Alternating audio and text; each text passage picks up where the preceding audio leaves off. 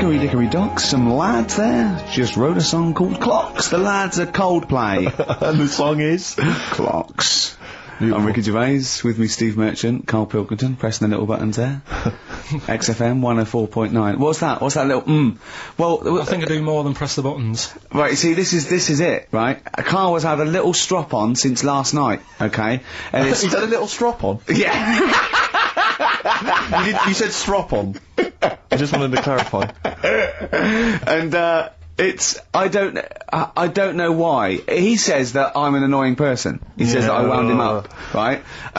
Which I don't know. He says that you're winding up because you're sort of like negative about everything. Negative? Yeah. And, but what I think it is because we pointed out that his lateness is unacceptable. Yeah. He said, meet you at 6. He turned up at 20 past. He said, well, someone stopped me in the corridor. I don't care. I've got stuff to do. We have stuff to do. I think we're a bit busier than you, Karl. You've got one job, we've got loads of jobs, I keep telling you that. You've got one job in a little room, a 9 to 5 there, that you don't even get done in 9 to 5, that's why you're late and mucking around all the time. There's loads of work to do. Yeah, one job. No, it's not. It's one job with a lot of other jobs in it. It's like those little Russian dolls you get. Right?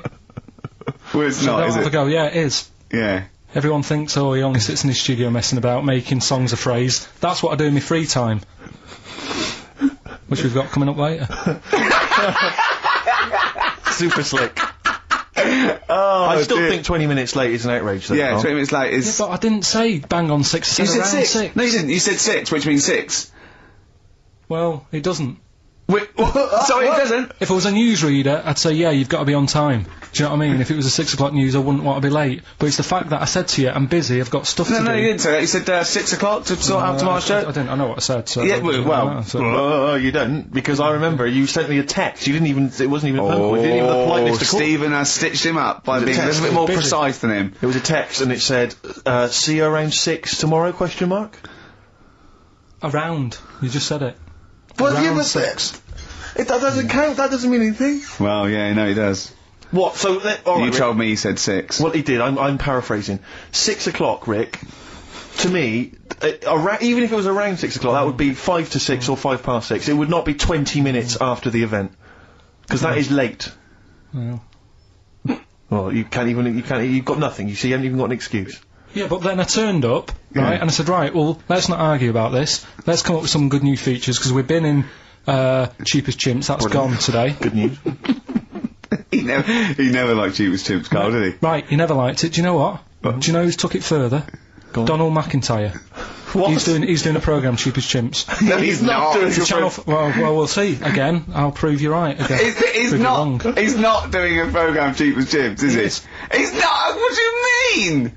He's doing. I saw a trail on Channel 5, and it was saying, you know. Is it 5 or is it about 20 past 5? He's doing this. He's done that. You know. Now see him on Channel 5 because he's moved to Channel 5. Right. He's saying first big problem, chimps. You know, they're deer and that. And no, they're not deer. He's getting confused. No, 50 odd grand for a chimp, and it's saying, you know, he'll look into how much you can get gorilla for. What are, in the name of God, are you talking about? We'll talk about that later. But I don't know what... I'm just saying, that's another idea. And then, so go on, you got off... This is why you never get stuff done and you're late. You got off the point, you were talking about arriving late. Yeah, I know, but I'm just saying to you now, I turned up late, so I said, right, well, let's not argue. Yeah. I said, let's do some stuff. Yeah. You weren't having any of it. I think at one point you were trying to be sick on my leg. I do remember that. Yeah? Why? Just for fun? Yeah. Alright. That's when I started getting annoyed. He was very annoyed last night. No, yeah, okay. Yeah, I can see where that could be annoying, but you just gotta think, hey look, so what? It's, you know... Well... I think you rub each other up the wrong way. Yeah. That's the problem. Well, no more Cheapest Chimps today, and nothing to replace it because we didn't have a chat. Songs of Phrase, we're doing that, you can win some stuff. Yeah, we've got the film that we haven't done for the last 2 weeks. The final film, we won't be doing that. Let him down, it's 2 weeks. So you're 2 weeks late on that. Can I just ask, guys, is there going to be some great music? Yeah, well, what about something from the Only Ones? Yeah, the classic, Another Planet. Brilliant.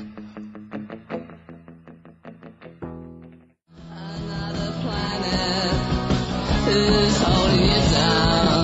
Another planet. Another Girl, Another Planet by The Only Ones. On XFM 104.9, I'm Ricky Gervais with me, Stephen Merchant and Karl Pilkington. Karl, cheer up. Come on. There's a war on. Chill out. Yeah. I have to say, you have become increasingly annoying recently, Rick. Who, I think, me? yeah, chiefly, I tell you what it is, I think it's the hot weather. Can I just remind you, when we were in the office recently, we've got a little office that we write in, we work in, and many moons ago, we were doing some work. This was when we were writing the first series of the office, and I was typing away, I was just typing something up we'd written, and I read it back to Ricky, just to check he was happy with everything. I was reading it back, and as part of the thing, there was a knock in the script. It said, knock, and so I was acting out for him, and I knocked like this, and I realised he wasn't listening. He was in fact asleep underneath his desk, and I knocked like that as part of reading the stage directions. I knocked. He thought someone was coming in. He leapt up, clunked his head, zipped up, thought someone. I said, Rick, it's not. I'm just acting it out for you. He just wasn't paying attention. He wasn't listening. And can I just draw in? So recently, we're in another office. We're typing away. And I look round. He's got his shirt off. It was hot. He's just taking his shirt off, right? So he's sat there, 41-year-old man, or whatever you are, 40-year-old man, there with his shirt out. Beautiful. I mean, I've seen most parts of your body now, at one point or another. I think from the early days when we used to work at XFM, you started showing me bits of your anatomy, which is something he does to people he likes, friends of his. I'm sure you've seen most of it, Karl. No. And so, It's not that sort of relationship. Go he on. was sat there, and there was a knock at the door because we'd asked someone who worked in the building to bring us something, and so I had to delay it by sort of not opening the door so he could get his shirt back on. Yeah. So he was running around trying to get his shirt back on. So what would they have thought? What would they have thought? they'd have walked in, he'd have just been sat there stripped to the waist. Didn't they sort of think, hang on, what's going on? Look through the keyhole. No. Well, it was ludicrous because as they came in, he was flustered and he kind of was just leaning against the window, just looking like I often stand here with my my shirt back to front. I was getting like Bernard Manning. You see Bernard Manning, whenever he goes into the house, he has to go upstairs to take his trousers off. I love that. The fact that in your house you've just got your pants and your vest on. That's what you want to do. Yeah, but it's all the time. It's not just. I mean, you haven't done that with me, taking your clothes off and that yet. But like last night, we were sat in the pub and I was saying, right, let's not even worry about new features. Then let's get the current ones, going. Like getting what? Good. Like. The one that I was trying to work out, the cheeky freak of the week. Think of that! Yeah, but I was Think of that though, as a normal conversation. Yeah, but I'd looked online, right? I didn't find that much. I found, actually I'll tell you what I found later. Brilliant. We're looking for them, right? And then at one point I think you said to me, go and, what about the Guinness Book of Records? Yeah, they'll have like yeah. the best freak in the world or whatever. Yeah, ever. So I said, yeah, bring one in. Now, you've got one at home. Yeah, I've got a couple. But you couldn't be bothered carrying that in today, so I had to go out of the pub that I was at, Yeah. nip into Borders, Yeah. buy a Guinness Book of Records, Yeah. out of my own money, $18.99, Yeah.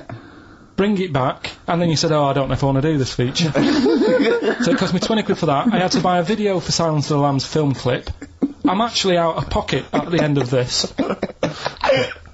But do you want to work with me is the thing. If you want to work with... people would pay that sort of money to work with me, Karl. You're a lucky bloke. Think how many people think, Karl, he gets to drink and sit. Yeah. Well, you were making a cup of tea and I surprised, didn't I? Little surprises. Steve, last night, do you know when I left the pub in a bit of a mood, because I just fed up with not getting anything done? Yeah. Walking down the road I was thinking, how can I get out of this? How can I stop having to work with them? I'm thinking, I wonder if I leave, I wonder if they'll be funny and they'll go, and then my boss will be giving me stick. I'm thinking, how much notice have I got to give out? And all this is going through my mind. I'm walking home and I got in, said to Suzanne, I'm sick of it. She's going, you need to do it when I get a new kitchen. And I was like, yeah, but how big does the kitchen need to be? I was saying, do we need a big kitchen? Can we get a small one? Have we got enough for a small kitchen? Do we need so many cupboards? Can we just have wood instead of steel? All this, trying to get out of doing this. Yeah. It's always just, I always feel like, because I like to think that I'm not perhaps as bad as him. Yeah, no. You annoy me in different ways. Like what? How does he annoy you? Well, stuff. See, Karl, you just explained why I didn't think that was a good idea. Yeah, By explaining the good... No, the funny thing is, Steve, right, I was walking down Regent Street on Monday, walked past one of these big stores, right, and they've got all famous quotes on the windows, right, and one of them was something like, an absurd idea is often a great idea. Yeah. Do you know who said that? Go on. Einstein. Yes. Which made me wonder, if you were his mate, would he ever have done E = MC squared? Or would you have said, don't bother with that, it's not going to work? Because that's all you seem to do, everything I come up with, you put down. Yeah. Well, that's one thing. He's negative, right? I don't know why. I don't know why he is. What else? He messes me about. I get him concert tickets for stuff, and you say, "Oh, I didn't bother going." Yeah. That is annoying. You come in, 5 minutes to go with tracks that need editing. Yeah. The little bag, that bag that was free. Yeah, you got a free bag today, an XFM little rucksack thing. Yeah. You were like, "Oh, what's this? What's this rubbish?" Yeah. Ricky said, "I'll have it. They're great." You said, "No, I want it." Yeah. Well, it was free. I needed. I'll give that as a gift or something. So, I mean, I think on reflection, Steve is probably a little bit more annoying than me. I won't go that far.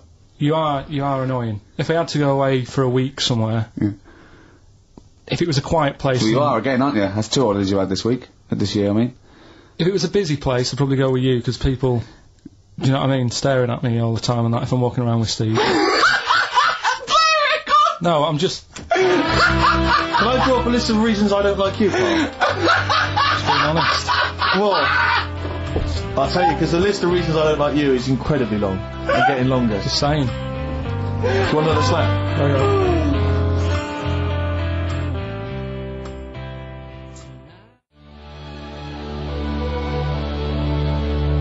There's a star. Ash, XFM 104.9, Ricky Gervais, Steve Merchant, Karl Pilkington. Karl. Alright, let's start again. Yeah? I'm going to be the same, but let's start again. So what I mean is stop being grumpy and let me carry on being annoying. Because Steve's not going to change. He's not going to suddenly start going, you know what, Karl? I think your ideas are really good. Do you know what I mean? Remember when he came up with that idea, that game show idea? And you went, well, it's not an idea, Karl. And he came to me and he said, oh, I've had it with Steve. What's it? He went, how did The Office ever get on telly? Well, what was the idea again, in summary? I don't want to talk about it on air because someone will nick it. No, they won't. They will. Donald McIntyre's already got Cheap as Chimps. I bet they're in the making of Rockbusters as we speak. Yeah. So I'm not going to tell you any more about it. Bob Oldest is probably nicking that idea. Exactly. Well, cheeky little... Right. Songs of phrase coming soon. Is it? Yeah. Yeah, what is it this week? What's the phrase? We're, remember the story I told you ages ago about my neighbour having a horse in their house? Oh, yeah. Having a horse. What's happened with that? Lenny Henry doing it as a series? So, and people nicking your ideas left, right and centre? Well, that's the phrase we'll be using anyway. What? My neighbour had a horse in her house. How many words is that? 6. My neighbour had... So, there's no grammar either. My neighbour had horse in the house. My neighbour had horse in house. What is the phrase? My neighbour had a horse in her house. Are there any prepositions? Are there any prepositions in this sentence? Look, don't judge it beforehand. You see, I'm turning over a new leaf. I think this is a great idea. I think Karl's a genius, and I look forward to hearing this enormously. Yeah, okay. And I won't be sick on your leg, or squeeze your head, or make you jump when you're making a cup of tea. Just looking through the Guinness Book. That's still the funniest thing, isn't it? Squeaking at someone when they got a cup of tea. Right. There are a lot of what strike me as seemingly pointless feats. The Guinness Book Records is right. The Guinness Book Records is great. I used to love it as a kid. I've had about 10 copies in my life. The last one I bought a couple of years ago, present. It was really good. I love it. I love the real records: tallest, fattest, thinnest, best, fastest, most expensive, biggest, and all that. But the ones that really annoy me are the ones that. The reason these people are in there for it are the only people that tried. What? Balancing the milk bottle on your head. Most watches eaten. I just found that one. Kim Sung-do from South Korea ate 5 watches, the entire watch with the exception of the wristband, in a time of 1 hour 34 minutes. What do you make of that, Karl? Made him regular. Come on. How did they time him? Most live rattlesnakes held in the mouth. 8 live rattlesnakes held by, it just says an idiot. Yeah, this gives me an idea, Karl. Talking of idiots. Do you want to get into Guinness Book Records? No, come on, that'd be brilliant. There's things in there that are just absolutely anyone could do. Like that one in Big Brother, I was watching it, and it was balancing sugar lumps. I want to know how many people try that. If there's schools around Britain going, listen, we've got to get in the sugar lump award. It's grassroots level. There's not enough kids balancing sugar lumps. How can we compete in the world market? Yeah. I was looking at it last night, and there was one about the farthest that a dog swam. I think it was something like 9 miles, but it had no choice, did it? You know what I mean? He took it out to the Atlantic or something, and so he didn't want to do Threw it. it in the water. Yeah. So it's not alright to put it in a bin bag and chuck it in a canal, No. but, it's for a world record. Yeah. 9 miles it did. Oh, God. Possible ones that you could do, Carl. What's the most Forrest Gumps fitted in one wheelie bin? What about this one for you, Carl? The record stands at the moment for most arrows caught by hand, but that's quite tricky. So what about most arrows caught by head? Yeah. And you would just fire arrows at your head. They wouldn't, it would just skim off him. Do you think so? Yeah, the roundness, it would never actually get any sort of, connection. Fastest human crab. Could you do that? I'll do that. Can you What's- form the crab? Can you do that? What's that? It's just like go bending over backwards No, I and can't running. do that. No? Got a bad Right, back. what about What would you be good at? what about hamburger stuffing? Oh, Alright. right, Carl. Alright. In the mouth, you mean? Well, it says the record for stuffing the most regulation-sized hamburgers, including buns, in the mouth at one time is how many? How many hamburgers with buns in So the mouth? this is just... You're not swallowing anything, you've just got stuffing in your Carl, mouth. you'd be so good at this because your shape of your head. You've got a shape. His head's just like Hamburglar. You'd be good at this, man. Yeah. Honestly, you'd be perfect. You look like Zippy. And the great thing is your head's empty, so you could get more in there. Do you know what I mean? This guy had a brain to do contend that. with. Do that. What is it? Is it? Is it possible? Is it Well, mental? how many do you think it was? There were I don't 3 know. burgers in buns. What do you reckon, Carl? What, how quick he ate them? He didn't eat them, it's just how many he can stuff in his face. So literally hold them within his cheeks and his mouth, but don't swallow anything. So what, how many burgers? How many burgers did he manage to get into his face? So it's a fella, he's not Yes? about 5? No, 3. Is the 3? world record. 3 is How the world big are record. they, though? It just says regulation size. So we could go to McDonald's or Burger King and get just hamburgers, I think, and that would yeah, count. just the regular burgers, and we'll just stuff It them won't in count. there. We got to get Norris McWhirter. Well, we could practice it now, and then if you're triumphant, if Come you on, get Carl. 4 in there. I don't. You know, I've got a small throat and that. Well, you don't I have used to swallow them, choke that's a the lot. great thing. Yeah, but I don't like it. As a kid, I'd choking on stuff and I get funny about it. No, just to keep your tongue at the back of your mouth, and we'll stuff the hamburgers in. No, I don't. Oh, come on! Do something! Carl, that is Dynamite Radio. Well, here, Steve will go and get the hamburgers. Have I got to pay for them? No, Carl, give us I'm the not money. paying for it. Oh, I've come just on! spent 25 quid in total on a video on a Guinness Book of Records. That's costing me another 4 quid. I'm not doing it. come No, on, I don't give us the wanna money. do that. You're It's coming back. too- no, I don't Andrew, wanna do it. oh, come on! I'm not doing it. Come on, do it. It's an interesting thing. Come on. You could be in the Guinness Book of Records, Carl. No, leave it. See if we can. Oh, please. Phone in if you want Carl No, to eat burgers. You don't have to swallow them. You can spit it all out. You can be sick on my leg after. Oh, come on. no, 'cause I don't like the stretching thing either. Don't stretch it. You It can will stretch. I'll be like the little bloody dog on the Winston Churchill ad. Don't swear. Well, I'm just saying, on though, air. I know, but we it's like- apologise to the radio authority. Carl is not only swearing, but he's refusing to do things Oh. we come up with. But the radio authority will be happy with me stuffing 3 burgers in my face. God, I'm not doing it. Yeah, we will. We'll go. leave it. Yeah, Well, I'm gonna I'll give you the money. Can we do Please, songs of phrase or something? No, let's do it. No, I'm gonna right. Play a record. Play a record. You're going to do it, Carl, or you're fired. No, actually, he wants that. No, you're going to do it. Do it. Please do it. It'd be great. Honestly, please do it. What about Please. Chicken McNuggets? Meet halfway. No, there's no record for Chicken McNuggets. Well. Mental. So I'm not doing it, Steve. So. You are.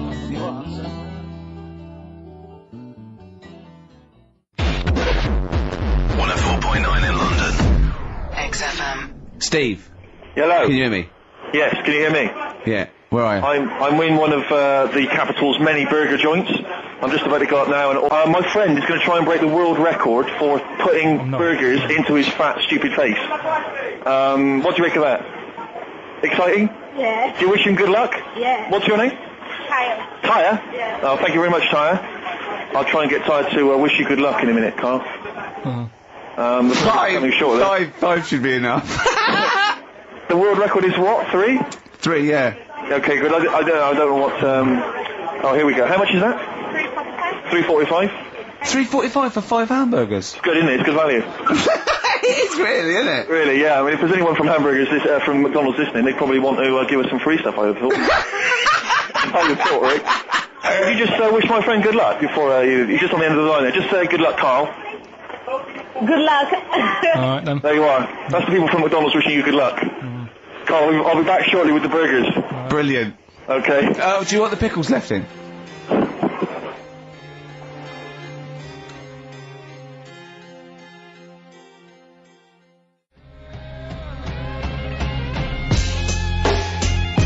Eminem, Sing for the Moment, on XFM 104.9. I'm Ricky Gervais.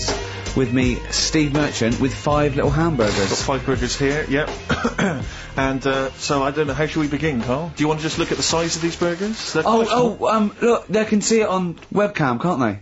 They can see us stuffing these burgers into your mouth. And by the way, I'm filming this, Steve. Look, Brilliant. Look, I've got a camcorder. Yeah. We'll put this on unseen footage on a DVD or something. Or maybe on the website. On the Oh, Karl, what if you break the record? Okay, Carl, I'm coming round now to just monitor this and adjudicate. What's the web? If people want to see this on the webcam, what is it? xfm.co.uk. Right, okay. Hold on. Oh, can I, Steve, I'm can not I do being that? funny, I'm not being funny, right, but I think I have got, like, a bit of a wheat thing. You've got a bit of a what? A wheat allergy Oh, thing. don't give me that! No, seriously, my head's... I've been eating a lot of shredded wheat recently. And my head's got a bit bigger. Carl, I don't think you can let us down now, mate.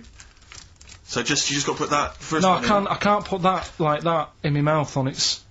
I've got are to you break it talking up. about? I've got to break it You up. can't break it up. can't break it up. It doesn't say you can on the rule thing. It does. It It's got to be doesn't. a I whole can't burger. look. I physically can't. Try it. I can't look. I'd have to be Jay Goody to be able to do that. Seriously, look. Oh. Try it. Yeah, I know, but you're not approaching it right. That's it. Come on, go on! That's all I'm saying. Keep Oh, going. God, he's not going to do one! Keep going. That's good work. Keep going. Keep pushing! Ease it Keep in. pushing! Ease it Keep in. pushing! Get one in at least! Ease it Get in. one in at least! Get one in! Ease it in. Get one in! Push it! Push it! That's one. Let's go with another one. Let's go one! Night swimming deserves a quiet. R.E.M. Night Swimming. It's a lovely song, isn't it, Karl? Huh? XFM 104.9, I'm Ricky Gervais, with me, Steve Merchant. Karl, disappointing. You couldn't even get one whole burger in your mouth. I did kind of. Yeah, but there was a bit sticking out, it just looked messy. There was but no... you were saying about putting it in whole, and I don't think that's the rule. Okay. It's Well, like you so can get more is in it- a suitcase if you put things in properly. So- you don't just get all your clothes and chuck them in. So it's about. I reckon you've got to rip it up a bit. Okay, do that then. See how many you can get in. You've got to get in 2. No, just one. No. Well, it's don't three, rip it up, easy. pack it in. What do you do? Pack your swear. cheeks first. Honestly, Steve, my head is swelling a bit because I have got a wheat thing, a wheat allergy. That'd be good then, there'd be more room. Right, okay, look, Karl so is now that's- just sticking it in his cheek. Yeah. Don't eat any. You can't swallow any. It's like a hamster. You've got to work it like a hamster. Yeah, stick it in. Come on. He looks like Marlon Brando in The Godfather. Come on. Don't lose any yet. Right. Pack it in, then use your fingers to pack it in. Come That's on. it. Wedge it in. Like you're grating the bath. I can't do this either. Keep going. Keep going, don't give up so early. This is part of the problem. You just give up, Karl, too quickly. You failed again. It's like a history O level. Come on, Karl. Come on. Do something all well. it's one, Succeed at something. Push it in. You've got nearly a half a burger there. Or I'll come round there. You're chewing. Don't chew. I've got a bit of food. I don't know what he said, but... Is that a What, whole is that a whole one? No, it's not. I can see bits left. Come on, Karl. Come on, keep working at it. Anymore. Keep working at it. But there's so much space in your mouth, I can see it. He's going mad. Okay. Okay, we'll do another one. We'll do another one. That one then. We're doing a... Oh, are you alright? Are you going to be sick? Are you alright? Alright. Oh god, should we play a record? He's making my eyes water now.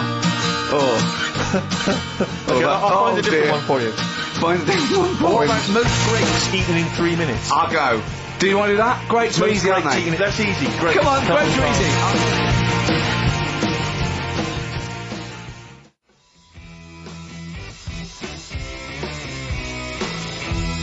White Stripes, Seven Nation Army that jumped twice. I apologise for that. You're the producer, Karl. Yeah. It jumped twice. Well, it's not my fault if people are slipping around because of burgers on the floor. You're trying to squeeze my head when the song's playing. What difference does that make? Well, anyway. Right. Don't take any. Right, I've just got some grapes there. We've counted them out. What's the record then? Okay, well, the most grapes eaten in 3 minutes. You've got 3 minutes, Carl, and you've got to beat Matt Hand from the UK, who consumed a total of 133 grapes in 3 minutes on the 8th of November 2001. Right, there's 150. So there's 150 in there. Right.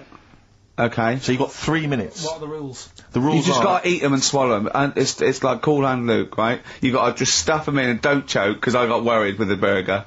That's a good advert for McDonald's, isn't it? Not only was I impressed by the cheapness of them, but he couldn't even get one in his mouth. Yeah. So, value for money there. Maybe they'd like to send us some free stuff. Yeah, free, or just money. Any some money would be good. Next week, Carl, you're eating Sony Walkmans. That's right. Yeah. Available for...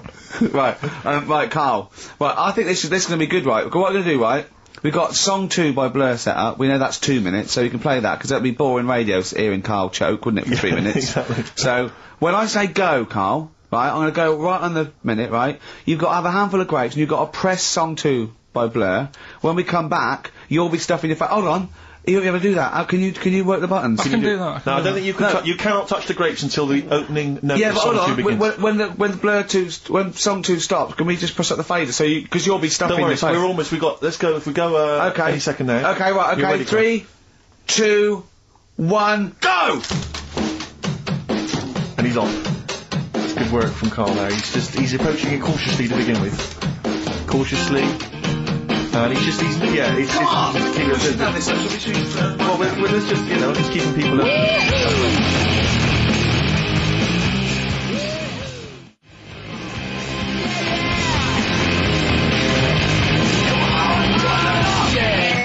Come on, don't make him laugh, Rick. He's choking. He's choking. Oh, Carl! Quick! Keep going, Carl. Come on! What happened? Did he just throw up? No! Don't make him laugh! Oh, Come on! we can make wine. Come on, Carl. You're doing so well, Carl. mate. I want to go. Come on. Only. Why are you making him laugh? That was a world record attempt. Come on. He's over the. Keep going. Come on! You got 25 seconds. Come on. Oh. I think that was a shame actually, because you were doing well, but something went wrong. I know, and I think those are bigger grapes than the ones I've seen before. They're quite big grapes. Look at his face, he looks so despondent. Come on, Carl, 8 seconds. Just a few more. 5. Come on, what's the matter? 2. 2, 1. It's all over, Carl. It's all over. Better count how many you did. Because you can get good at this. We can get good at this over the weeks. I think that was a fairly pitiful attempt, actually. I really thought you had a... It's interesting, actually. These are harder records than you might think. Yeah, I know. 6, 8, 10. How do you feel after that record-breaking attempt? I'm not happy with that. What are you not happy about? The fella who did it, was he in hospital and just had loads of grapes and was bored? I'm sure he wasn't producing a radio programme, that's for sure. That's 50, you have to.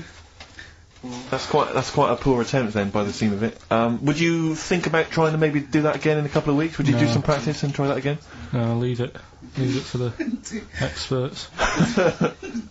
And I know it's a tricky point. Maybe sort of when you had about 50 seconds to go, you seem to be spewing things into the bin. What was that? Again, mainly Ricky standing over me. So 88.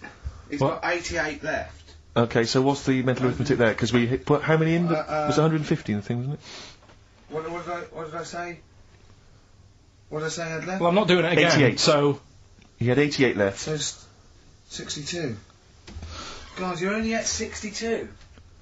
What's the matter with you, Carl? There's people start you at 62. That is rubbish. That's disappointment. let's leave So that. you've failed on 2 world record attempts there. 62, and the record's at, that is rubbish. What were you doing? Oh, yeah, but like I said, I've got a small throat. I can't drink a drink quick. Ever since the Mr. Freeze Pops when I was 6, that I nearly choked on, I nearly died on, I can't go back. It'd be like asking, I don't know, someone who got run over to play Frogger or something. What's Frogger? What, you mean A real life computer game. Well, just a computer game brings back memories, doesn't it? And I can't do that. What's Frogger? Does Frogger get run over? Yeah. It's a little frog that has to run across the Do you know who he reminded me of, apart from Hamburglar and Zippy and all that? When he was mentioning those grapes, because the shape of his head, it looked like a game of Pac-Man. Yeah. It did, as he was getting to him, it looked like... We should have had that music. It looked just like it. Oh, Do you remember Carl. there was a board game version of Pac-Man? Was there? I mean, the only thing that Pac-Man had was the fact that it was on a computer and it was a little face eating things. But imagine that as a board game. But there's board games of, like, things that you don't need board games for. Yeah. It's like, there's board games of charades. Do you know what? You don't need that. It's like parlour games. Board games of let's watch the telly. Yeah. Let's play sit around. And it's all like 1999. You don't need it. New from Mattel, a stick. Simply run along, clanking it against a fence or a metal grate. It's fence stick. And the picture of it, like, oh, Nan, that's my stick. I'll tell you That's what. my fence stick. Do you know I saw in a shop recently the board game of Cold Feet, the TV show. That is a winner. You are John Thompson. Yeah. Go back. Yeah. It's a good game. Drink 8 pints. Go on. Song's a phrase. Songs of phrase, nicely done. Right, we'll get this going. How do you feel, Carl? Yeah, all Again, right, all right. disappointment. Disappointment probably to your family and friends. Well, I don't think they'll be that gutted, to be honest. Right, song's a phrase. Well, Carl, why don't we play it and we'll come back with songs of phrase, because it's a big tease, people love that. Yeah. You know, it's one of the hot new We've got quizzes. one more thing for you to eat. No, I'm not doing any more of that. It's Thursday. Play a song? Right, song's a phrase next. Right. That was rubbish, that half hour. Rubbish.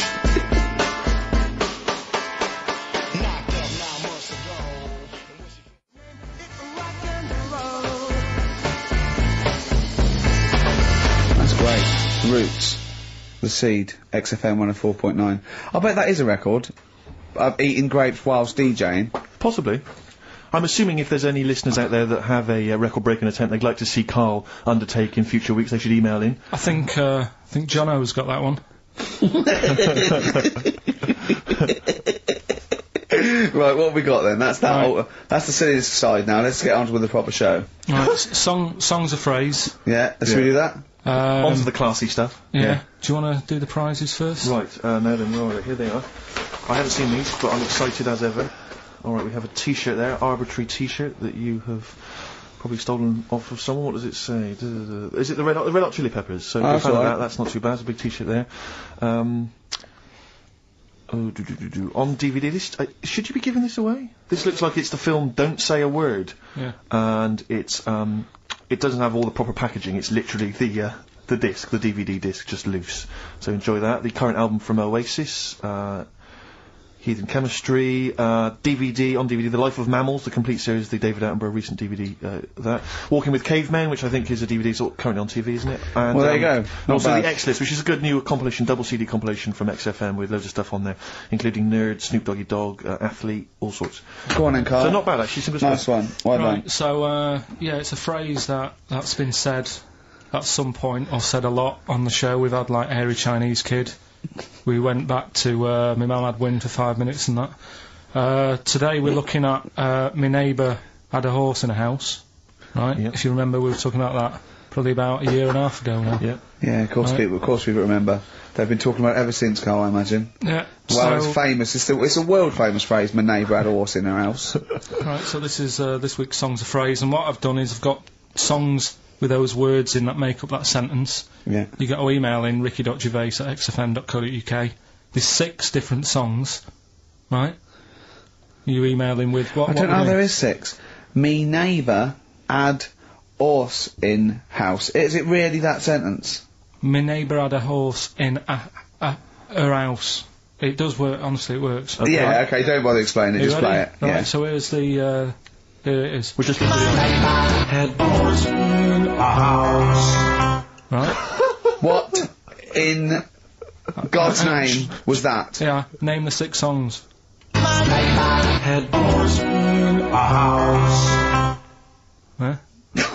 Are we naming the artists or the songs? Either. Artists. Anyone will who do. gets anything can get a prize. What's jeez. more, Carl? Artists. Here we go.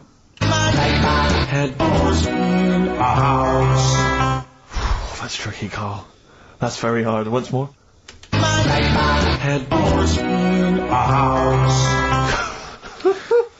Email in ricky.gervais@xfm.co.uk. I'll give it. Another give it one. letdown. Give it Another one more. letdown. It's brilliant. This. No, How can you just say that after I've just been stuffing grapes in my face and Well, that? you failed. You didn't get one burger in, right? Even when you tried to chop it up, there's 3, right? So that's it. Steve, out of the goodness of his heart, went to McDonald's. Okay, I got some grapes. You at 62. That's got nothing to do with this, though. This is my game show here.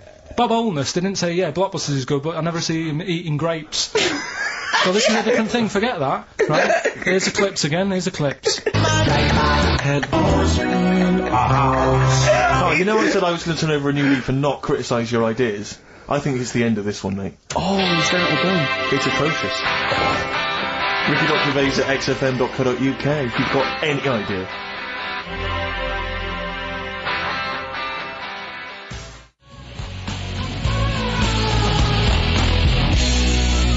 Dandy Warhols, We Used to Be Friends. That is Carl's favourite record of the year.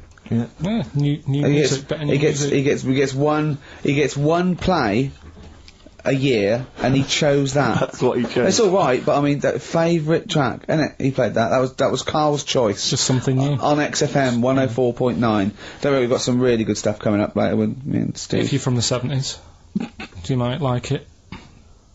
You see that he's getting too cocky, isn't he? Arrogant. It's sort of like I mean, we've tried giving him something in his life. He's got, you know what I mean? He comes in and tells us this sob story of just like a trail of failures. And we said, Karl, come under our wing, right? He just started picking up on him. A few other people's like, and then he does that. He fails at the burgers. He fails at the grapes. He will not trust us with, you know, what we want to do. I don't know what more we can do. It's like I've saved a mouse from a cat's jaws and it turned around and bit me. Yeah. That is a brilliant analogy. It's a bit like we were trying to give you something that you could care about, that you could be passionate about, that would somehow give a meaning to your life. You would be in the Guinness Book of Records alongside. I mean, Bubble. Bubble failed. Do you want to be Bubble? Do you want to be Bubble? Or do you want to be the bloke with the milk bottle on his head? Exactly. Who's in there? The guy who made the watches. Yes! Now, I've got an idea, Karl, because you're getting all stressed out. I don't know what it is. You're getting funny. I don't know what it is. I don't know what's... Because you're annoying me. Well, you say that. started midweek. I don't think I annoy anyone else, so it's just you on that.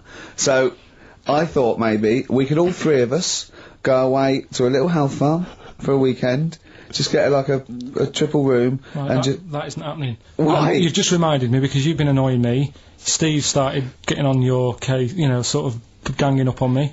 I'll tell you now, Steve, I just forgot. Remember a couple of weeks ago, you said to me that my pub quiz team is rubbish? Yeah. Right, well, it doesn't matter anymore, because you're not part of it this time. That's bad. That's bad, because it's interesting you say that, Karl. Karl, you say that because I tell you this, I found someone, mate, who could be filling that tricky 5th member. I wanted to test them out this week, mate. On your team. Test that on your team. Because Karl. I'll tell you what this is like. I don't know if you're familiar with Paul Ince. He's gone to. Karl, what can I do to get back on your team? It's not happening. I've already filled your boots. don't let him have the upper hand, Steve. No, wait a minute. I'll tell you what always annoys me, though. Ricky spends most of the show slagging you off, right, having a go at you, annoying you in the week, squeezing your head, making you eat burgers, right? But you always take out on me. I'm the one who always gets the insults. I'm the one who's now relegated from your team. Why, when, you see, this is the thing. You're just as bad as him, really, because you're siding against me, because you know that I'm willing to take it. The truth of it is this, you know that Ricky Gervais is keeping you in burgers and grapes, Rick. We've missed one here. Using his teeth, Raman Andiapan, right, husked a coconut. He did what? He husked a coconut. He's the fastest coconut husker in the world. What does that mean? I don't know, he pulls husks. What's that? His little face, look. What's a coconut husking? He pulls the husk up and look at Karl, just with his head down. Karl, come on. What's the matter? Because that cost me 20 quid. I know, well, I'll see you alright. I've tea all over the world's smallest man. Why have they stood him next to the world's biggest man? Right, I'm in a bad mood now. Oh dear. So you haven't got a team? Steve, I'll sort you out. Come to me. I'll sort you out. Seriously, Don't worry. I found someone who would help you win this week, Karl, and I was going to tell you about it, and now... Steve, you can be on my team this week, and I know something about the quiz that Karl doesn't know. So... I'll tell you, I just think that it's so ungrateful. Whatever. So ungrateful. Right, songs of phrase, just give it a couple more plays. Just email in, we'll pick a winner soon. Ricky.Gervais@xfm.co.uk. Well, this is rubbish this week. No one knows it because it's rubbish. Steve was right. Head There's 6 songs there, so if you know what they are, just That's the end of that, I think. That's the end of Songs of Phrase. email in. I think. We've got none left. No. That's the last week for that. That is Okay, well, rubbish. why don't you give us some monkey news? Is it monkey Yeah. news time? Come on, Monkey News. We'll play a song and we'll... No, do it. do let's Monkey play a song, News. let's play a song. Oh, it's a great track. Cheer up, Carl. Is it new? Is this Waiting new? for an Alibi with Thin Lizzy. Oh, what year was Doesn't it have to be out? new. It's brilliant. What year was it out? Oh, Einstein wasn't new when he came up with the greatest theory ever. Oh, hold on. Hey, hold on, you're not new. You're not new.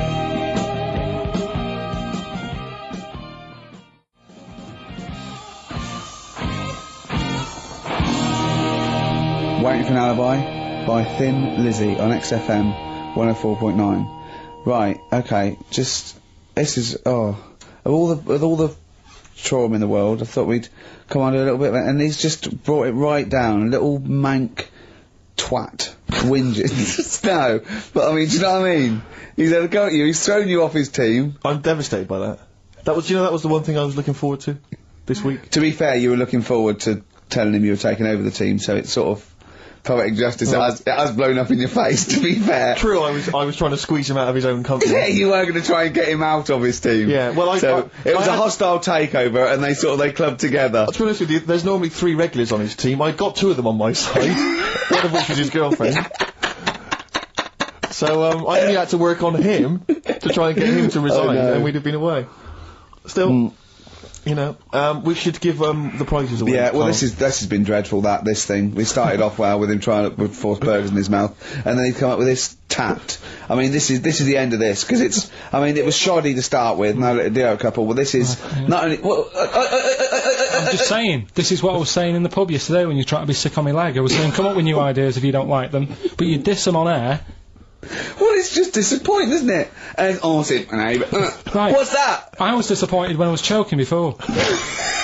We were disappointed as well. Yeah, you didn't try. You didn't try with the grapes. You were just like Right. chewing on that. You meant to just throw them in and swallow them. Songs of Phrase, it was 6 songs, it sounded like this. Boring. Right, what are they? Just give me 6 answers. songs there. We had Lionel Richie, My Destiny, for My. Tricky. Neighbour. Oh, that's XFM. Ooh. My Neighbour was Space. Space, Yeah. Neighbourhood. Had Harry Connick Jr. Had to Be You. Yeah. Right. Had Your Neighbour had A Horse. Horse from America. America, yeah.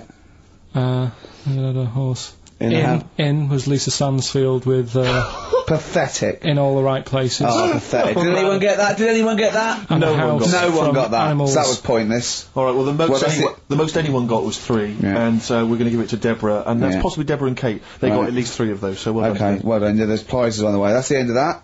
So that's the no cheapest chimps, none of that anymore. What have you got left? You got the film to do? Let's see what you've done with the film. Hang on, I'd love to have some monkey news though. Go on then. Got any monkey news? Yeah, got some monkey news. Go on then. No, Rick, come on, cheer up. Well, it's just sort of like he moans that he's got too much time on his hands, and he comes up with that Okay. shite. Monkey news, the jingle, please. Ooh, chimpanzee that monkey news. There's been quite a lot of stuff going on. There was a few bits in that Guinness Book of Records book that cost me 20 quid. Yeah, well, that's not news, is it? They printed that probably last September. No, so that's there's one in there. new music, new monkey news from last September. You're a lord. Come on. Waster. Please, Ricky, monkey news. Right, there was this monkey in a zoo in Brazil, Right. right? And this little man monkey, little woman monkey, and You're a scientist, aren't you? Go on. and they said the people in charge were like, oh, wouldn't it be good if they had kids, Brilliant. right? So anyway, the chimps used to stand sort of, you know, they'd have their little caves each, and they used to sort of lean on the fence having a bit of a chat and stuff with each other. Right? Well, you know, gossiping, yeah, gossiping. the equivalent sort of thing. Yeah. So anyway, they were getting on a storm, and like the zookeepers were like, Can you hear that cheapest chimps this week? Okay, it was fascinating. Yeah, just gossiping, I understand. What's any monkey news? I don't know, let's tune in. What was monkey news this week? Go on. That was from last September. so they were you know, stood there having a chat, and the zookeepers were like, I wonder if they're ever gonna, you know, have kids and that. Yeah. Anyway, it went on for ages, you know, this just chatting, no sort of action. Blimey. So what the zookeepers did was, they said, I know, they'll have kids. Are we letting that go? They were just chatting. Are we just letting that go? We're letting it You know go. what I mean? I mean, just doing whatever monkeys do. Okay. Right? So, so the zookeepers were like, yeah, I wonder when they're gonna, have some kids. Anyway, what they decided to do, to sort of do to egg them on, bought one of them a suit, one a wedding dress. Right. Keep going! No, I'm not having it. Shut up, Gervais. Fade him down if he's going to interrupt. I want to hear the rest of this. They got married. So they got married? Yeah, they got married. Right. What? That's the end of it! This is why I don't... Right, that's the end of monkey news. That's the end of monkey news. Don't do that again, you've got no features left. Why don't you like that? Well, it's not a story! It's about two chimps chatting, which doesn't happen. The zookeeper's going, I wonder if they're going to ever have kids. Egg them on. They got married. That's the end of the story. What are you talking about? Hang on, just calm down. Let me just check that you didn't make a mistake there and didn't lose out. What do you mean you didn't make a mistake? Shh, wait a minute, he may have just left out a fundamental piece of information. What, the story? That would have made it into a story. Right. Let me just check the facts. So they bought them wedding outfits. They were married. Did they propose to each other, or were they just forcibly Don't married? encourage him. Just forced onto And it. then what was the outcome? Once they got married, what happened? They fell in love? Yeah. What? Whoa. It's not a marriage, Karl. Be quiet. It's not a real marriage. I don't know what you've got in your head. It's like the head of Homer Simpson. I'd go in there and there'd be a wedding reception and there'd be a couple of fights and they'd be talking about stuff. They got married. They fell in love. Did they have children? They're not back off the honeymoon yet. Play a record. You've got no features left. Eve, Satisfaction, new single. Yeah, XFM, quick, play it. Right, we've waited 3 weeks, we are going to play it. I don't care whether we're late. We were late in because there was news. So, play it. Which film are you in this week? Looking at Silence of the Lambs. Right, play it. Just play it. Have we got a question? Well, come on No, with who the question cares? Who afterwards. cares? Should Karl carry on? Play it. Right, Silence of the Lambs. The bit where Jodie Foster is having a chat. Good evening, Clarice. Right. Just thought I'd come and see you. How very thoughtful. Don't mind me popping in though, do you? It's just no one else is interested in the sort of things I like talking about. People will say we're in love. Well, say what they want. Did you hear the show last week? We were talking about gay people, if they should have their own toilets or not and stuff. That was good. Yeah, it was alright, wasn't it? Got a good debate going.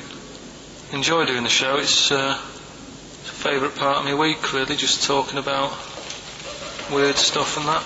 Oh, Clarice, your problem is you need to get more fun out of life. I have a lot of fun in my life. You know, come and see you and spend a lot of time on the internet looking up weird stuff.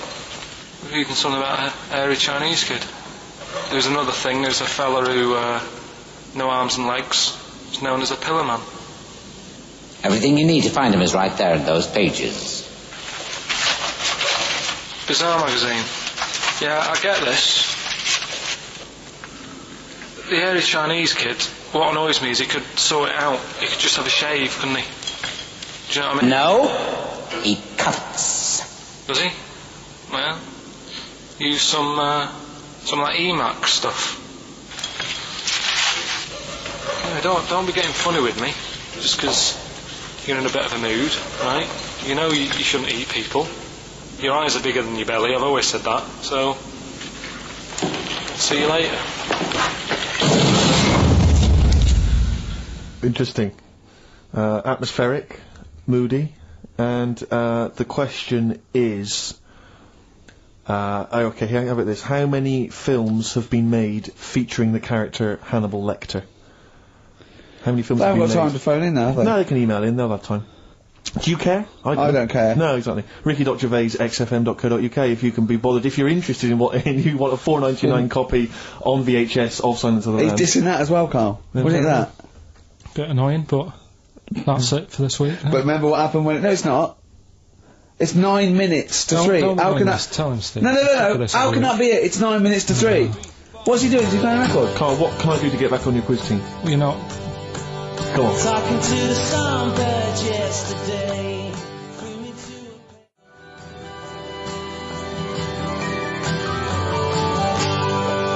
Right, Songbird Oasis, right.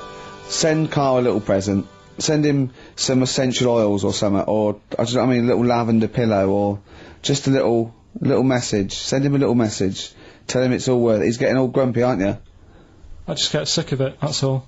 It's not worth for going through the stress for 30 quid every Saturday.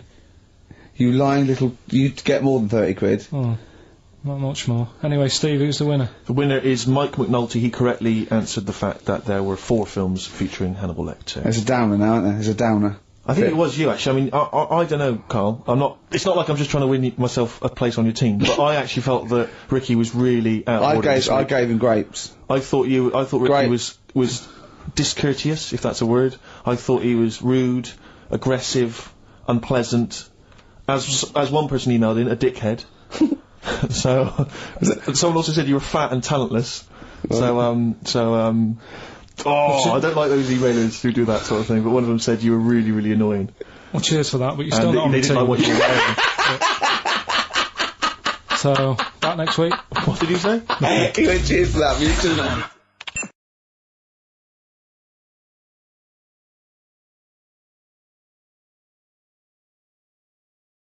Think is true. And then there's the regular dialogue between the three of us.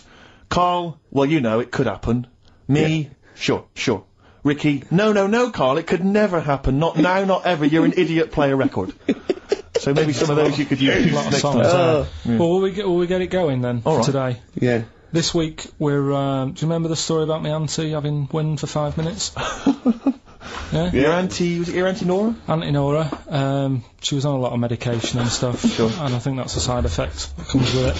So yeah, she had wind for 5 minutes. So I thought we'd dig that one out. Okay. A classic line.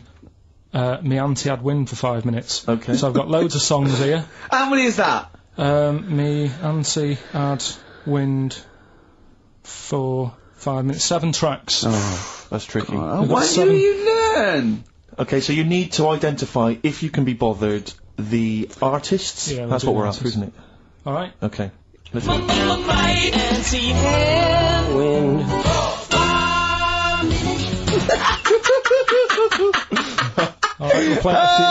a few times. Just remember, as many as you can get, because the winner would probably be, who gets 5 or something, so don't worry if there's a couple you can't get, because you could still probably win. Go on. Again.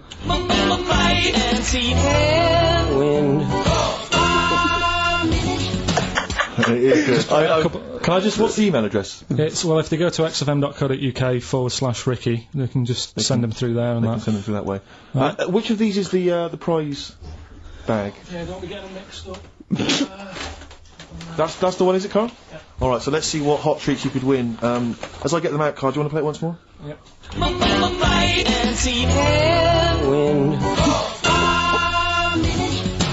I recognise all of them except one. Yeah. Right, let me see what we've got here.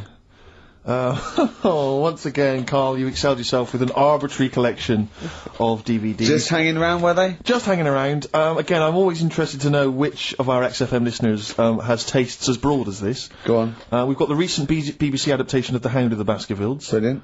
Okay, fair enough. We've got, what's this? Is this this is something involving Air. The band Air. I think it's a single at best. Yeah. This is probably worth having. This is the current Flaming Lips album. So you've excelled yourself there, actually, Karl. That's not bad. An XFM mouse mat. They're as common as muck. Oh, hold on. You can't give away that mouse mat. It's a piece of foam. Now, I was going to dismiss the oddball sci-fi movie K-Pax featuring Kevin Spacey and Jeff Bridges, but Karl, is it signed by Kevin Spacey? It's signed, yeah. It's an actual. So win that and put it on eBay for £4.50. And. Man alive. What is that? Just look at their faces. No, Karl! Don't give that. No one wants that unless it's ironic. Series 1 and 2 on DVD of popular northern-based sitcom Bread. Buy it, sell it. The game's getting hard because someone's dealing you a losing card. They all had a go. All the actors had a line on that song. Oh. Play the clips again. Play the clips again. I really want to win it now. Here we go.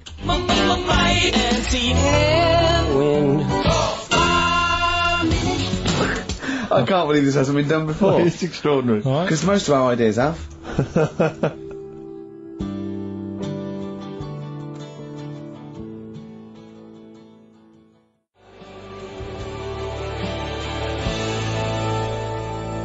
Verve, Lucky Man on XFM 104.9, Ricky Gervais, Steve Merchant and Karl Pilkington. The emails, I should point out, aren't flooding in on the No, but it competition. always takes time when they go through the website. Does it? Yeah. Okay. So they'll be arriving in a bit. Do you want to play it once more for those that have just joined us? Alright then. There you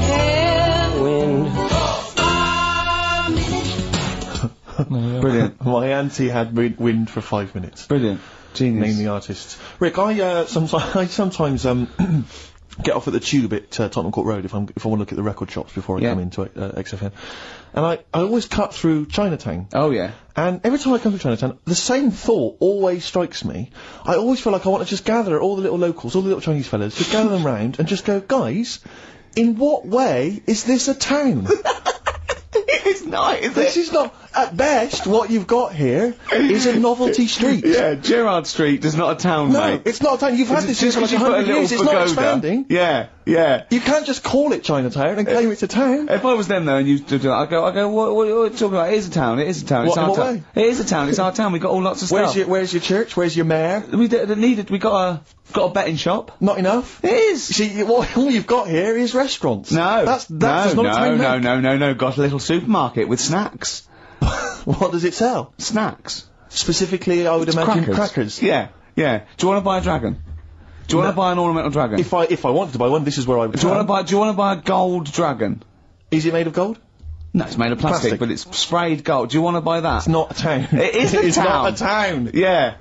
And it annoys me because when I first came to London, I genuinely thought Chinatown was going to be this amazing, what they've got there is You'd hear a gong and yeah, every time you went in there, and right? there'd be rickshaws and people walking on those little sort of wooden shoes. You know those ones? They're brilliant. They are just clomping around in them, but nothing. It's nothing. Hats? It's just. Yeah, exactly. Yeah. It just reminds me of, have you ever been to any of those sort of museums? You tend to have them up north, where they've got like, you sort of sit in a little cart and it sort of rides you through kind of, I don't know, it might be, Chinatown. Ding, ding, ding, ding, ding, ding, ding. So it's not, yeah, it's a good point. Is that a piece of traditional music? Ding, ding, ding, ding, ding. Yeah. Is that some traditional Chinese music, or is that music that someone in this country wrote, thinking it sounded like Chinese music? I think it was the Vapors, wasn't it? Oh, is that what it is? That? Because it sounds so, that's the music, isn't it? But are you sure they didn't take that from some other source? it's that pentatonic scale, isn't it? What is it called? It's the black notes on the piano. Right, that's the one I can play along with EastEnders. Yeah. Do you know what I don't get with it? Go on. Chinatown. Yeah, Chinatown, because I always walk through it on the way to work. A couple of things annoy me. First of all, I think it's bad business, just because if you've got a Chinese restaurant, put it somewhere where there isn't any others. That's a good point. Yeah, but it's also a community. They're not just a theme park for other people. I remember going out one night with Suzanne and some friends, and you got there and there's so much choice. It's that dilemma of, oh, forget it. Well, And not we went really. somewhere Specifically, else. do you fancy Chinese? Well, no, but No. why don't you go to the one with the dead ducks hanging in the window? That's my That's the favourite. other thing as well. It's like, normally you put your good stuff in the window. If that's what's in the window. Yeah, yeah. And the other thing that annoys me, walking through it today, there's always lard on the floor. What, in the street? In the street. It is, honestly. I'm scared I'm going to slip over. It's because all the restaurants and that. But why is it? Oh, that's another point. Well, it's not oozing out of the restaurants. No, but why is it? Why is I it? don't know what they do. Careful. Listen, no, but why is That's why they used to wear those little wooden shoes. it? No, okay, we've got... But the thing is as well, they try and wash it with water, which doesn't work with lard, and it's like oil. Famously, yeah. Do you know what I mean? Even I know that. Yeah, you've got to Yeah. scrub it. So, You think sorted that out. Yeah. You think they'd know, wouldn't you? Yeah. Right. Anyway, thanks for your thoughts on Chinatown, Karl. Right, I'm going to play this thing again, because it is a bit slow today, the email. Oh, because it's too hard. It's not too hard, there's just clips of songs. What are the artists? Email in.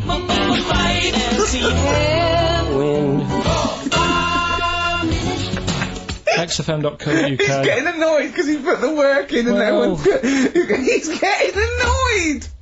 Oh... Remember, I think Kevin Spacey and the signed K-Pax DVD is probably the only incentive to try and have a go at that one. Do you just think you could win by getting one of them? Exactly.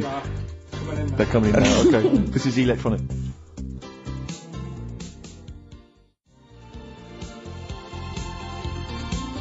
electronic, getting away with it. Definitely. Do you reckon we'll get away with it? You see, you've worried me now. Yeah, I don't know. He's worried me. My Karl. apologies if you're offended at all by my reference to those little wooden shoes.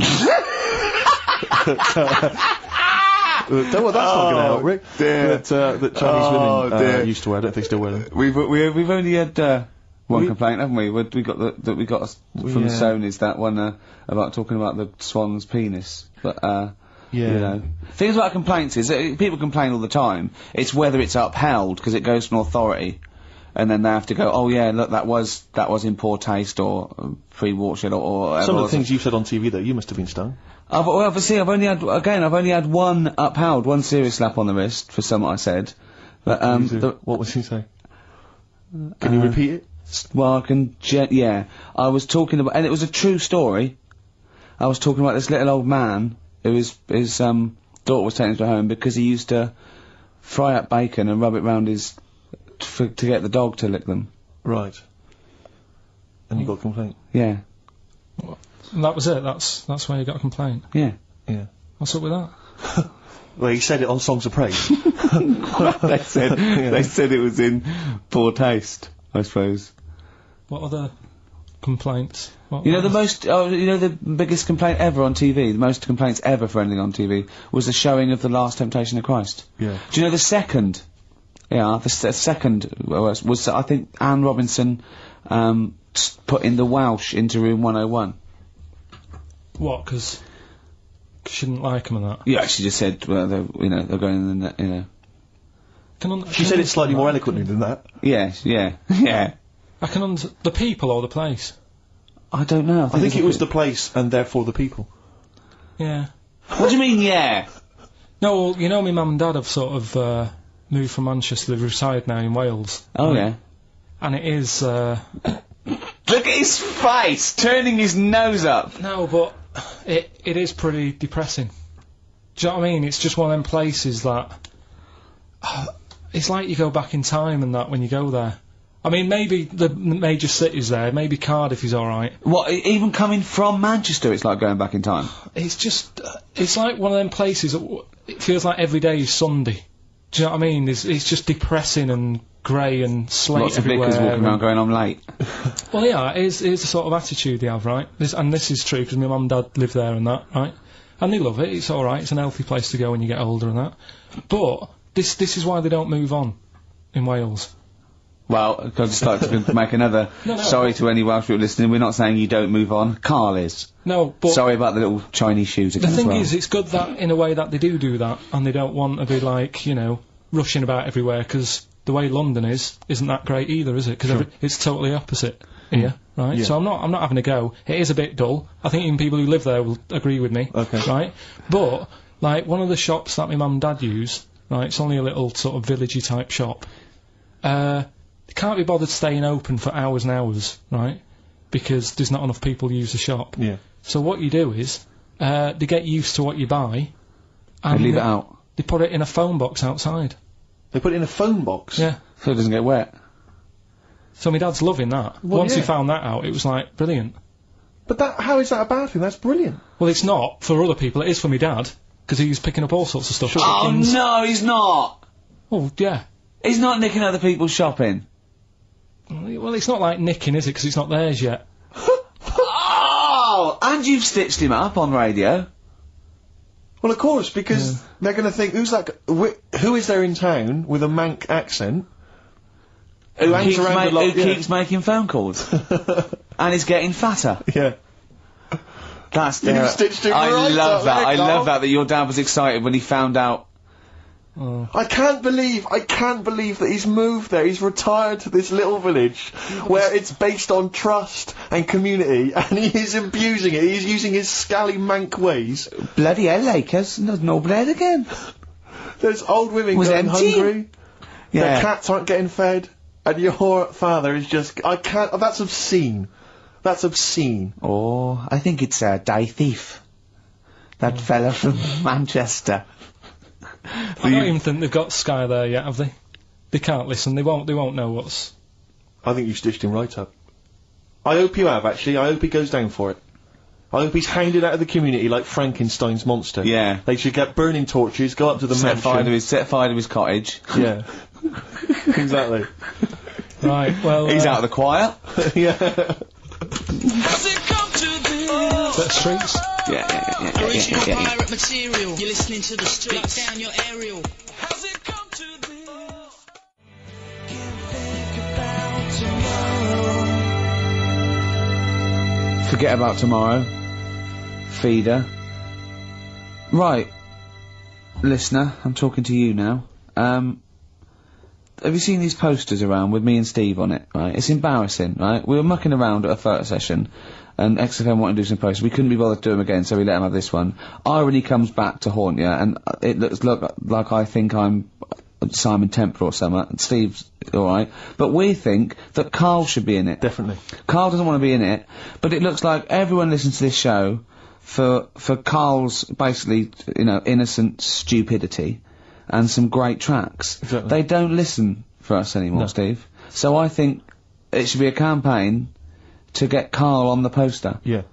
Well, I should point out that I think XFM are more than happy to have him on the poster. So it's just him? You don't want to be on there, do you?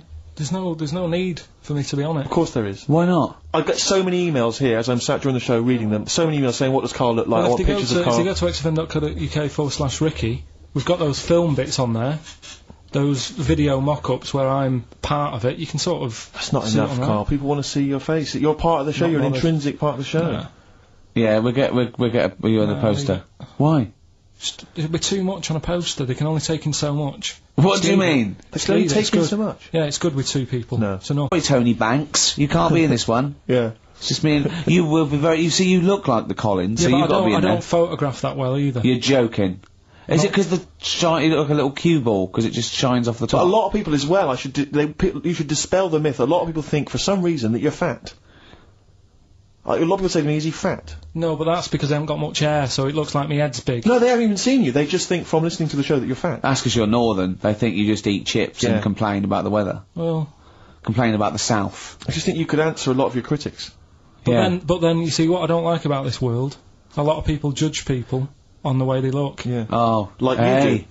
If only more people thought like that, Steve. But Karl, you judge people on the way they look. Yeah, I know. That's what I mean. But I couldn't with me, could I? Because I don't know what I look like. What? If I was listening to me on the radio, I wouldn't be able to say, oh, he's a, you know, and slag me off and that, because I don't know what I look like. And I quite like that. Do you know what I mean? I've lost. I don't know what you're talking about. Just believe me, right? I'm right on this one. It's best if you leave it. Well, we're not going to leave it. We're going to get you on the poster. Yeah. I mainly have to see myself on videotape this morning. That's I showed him, you know, the animal show I did, the show. Yes. I'm doing a video, and I did behind the scenes footage, and I've got you've seen it, haven't you? I feel a little bit of Karl on there, isn't there? Yeah, it's great. Yeah. It's lovely. He can't believe it. He said, is it playing slow? Because he's so slow, and I come into the office going, alright. That's how you talk. talk. My head as well. I look like I'm looking into a spoon. I'm not happy with it. I just think that if we're willing if Ricky's willing to use his celebrity profile for the sake of the show, I'm willing to look like a, you know, let's say a fairly handsome, kind of cool customer. I think the very least, Karl, is that you appear on there as well. You could dress up smart. Are you worried that you'll look the worst out of all three of us? Who am I standing next to? Am I next to Steve? I'm fairly confident. Yeah. I like the way it's so predictable. You pull the string because you know what it is. It's not... You pull the string? Oh, what were we talking about before? Oh, so you know the most complaints ever, the last Temptation of Christ. I haven't seen it. Was it? It's Scorsese, isn't it? It's Martin Scorsese, and I've bought the film actually recently because I was intrigued to see it, but I've not actually watched it. But from what I understand, the reason that it was so outrageous is because it has a whole sequence which shows what it would be like if Jesus had lived his life and not martyred himself on the cross, but lived his life as a human being. Part of which is him having sex. And so I think that was chiefly what the outrage was, that it was showing this godly man to be, you know, as human as he was supposedly. You know, because he's supposed to be human as well. So, so that's the reason. That was the reason that there was complaints there. I don't know. I haven't seen the film. Well, I can't say. You see him, do you?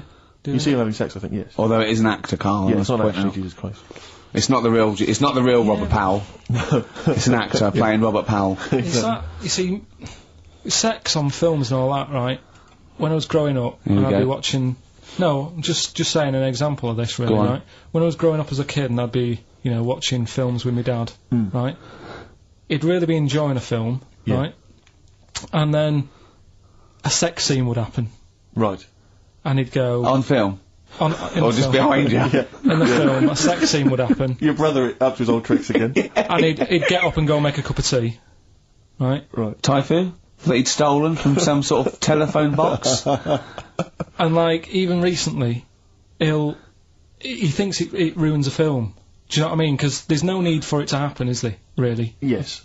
Why? Sometimes it's warranted. If the film itself is Yeah, no, fundamentally some about- films it isn't, though. Some No, films I'm not- it of isn't. course, some films it's arbitrary. I think the films that him and his dad watched together on Channel 5, Yeah. probably not. Is it only on Channel 5 but in do your you not- house? But let's put it, if you're watching, I don't know, a late night, Friday night, you From watch a thriller. 1983. Yeah, illegal briefs.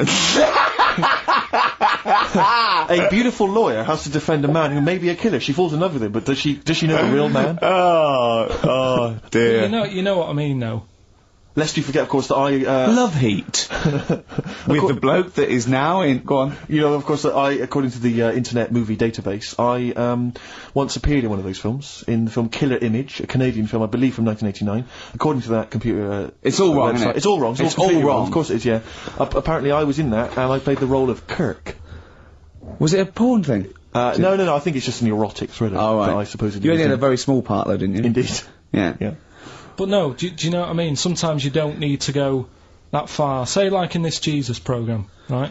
Film. What's it called? The Last Temptation of He's Christ. just like talking. You know what? What's his name? Is it Ralph in The Simpsons? Yes. I drawed a kitty cat. It's like talking to that. Yeah.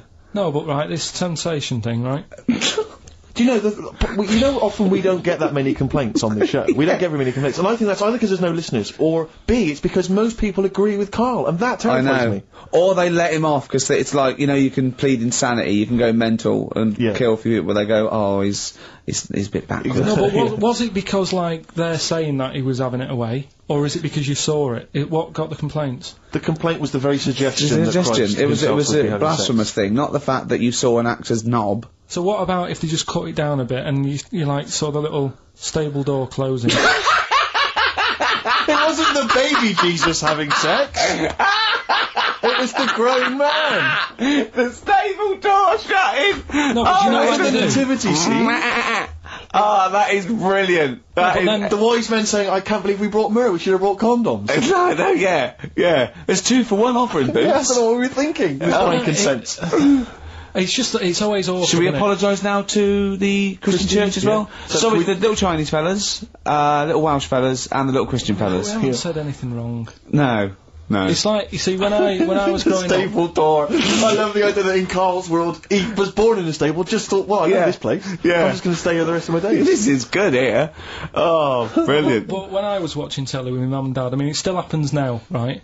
My dad will sort of go, oh, ruined, good film ruined, right, Yeah. if some sex scene happens. But why doesn't he But just what are we ignore talking it? about sex scene? Are we talking about a kissing or are we talking about penetration and looking at the camera? Going, just- are you enjoying this, Pilkingtons? What are we talking about? What is sort of extreme levels are we talking about? Right, last time I was down there, right? Yeah. What was it? Meet Joe Black. Meet Joe Black. Meet Joe Black is a terrible film. yeah. Yeah. There was it's a good film, and then you know it's going to happen because like the music comes in. Brad Pitt's keeping quiet. A woman's eyeing him up. Sure. So my mum, I love that! my mum's worked it out already, and she's going.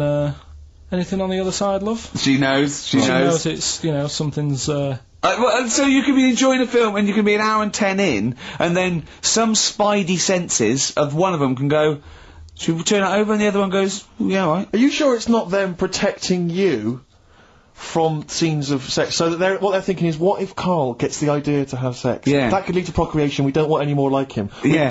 We've got to end the line here. You sure it's not the doctor? Keep calling out going, you are keeping away from exactly. women, aren't you?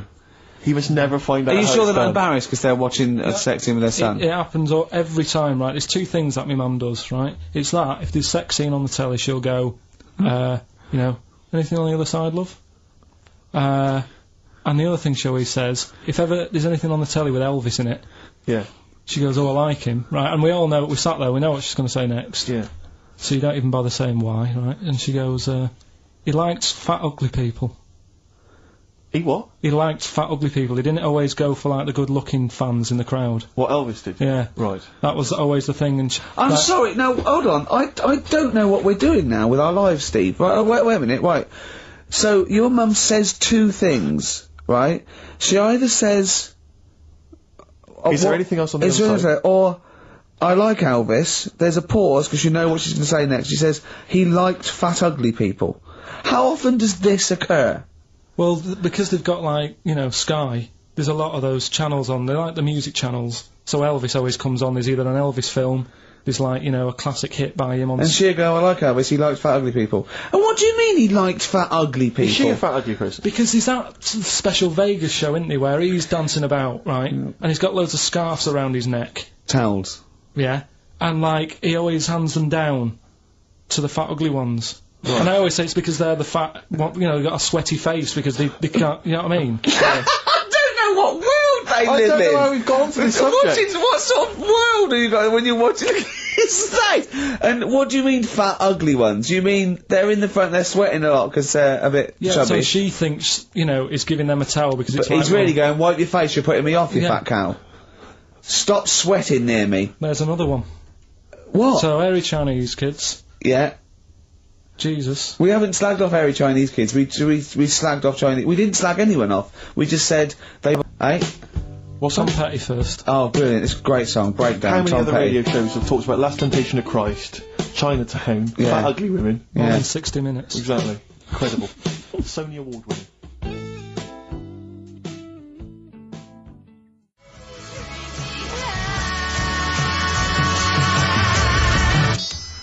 Turin Breaks, Painkiller on XFM 104.9. Ricky Gervais with me, Steve Merchant and Karl Pilkington. I should point out now, Rick, that the general consensus from the listeners is that Karl should definitely be on the poster. But I know obviously. that. I know.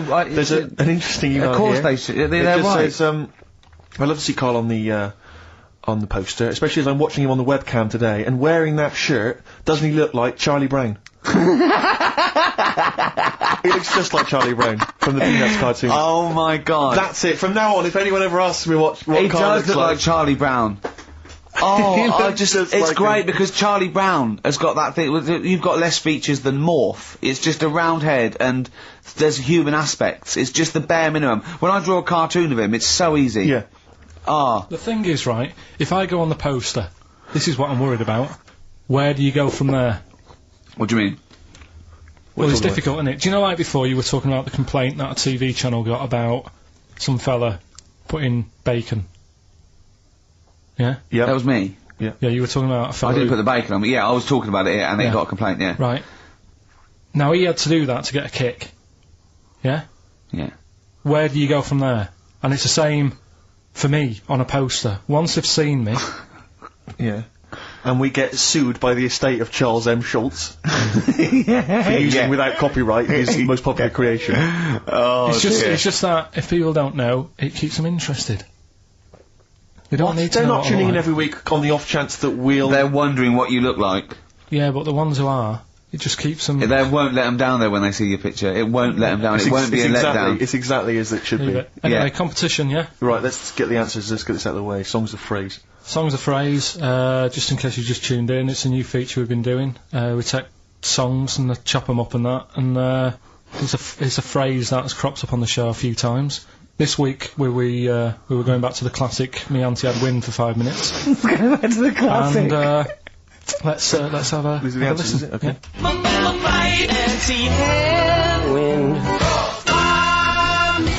Right. So what you had there is you had the Knack Yeah. with my Sharona. Uh-huh. Auntie was some Manson track. Well, you don't even know what it was. Auntie Everything, I think it's called, some album track, right? Then you had Bill Medley, Jennifer Warnes, I've Had the Time of My Yeah. Life. You had Bob Dylan, Wind. Wind. Idiot wind. Blowing in the Wind. Oh, Blowing in the Wind, was it? What was after that? Four was 2468 Bob Motorway. Dylan. 2468 Motorway. Yeah. Tom Robinson. Tom Yeah. Robinson, yeah. That was the 4. Then you had the 5 from Manfred Man, 5, Yeah. 4, 3, 2, 1. We wrapped it up with a bit of 5 star Yeah. from Minute, something about, Can't wait. Yeah, I can't wait another Can't minute. wait another minute. So, they're the answers. Yeah, We're well, looking for someone who... I don't think we got anyone who had them all right, but... Nobody got all 7, although in your little answer list then you only listed 6, because you got your numbers went out of sync in your own brain. Well done, once again. Smooth. I tell you what, Carl, why don't you next week at least write down the answers for yourself? Don't need to. Well, you clearly do, because you just embarrassed yourself. Don't need to. You've proved that you do. Right, okay. Anyway. Well done, I'm going to give it to Paul Tier. PJ Tier, because he got 5 of the 7. Well correct. done. So he gets. And he's getting that signed Kevin Spacey. Yeah, DVD. if you can just email us your address as well and get them off to you today. All right. Brilliant. That's what you're dealing with. So you've done that competition, that's been put to bed. Let's have a great tune, Rick, and then what else we got? We got some monkey news? We've got some monkey news. We've got cheap as chimps. We're doing the film thing. Right. Got the film thing. What film is it this week? Silence of the Lambs. You can be owning that by 3 o'clock on VHS. Is it about $4.99? Is it? Thereabouts.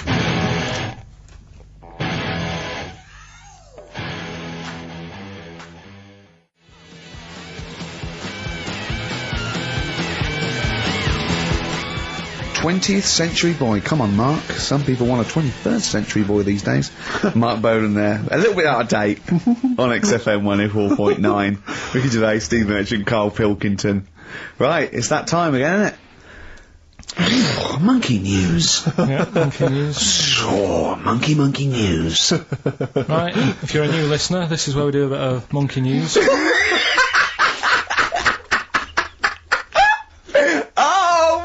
Give these charts on a news programme, like News Night Review or News at 10, over to Karl Pilkington. Yeah, alright.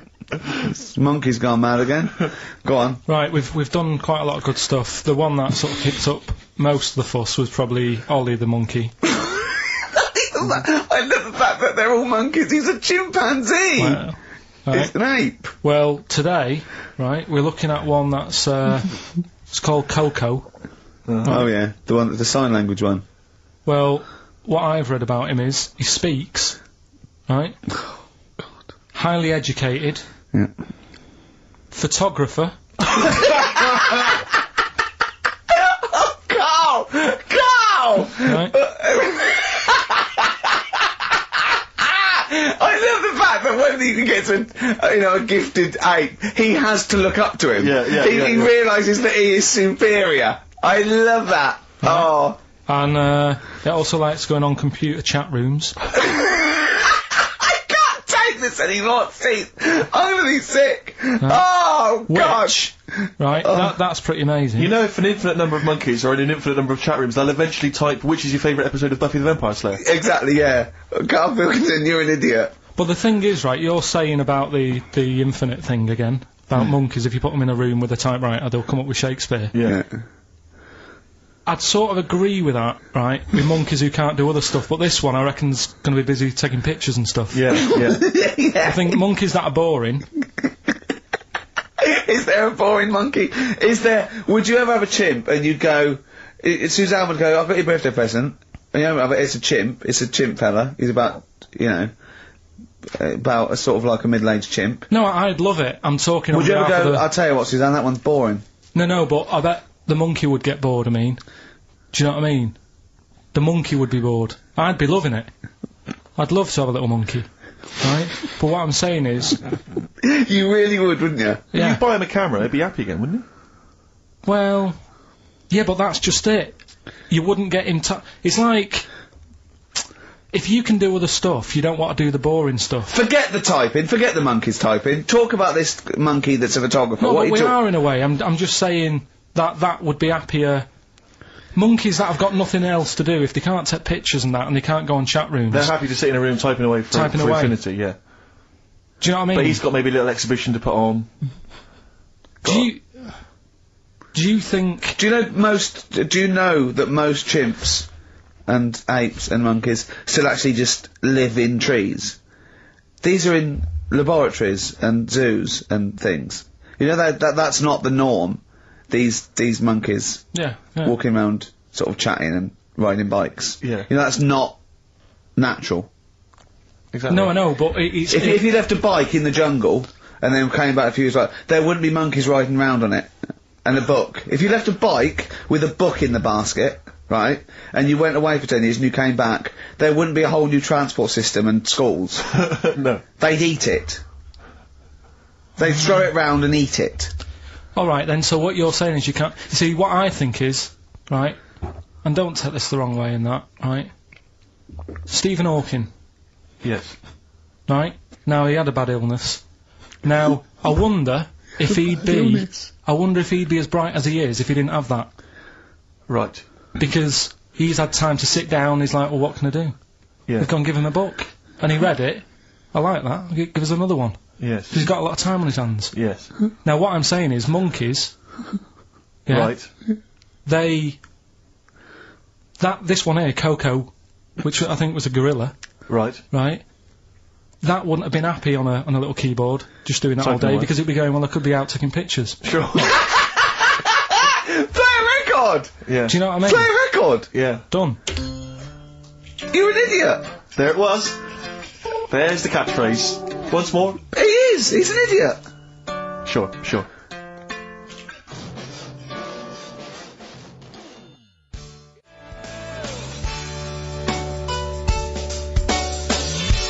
Athlete, El Salvador, on XFM 104.9, I'm Ricky Gervais. With me. Saying that. Yeah, that's Right, it, brilliant. So what... It was a long running feature, go on. What? Sorry, can I just ask again, what are the rules with Cheapest Chimps? It's just, you know, if you wanted a chimp, how much would it sort of cost you? Brilliant. Right? Title come first? So, yeah, Yeah. as always, that's the way they do it. Right? Cheapest chimps. I thought I'll go online and see, you know, if I could buy one. How much do you reckon? £6,000. To buy a chimp? Yeah. Oh no, a ridiculous amount. What? Where can you buy them from? What sources? You shouldn't be able to buy them. eBay. What do you mean? Buy a chimp? From who? There was this website that was selling stuff. What, you could actually What are you talking? What are you talking about? Right, here we go then, right? I looked at it. Here's some of the other animals that were on there. No, wait a minute. What, are these poachers? I don't know. What, the zoos that got bored with them? What? Where can you buy a chimp? I don't want to give it a plug. Right, Some go on then. website, right? So what are the other animals available? Right, well, I'll give you some prices with the other animals, then you can try and work out if it's cheap as chimps, right? So, right, a camel. What do you reckon? £25,000. Right, $8,000 for a camel, right? Sloth, 40 quid. $3,000. Right. Last one, Bengal tiger, Oh, that's got to be pricey. $12,000. $1,800. What? Yeah. Karl, this is an awful website. That can't be true, mate. Right, That's so, awful. a chimp, Well, a chimp, $5,000. I'm going to go with, $1,000. 55,000. What? Yeah. That doesn't make sense. It's mad, isn't it? Yeah. So, But I don't know what to say because this is rubbish anyway. What website can you buy? Okay, get me a tiger. Here's £1,000. Get me a tiger. well, I don't know. You're an idiot. Postage and packages and... Sorry, so where does the Cheapest Chimps element come in? Well, that's sort Aren't of you supposed to rounded up. shout, it's Cheapest Chimps at the end? Well, it isn't. That's why I want to finish the feature. I don't know what is the Cheapest Chimps? Oh, this is amazing. This is amazing broadcasting. So, We're up for a Sony Award, aren't we? I hope they're listening because it's ours. Yeah. With features like Cheapest Chips, it's ending because they're not. It's in the bag. And do you remember? Here's Athlete. Can't stop the spirit when I need you. This life is more than just a read through. Can't stop the Red Hot Chili Peppers. Well, I've got news for you boys. I don't want to stop you. I love your funk rock fusion. Word of warning, no nudity. Repeat, no nudity at this gig. I do it like you. I think you should host a whole show like that. It's lovely. Have you ever done any like DJ, like proper DJ, like in a pub or a club? Because I know Karl had his own. I had my own disco when I was a kid. Yeah, not proper. I had a gig once when I had to. It was 2 nights a week in the local pub. Just the 2 decks that was in a suitcase. You know, there's those sort of all-in-one thing. And they just wanted the same records. They wanted Rod Stewart, Baby Jane. They wanted about 11:15 when they were all drunk, they wanted Don McLean's American Pie, which they all sang along to. Yeah. Uptown Girl they liked. Right. But yeah, I didn't used to do the talking. Did you at do all. the patter? No, 'Cause I never couldn't. had the- I I never had the just option to do the don't patter. understand it. I just love those wedding sort of DJs that they have to give you extra information. They can't just play a song. They have to say things like, "Ooh, all the way back there in the Commodore's easy." It's sort of like they have to tell But you who's something. listening? Who's listening? They're just going It's to a play the next wedding. record. It's Play a wedding. yeah. It's like, there's like the controller of a local radio station listening. It just happens to be at the wedding thinking, hang on. Hold on, he's played a record, but he's got extra information.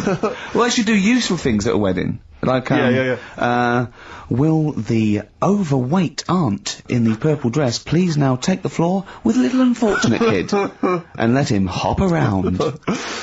As the dance floor is currently empty, will any 8-year-old boys wearing those tiny tuxedos please slide across the dance floor on their knees? Until they are taken home and put to bed early. I went to one once. And the bloke who'd hired it went to the DJ, and this DJ that had come with this sort of party wanted a 70s disco, and he looked like Woody Allen, right? And I was sure he used to be a gentleman's outfitters, like, and he said, "Oh, I wanted a 70s disco," and he went, "Well, I've got Bicycle Race by Queen lined up, I've got ELO, and I've got Cliff We Don't Talk Anymore, so," and he went, "Well, I went sort of more disco." He went, "I don't really want to blow all my Earth, Wind and Fire before 10. But it's like all planned. There is a rule. There are rules. Will the 17-year-old girl who's dressed like Avril Lavigne please tut loudly because I still haven't played anything by Linkin Park? Will the 45-year-old woman recently divorced please cry now? Yeah. Please cry now. Please cry now because it's clear you're never going to find another man. Because you used to be a DJ, didn't you? Because there is a sort of rule. Definitely, I remember there was like, what I learned was that there are certain tunes you just do not play early on. Oh, What a Night, for instance. Dun, dun, dun, yeah. People, you never play that before like 11. You want that last hour before they've got to go home to be non-stop dancing. When would you pop on Dancing Queen? Interesting, thanks for that. Is there a buffet being served? Yes. Yeah, well, definitely post-buffet. I remember there was great days, I was reminded this recently, by ITV's Reborn in the USA. There was a great time where you could come out of the buffet, or any kind of speech, with a bit of Gina G. Who, I remember there was a great period for a couple of years where that was always a barnstormer. Sure. Sadly, no longer the case. What about, I mean, because the danger is, of course, you go back to the 70s, maybe you got Dancing Queen, but how many do you play before you come into the 80s with perhaps Billie Jean? Or Soft Cell. Soft Cell's always a classic, yeah. I'd love to hear that. And, because there's always controversy now, as to whether Love Shack is overplayed. I know that's a big discussion now. I've never liked it. No, I just like, will any 35-year-old men please now dance ironically to Bombastic, in the vain hope that someone will actually find them attractive. What Love Shack, oh no, never liked Come it. on, Eileen? I never, yeah, alright, I just never liked any records that with a hint of novelty about them. They are popular, they're floor fillers. I hate them. You haven't done DJing, have you? Exactly. What do you mean? Singing on the other You side haven't of your done it, face. have you? Yeah. Have you? Yeah. Not You didn't properly. play Dexter's Midnight Runners? Probably. Yeah. Yeah, I mean, I didn't plan it out that much when I did it. It was like, I knew I had the tights and cigars to give away. Yeah. Which he At the stole raffle. from his parents' bedroom beforehand. Yeah. Why were you giving away stuff at a disco anyway? Why aren't you just playing records? Because people liked it, didn't they? If it wasn't... It hasn't changed. We're doing this. We talk rubbish, we play records, and we give away crap that we found. Yeah. It hasn't changed, has it? And, so I had some good times. I mean, for people who haven't been listening all the time, it was called Pilkins Making Music. Yeah, It Colin was Making. like Pilkington, and my mate was called something Making, and the music was what we played, right? And they had some Perfect. cards made, had some nice blue glossy cards made, but they were quite expensive. Yeah. So I used to hand them out, and then they'd say cheers for that, and say, no, write it down, write the number down, I want that back. Yeah. Brilliant. Because they were quite pricey. Yeah, right? yeah. Classy, Had that classy done. businessman there. Made, I think saved, Richard Branson used to do that. I think so, yeah. saved a bit of money, because my dad made some lights for me. He just like... He said he made them, he found them in a telephone box. The- People were making phone calls in the dark. Yeah. Round the neighbourhood. Exactly. It was just white bulbs in like a box, and like my mate making, he used to just flick them on and off, like the thing, and then they'd be in time with the music and that. And Perfect. Well, you had to sit there and I love that. I love that. We got a sound to light system. What's his name? Colin. Yeah. Brilliant. right, so Did you ever did rent him out? Right, well, we never had any disasters, right? But my mate did one, right? And I don't know if it's that funny really, but I'll have to tell you anyway, right? He was doing this gig, and it was probably one of the biggest gigs that he ever had. Must have been a couple of hundred people there. Yeah. And in like a big sort of warehouse thing. Anyway, for some reason, there was some problem with a big speaker that fell, right? So the police turn up and stuff. Right. And they try to control the night, and they're going, can everyone sit down? We try to control it. Can you sit down? So anyway, you get a few like little groups of people sitting down on the floor, and people were still stood up, and the police were saying, look, you know, we're going to cancel this whole night if you don't all sit down, and more people are sort of sitting down. It's going on for about 20 odd minutes, right? Will you please sit down? And it gets to this point when there's just one lad stood up in the middle. And he's going, look, you're ruining it for everyone. Will you sit down? And it goes quiet for a bit, and someone's muttering something. And he goes, the lad standing up has got calipers on his legs. Can we have a round of applause for the kid? Who said that? It was this lad who was doing the DJ. He was the DJ. So, like, the police and everything were saying, well, you sit down, you're ruining it for everyone else. Dear. At one point we played a massive gig in a big tent in the middle of nowhere for some scouts, and they absolutely loved us. Rage Against the Machine. Oh, they couldn't believe their luck. Do you know when they say weddings and bar mitzvahs? Do they get a lot of discos playing bar mitzvahs? Is that a big? I don't know. So. What happens at a bar mitzvah? Well, I've not never been to a bar mitzvah. Could someone phone in if you've had a little bar mitzvah? Tell me what it was like. What did you play at a bar mitzvah? I don't know what the occasion is really. It's becoming a man, isn't it? Yeah. Right. We learned something, won't we, Karl? Yeah, alright. Do you want them to phone in? Yeah. Do we? Well, I want to know if they really do have DJs at bar mitzvahs. All right. Oh wait, how interested are you in that? Well, you know, I don't want to embarrass myself one day. Sure. Let's see, it's Karl, you've got to learn, haven't you? I'll tell you what, have we got time for the film thing as well? Yeah, play the film thing now. No, let's play a tune. Let's play a great tune. Play a tune. Oh, I can't believe my luck. Better Cure? Yeah.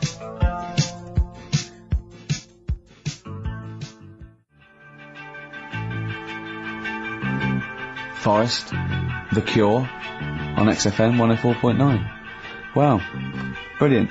Someone called in, she's been to a bar mitzvah, and they do have apparently a crap disco. And apparently, what happens? Well, Karl asked her what happens. She said, you just sit around and see the kid who's getting bar mitzvah, or the man now, get given loads of money. Right. And I said, is there a female equivalent? And apparently there is a female equivalent of a bar mitzvah, but she didn't know what it was called. What's that? A bar titzvah. Right, I'm just going to add to the list of people we've offended. Sorry to Jewish people as well. Yeah, we've got to So sorry to Jewish people, sorry to Chinese people, sorry to Welsh people. Ugly fat women. Well, don't put the Welsh in twice. Sorry to Elvis fans. Elvis fans. Animal lovers. Animal lovers. Brilliant. Well, lovers of great radio. Yeah. That was, music lovers. Good, well, sorry about that. Apologies to all of you. Yeah, and, we haven't even had time for, we haven't got time for the film thing this week. Oh, why not? Just, it's running tight, really. Are you sure? We haven't done Cheeky Freak of the Week. That's a new feature, isn't it? That's a new feature. Cheeky Freak of the Week. Let's do Cheeky Freak of the Week. What is the cheekiest freak of the week? So I'm just going to apologise now. I've just had freaks, sorry to freaks. Okay, right, go ahead. Well, I say it's a new feature, but we've sort of touched on it in the past with... We always talk about freaks. Hairy Chinese Kid. Yeah. We've had, The Pillow Man. Yeah. Oh, you called a draft excluder. Just make a note of that, would you, Rick, on the list? People without arms and legs. But at least, you see, The Pillow Man, what do you picture? Because I was saying to Ricky in the week, right, I'm a great fan of The Elephant Man.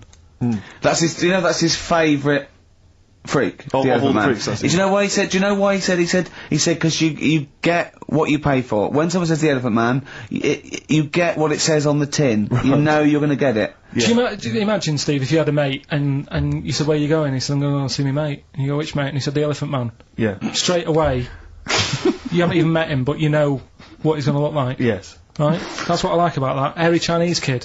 Yeah, you know what you're going to get. Pillow Man.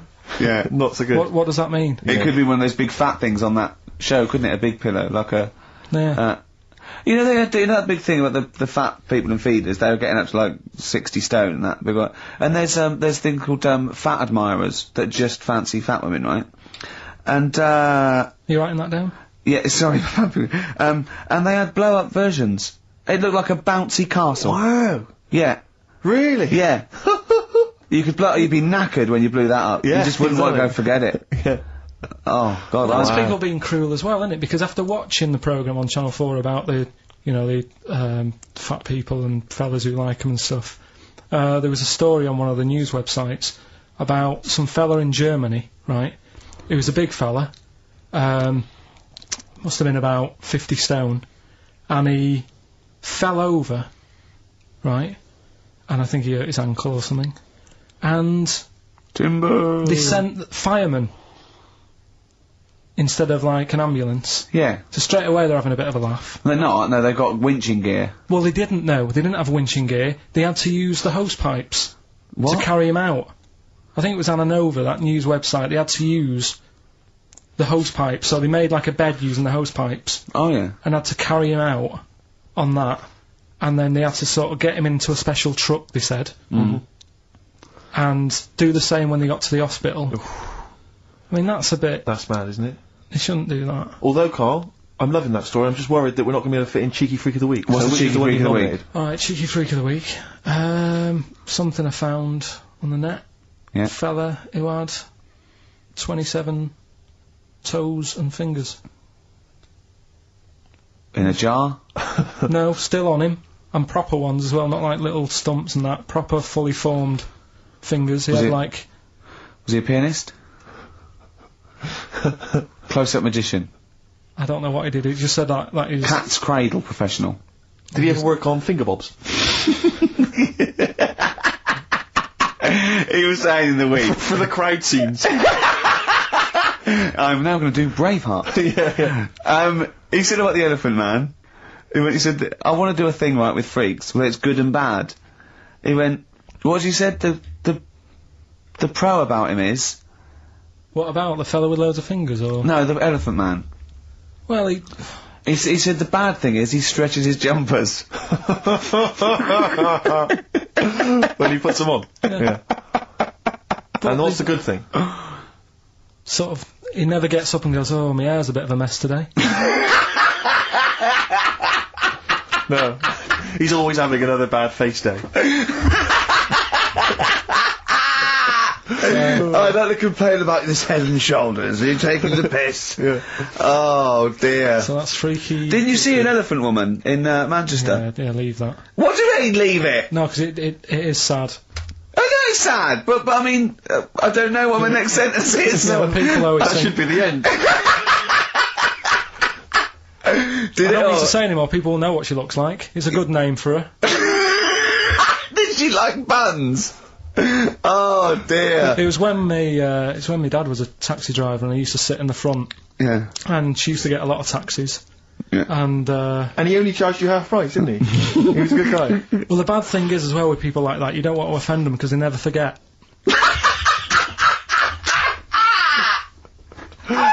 Oh, go! But, Go, Pilkington! I was sat in the front of the cab and my dad goes, right, we're going to go and pick the I can't even tell you the name, these guys, it's just evil. What do you Right? mean? No, leave it, so she's got... No! No, Carl! please. Tell me what he said! No. You've already stitched him up with Stephen things from Little Welsh I don't fellas. care. Right, what did he call her? Steve, back me No! up on this, I really Carl, don't want to be to... fair, our opinion of him is already pretty low. Look, tell me what he said. No, it's not, I'm scared of what my dad gets, it's the person who's got... the She's thing not wrong. listening, is she? Well, her headphones wouldn't fit on her head. Tell me what he called her. I don't want to. Tell me what he called her, Carl. I'm getting angry, man. Tell me what he called her. No, I'll leave that. Honestly, Tell me what he... It doesn't matter. Tell me what he called her! Carl, just... I'm gonna go... Seriously, I want to know what he called her. Right, you're not going to stop this show. We're not doing the next show until you tell me what he called her. What did your father call the elephant head woman? Tell me. Spudhead. How old were you? I don't know, about 9. So did you expect to see a potato with a dress? He did sort of, again, it's a good name. Do you know what I mean? They had an idea of what it was going to be about, and he said, do you want to stay in the car, I'll take you home, because you can't... Spudheads, you got lovely eyes. Can't. Come on, man. That's it, by the way. Is that all of it? Cheers. Bye. Brilliant. Well, let's end with LL Cool J. Make it Yeah, awesome. yeah. See you next week. Don't call it a comeback. I've been here for years. I'm rocking my pants. Putting something for beer. It's Scotland Rocks. A compilation of... Is Wet on there? let's see. What the about Wet's- Biss? What happened to Biss? Let me see. I'm not gonna... I tell you, it doesn't... I mean, we've got Gun on there. Oh, yeah. We've got, baby, lately. Aztec Camera. Yeah. Big Country, obviously. Proclaimer's not on there. Wait a minute, where's Runrig? There they are. There they are. And, obviously Rafferty, Baker Street. Do-do-do-do-do-do. Brilliant. So that's definitely worth, entering for, surely. So, xfm.co.uk/Ricky. Play it one more time, Yeah. just in... Right. I just will remind you, when playing songs of phrase and trying to guess the songs and artists, what do you want, songs or artists? I think songs is better. Yeah. Alright. But that's ambiguous, isn't it, what a song title is, where Yeah, if I you think know it should the be artist, artists, definitely. maybe the artist that cleans it up really, yeah? Yeah. Should we do Artists. Artists. Okay, you know, if they know what it is, because that'd stop any ambiguity, won't it? And don't worry if you haven't got all of them, because the winner last week didn't have all of them, but it's the closest one. I understand when you're trying to guess what's in Karl's mind, you can only get so close. Yeah. Do you know what I mean? He wants us to bring in Darren Brown. He go, because he won't be able to read my mind. And Yeah. I think he's right. I think he might be. I think he's the one person that could outwit Darren Brown. Yeah. Now, moving on, Karl. Well, we have to. should we just play it very quickly? Just play again. Just if Karl's you're in case you competition? want to join in. Go on, then, one more time. Here, it's songs of phrase.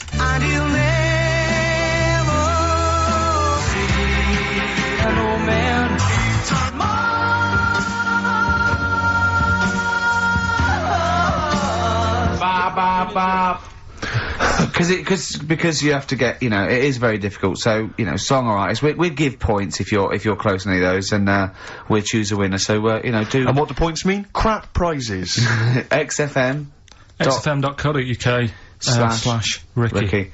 Right now, we got people to send in a little thing for you last week, didn't you? The film Freaks. A little got treat. You got a few sent in. You watched it, did you? Yeah. Now, I should just point out that the film Freaks, for those that don't know, was a movie that was released, I think, it was originally made in about 1932, something like that, and then it was Banned for delayed, about it was 50 banned for many years, because it did, in actual fact, feature, for want of a better phrase, real-life freaks. Yeah.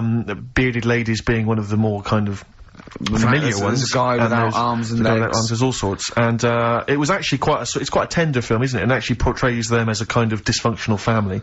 It's not exploitative in that sense, but, what do you make of it, Karl? Well, you were watching it for the Freaks, weren't you? Yeah. I mean, I wish... It does take a while to get onto it. What do you mean? Well, straight away I was disappointed, right? Because at the start, like, you put it in, it's like, oh, brilliant.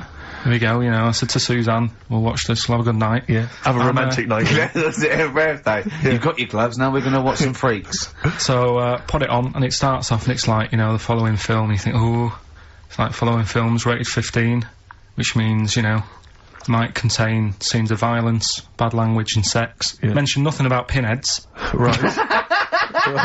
So, I thought they missed a trick there. Yeah. To be honest. Right? So, I thought, well, let's carry on watching it. And what exactly is a pinhead? Oh, if you've seen it, you'd know. Okay. Right, so, not the best thing in it either. So Oh. imagine that. Okay, so you're watching it? So, sat there, I think, right, something comes on, and the little fella's on there, the little fella we were talking about, the Pillow Man. Right. Is it the best thing in it? Now, what's the Pillow Man again? Is a fella who, years ago, he's got no arms and legs. Right. He's And just a torso. Just and a rolls, head. yeah. And, there's a scene where you see him sort of rolling a cigarette up, just using his mouth, and it's Yeah. like, he lights it and stuff. And that's weird. And then, what else is on it? Smoking stench your growth. And then there's a little fella on it who is fed up because he looks 5, but he's actually 34. Right. Right? But there's a woman who is 42 and looked 8. So they both had the opposite thing. They were both really fed up. And I kind of thought that shows that, you know, you always want what someone else has got. Sure. Do you know what I mean? Yeah, So in yeah. a way, there's a story there Yeah. in that. No, you described the same there. No, it was like... No, they both, you just said, they both looked young, but they are actually both older. No. This was like a little man. Yeah. who was looked- 35 Who was 35. and looked 8, yeah. and so did she. No, well, the other way round then. What? So she was an 8-year-old that looked 35? Yeah. So, oh, maybe not then. Anyway, No. But that wasn't that weird. I kind of thought it's a slow start and that. Yeah. And then, It's not a difficult film to follow. no. yeah, but I wasn't really listening to what it's all about, just looking at what they had. And they had like a fella who's running about on just, They had like he was shopping.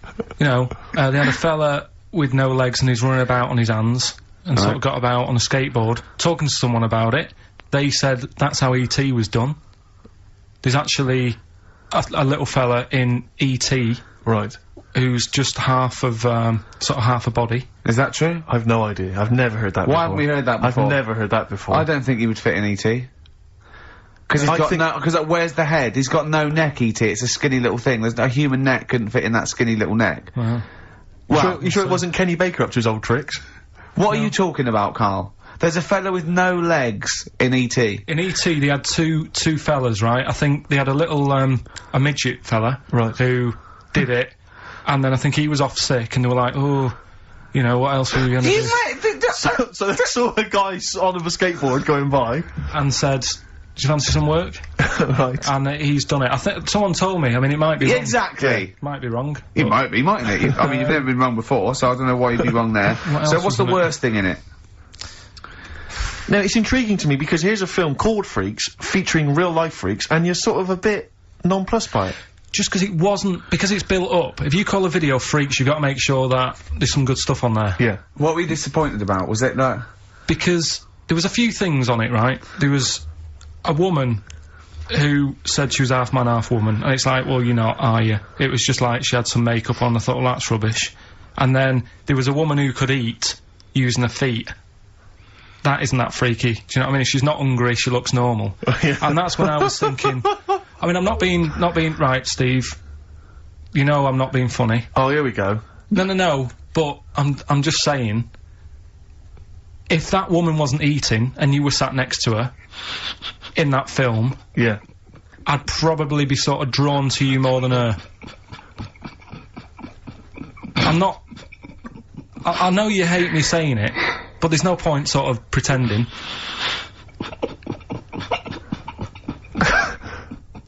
Do you know what I mean? Oi, Muttley, what are you sniggering about? The fact that he's... Well, you mean there were things in it that were less... What are you saying? I'm just saying. Play a record. Seriously, I'll slap you. I'm gonna slap you live on air. Yeah, but you always get. Right, I'm slapping you live on air, I swear to God. Alright, play a song then. He's playing the song. Play the song. Bruce Springsteen, Atlantic City from the album Nebraska. So melancholy, that one. I love that one. Wow. So Freaks then. All in all, not as amazing as you first hoped. It was built up too much. Do you know what I mean? Really? It's like Is that films. is that my fault for getting you excited? I just can't Probably. believe it. I hand you this thing on a plate. So I know, you're, but- you know. And I'm not being out of order, Steve. I'm Sure. just being honest. We've always said that about this show. We Yeah, only talk yeah. about stuff, you know, Yeah. that you know, being honest and that. Yeah, no, sure. And I've always said the first time I saw you. Sure, no, you've always been honest, Do you know and what I've I mean? always been honest with you. I've always said that, you know, you've got the intelligence and insight of a gnat. Yeah, but if I keep quiet, people don't know that. Sure. Alright, don't Incredibly they do, Carl, because you look stupid as well. Well, you know. Yeah. No, but Carl was being nice then. You don't. I'm just saying, you're a good bloke, and now I've got to know you. Sure. Yeah. Yeah, The first time was weird when I saw you. yeah. No, And leave then- it. Don't just try to interrupt. Just let it go. No, right. I'm just saying Okay. the first time Yeah. it was weird and that, and then weeks go by. And you- okay. And the weird thing is, I kind of thought maybe he's not that odd looking. Yeah, Right? yeah. And then you went to LA for 3 weeks. Sure. And when you came back, it was like the first time again. Right. Yeah, Okay. No, I'm just. Yeah. Okay. Wait. No. Stop it now. Yeah. Right, everyone, but- stop it now. That No, doesn't- but I just think I'm a little bit more consistent, because I've No. always thought you were an idiot. I don't want this. Don't argue. It was just okay. No, I just, you know, you know what I mean? My opinion has no, never changed. I've no. always thought you're an idiot. No, Just- it's that's just been all through line. nice. Let's look. Peace. Shut not up, war. fatso. Peace, not war. He's just such a stirrer, isn't he? No, He loves it. Don't think I didn't see you whispering behind the microphone about what to say to Look what Carl. I've just drawn, Carl. Subconsciously. Yeah. Let's see. I drew a picture of him. It's going to be on the website. It's not been on the website. No, it's going to be. I drew a little cartoon of him. No, not yours. I drew one of Karl. Right, okay. What were we talking about? That was a So yeah, no, the Freaks thing was over and done with. It was alright if you want to get it out on video. Sure. You know, it's probably worth a look. Yeah. There's a couple of things on there that get you thinking more, you know, it's like how their life is and stuff, do you know what I mean? How it's affected, and like the little pillow man, or the fella who's got half of his body missing. Yeah. You know, it's stuff like that you think, ooh. But what's the one that was disappointing? You said there was a half man, half been sort of persecuted all their life, and they think, well, maybe I can make some money, and then you boo them because they're not freakish enough. I love the idea they go, boo, you're not freakish enough, boo. Oh, you've got bits of legs, boo. Do you know what I mean? Yeah.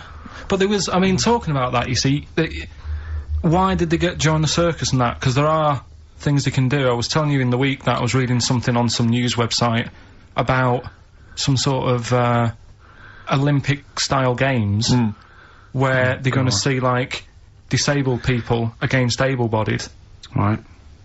Let's be careful here, shall we? No, I'm just saying, though. Okay. Do you know what I mean? So there is other things. It doesn't mean just because you haven't got legs you can't do other stuff. Yeah. And in this race, there's, like, disabled people who are beating able-bodied people. Yeah.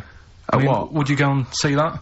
I don't know. But, I mean, it depends. What do you mean? They're beating them? At what? He didn't state what the little races were and that. Little races. Can't help himself, can he? No, little races. Oh, look, there's the disabled with their little races. Yeah, they're having another little race. Oh, dear. Would you go? Would you go and watch that? Do you remember when Jimmy thought that Paralympics stood for Paraplegic Olympics? The Paralympics? Yeah, it means Parallel Olympics. Yeah. He thought it meant for Paraplegic Olympics. That would be a good site, wouldn't it? Mainly blow football. Right. Right. Okay. So, what was that thing I told you to look up in the week? You were saying, I don't believe you. We're going on about, we were talking about the half man, half woman. Yeah. And you were saying... You can get a sex change on the NHS, just to see what you say about that. Did you look it up? I didn't, because I think I was wasting my time. I don't think you I'm can giving have all that done. these things. Little play Interesting records stuff. are annoying No, but me now. you wouldn't do that. You see, it's the other thing You've we were annoyed talking about. Steve. You've annoyed Steve on air. I'm sorry about that. Well, it's just too late, Carl. But we were talking about other stuff as well. I mean, you know, talking about operations and that. You were saying, you know, can you have a sex change done on the NHS and that? No, you can. Well, you say you can. I think that's a bit... It's not that important to have done, I don't think. Well, it depends if you desperately want it. It depends if you feel that you're born actually a different sex. Right. And then you went on to say there's other things that are done. Get this, Steve. Someone, if the cat's got a bad liver... Kidney. Alright. Bad kidney. Can have it done for £5,000. Yeah, you can have a kidney operation. But what's wrong with that? If you've got £5,000 you want to waste it on a cat, then fine. Get another one. We went through loads of cats, I've told you before, as a kid, we got through loads. It's not worth it, and there's no cat that is that amazing that you'd go, gonna miss that one, it's never gonna be the same, because... What do you mean? What would it have to be able to do to be worth it? Well, it's normally to do with people's affection for their cat. They've had the pet for many years. What do you mean it should be able to juggle? Or No, do just impressions, and that's why it's worth £5,000? Supposing there was a fella, right? He feels he was born a woman. He's not happy, right? He doesn't want this he's got a knob and a couple of testicles that he does not want, right? He wants a lovely pair of tits and a minge, right? And he finds out that he gets a cut price. He gets, you know, a cut price sort of operation, a dodgy backstreet transsexual maker, right? £5,000, knockdown price £5,000. It's done with a blunt knife and some chloroform, right? But why have you got to have it all done? What? You mean just like have the knob trimmed and wear a bra? Well, yeah, I mean, are you saying if you have it all done you get some sort of offer, if you give them something? No, I was being flippant. I'm saying, I was trying to get down to £5,000. Supposing there was a fellow who had £5,000 to give away, right? Some old woman with her cat is gonna die. Or some fella who wants his knob chopped off and a lovely pair of tits put on. Who would you give the £5,000 to? So, hang on a minute, so there's a fella who wants to be a woman. Yeah. And there's a woman who's got an ill cat. Yeah. Ooh. You see, I'd be annoyed. Is this £5 Is this my savings, or...? No, just you get given £5 and you go, but you've got to give it to a charity of your choice. And it's got to be one of them. You give them Right, £5. I'll tell you what I'd do. What? I'd find out what the cat looks like, get a replacement, right? Say it's had the op. She's loving it, thinking it's happy again. Yeah. Give the fella the money. Right. Do you know what I mean? Well, so you're basically saying that you'd rather have the bloke have his knob cut off and stuff than I'd have to have a chat with him first and say, what's your problem? And say, why do you need this doing? And I think they go through that. I think they go to counselling and live with a woman for like a second opinion thing. I'd just be saying, right, are you sure? Yeah. But £5 on a cat, even, it can only be for people who have got loads of money, right? And it's like, well, £5, it's nothing. Well, I think this debate will rage on. Should we play a record and come back to this? Think about it, though. Yeah. Bit of White Stripes. Placebo. Bitter End on XFM 104.9. I'm Ricky Gervais, with me Steve Merchant and Karl Pilkington. Karl, you're looking all flustered and confused again. Still sort of don't get it. What don't you get? Well, that's a long list, Rick. Yeah. The, you know, if you have your... Knob cut off. Yeah. It's because they feel like they're actually born a woman, and they're not living right. They can't live properly with all these things, you know. Well, I mean, there are people that are genetically the other gender. They've just grown, you know. There was one woman actually who was a scientist researching it and found out genetically she was a man. She had Y chromosomes. But this is something different. This is both psychological and everything else. Sometimes it's that thing again, isn't it? You can't always have, you know, what you want. It's like, I'd like to have hair. Do you know what I mean? But it's a bit easier. You can wear a wig. You can't go round really. Well, you can put on, you know, false breasts and tuck it in. That's just it as well, isn't it? You see, you say, you know, you could have the operation done and that, and yeah, you might sort of feel as free as a woman down below and that, but at the end of the day, you still look like a fella. Yeah, here's a bra and a split tennis ball. No, they'd be just like Auntie Nora. Do you know what I mean, though? Well, yeah, but it's about their outward appearance as well and how they feel publicly. Don't forget, a transsexual, it's not a transvestite. This isn't just a builder in a dress. They have the hormone replacement as well, so they get estrogen, so they and electrolysis, so they have, you know, their face looks different, they don't go bald, they're slighter, they you know what I mean? They're the real thing. A transsexual is now the real thing. Biologically and politically and... But they'll still be a man, won't they? Well, it'd be embarrassing if they don't tell their new partner and there's pictures of them, you know, down the pub when they were 24, but you probably sort of get over that, don't you? They go, who's the fella with the beard drinking the yard of ale? That was me. Well, interesting story. Probably should have told you this before the honeymoon. Do you know what I mean? It's like, you can have all that done, right? There's stuff, you know, you could have your bits done, right?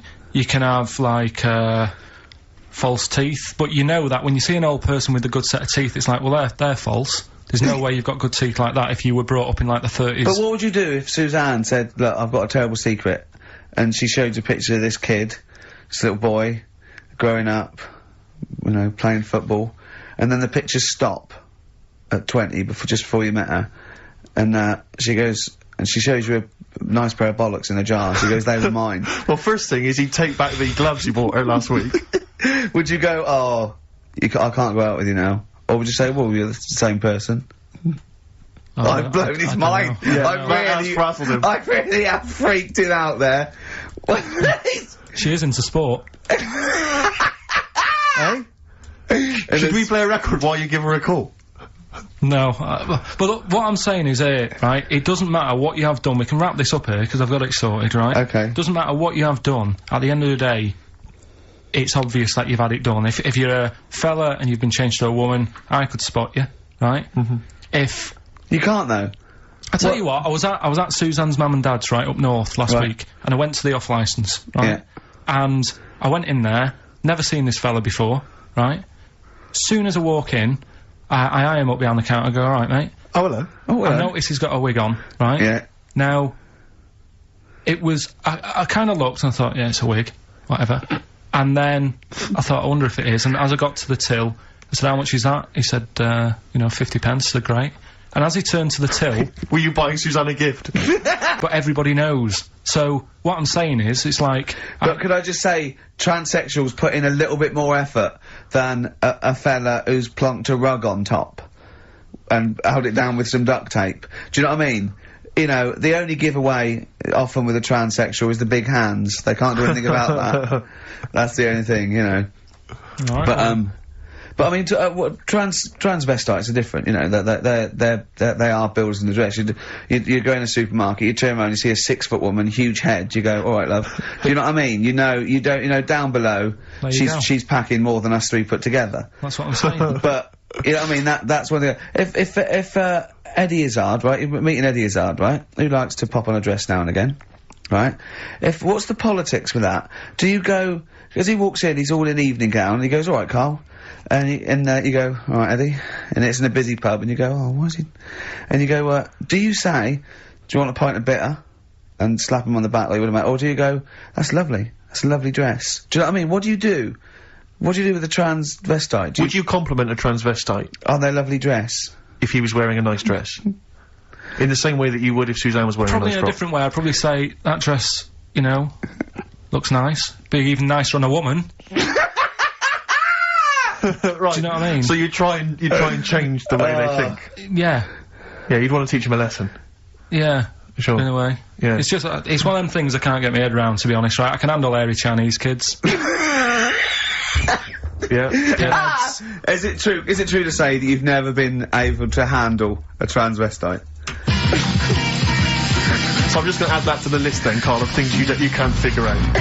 It's like 4 volumes. Snoop Doggy Dogg, obviously, in the classic What's My Name? Yes. XFM 104.9. We've done that, so that's good. We've done... So we've solved the whole transvestism issue. Yeah, let me just check. We've done hairy Chinese kids, people having their knobs cut off. I think we've touched on the war as well, we've sorted that out. We've done freaks, haven't we? We've done freaks with no arms and legs, haven't we? Take that. Just don't think there's any other areas of possible offence. Have we done Forrest Gump in a wheelie bin? Well, we touched on your Auntie Nora, but haven't mentioned her fighting for 5 minutes, or her showing you her clunge. Hold on, let me see. I don't know if I think we might have... I'd definitely like to hear the word clunge more often. Yeah. On this show. Her Mary. Anyway, leave that. Yeah. I'm still none Mary. I'm still none the wiser on that, but... we'll leave it. Right? I love the fact you are such a you're such an old man, aren't you? You're such a reactionary old man, the way you talk. You are the sort of bloke, I imagine you and your father stood in a pub, if a man came in a dress, oi, you're a bloke in a dress, take it off. We were talking last week we were talking about things that you can, sort of say and do when you're sort of like 40. I thought another one, nod to a policeman. Yep. Definitely. They're on the beat, they're going along, you're going your duty, you're going on, yeah, I know you're alright, I know you're alright. Yeah. Never mind these youngsters shouting at you and knocking your cap off. Exactly. It's that you can nod at if a copper. You're 40, you can nod at a copper, because it's like going, I know what you're up to, it's a difficult job, and you're doing it well. Yeah, I respect you now, I didn't when I was young, I know what I was thinking of, well done, mate. Well, I like the one you mentioned last week, you're now of an age where a van driver might ask you to back him into a parking space. Yeah, well, you don't feel, you go, get out of the way. He wouldn't even consider No, me. get out of the way. Yeah. If you're under 30, you don't... It's like I was thinking the other day, if I was in a pub with my dad and, say, his mates, and they're all sort of 40 or 50, there is not one of them that would turn to me first with a pint of bitter and go, taste that, see if is that off? No, they wouldn't, they wouldn't want your never opinion. Consider me. My opinion is the last one they're interested in. Yeah. Is that off? Things you can do over, I think, maybe 50. Wear a flat cap and not like a prat. Yeah. You know, you're wearing It's it a because your fashion head's statement. cold. Yeah, exactly. Yeah, you're wearing it because your head's cold. You're 50 years old, flat cap, fine. Yeah, or just wear a suit and tie without having to go to an event or a convention just or get to up work. and pop on a little old suit and tie. Just pop on a suit and tie. I'll tell you what, I love seeing old boys in a suit on Sunday. Yeah. Do you know what I mean? Yeah. They've got shiny shoes and they're 75. I've got and they go photographs. down the pub and I think it's brilliant. I got photographs of one of my late grandfathers, he must have been in his 60s, on the beach, wearing a suit. Wearing a suit on the beach. I think I got a feeling he's even got a knotted handkerchief and a full three-piece suit. That's great. It's brilliant. It's a decency all my time. grandfather, in my mind, was always wearing a suit. I never saw him not wearing a suit. I think he wore a suit to bed. I can't imagine him taking that suit off. It was always... Maybe it was an all-in-one, pull-on one. But he didn't... I mean, what the weird thing is, though, it wasn't like he worked in a bank all his life. I think he was a builder. And then he retired and thought, it's time I should start wearing a suit. I know. Oh, I love it. That's just, you know what I mean? It's because they've got to do something then. They've got to get up and they make an effort and they're still part of the world. As opposed to me already just walking around in my pants. Yeah. Do you know what I mean? It's like there's no point in getting dressed, I'm not going out. Yeah. Or everything's got an elasticated waistband. Yeah. Yeah, you don't even consider a pair of trousers. Slip-on shoes, pull-on trousers, I have never seen a man with more Velcro in his closet. That has got to be for you the best time-saving device ever. Velcro. It's great. Just me and a baby girl, a dry white baby. I went to the awards. Has your tuxedo got Velcro? Well, I was still talking about that. The award show. I went home. When did we stay there? We went to 12 or something. Anyway, I went home and I was watching telly at the end, right? And I was eating. I had these sesame seeds because I was hungry. I had a few. And in the end, at the bottom of this jar of sesame seeds, right? Oh, there's tiny little seeds, but I didn't want to waste them, so I sort of poured them into my mouth and sort of like ate them like millet, like a budgie binging. Yeah. I went to bed, got up the next day. I thought, oh, I felt a bit sweaty. I had a resolve, and there was loads of seeds still in my chest. What, in the hair on your chest? Yeah. I had to pick them. It took me ages to pick them out before I had a bath. So they must have stayed there all night, but not with the, with the cheese and alcohol that was coming through my pores. These seeds had, well, they started growing. I'd have to mow my chest. Oh dear. Your girlfriend's a lucky woman. Sesame seed chest. What we got, Karl? Oh, do you remember we were also talking about, names you cannot call kids now?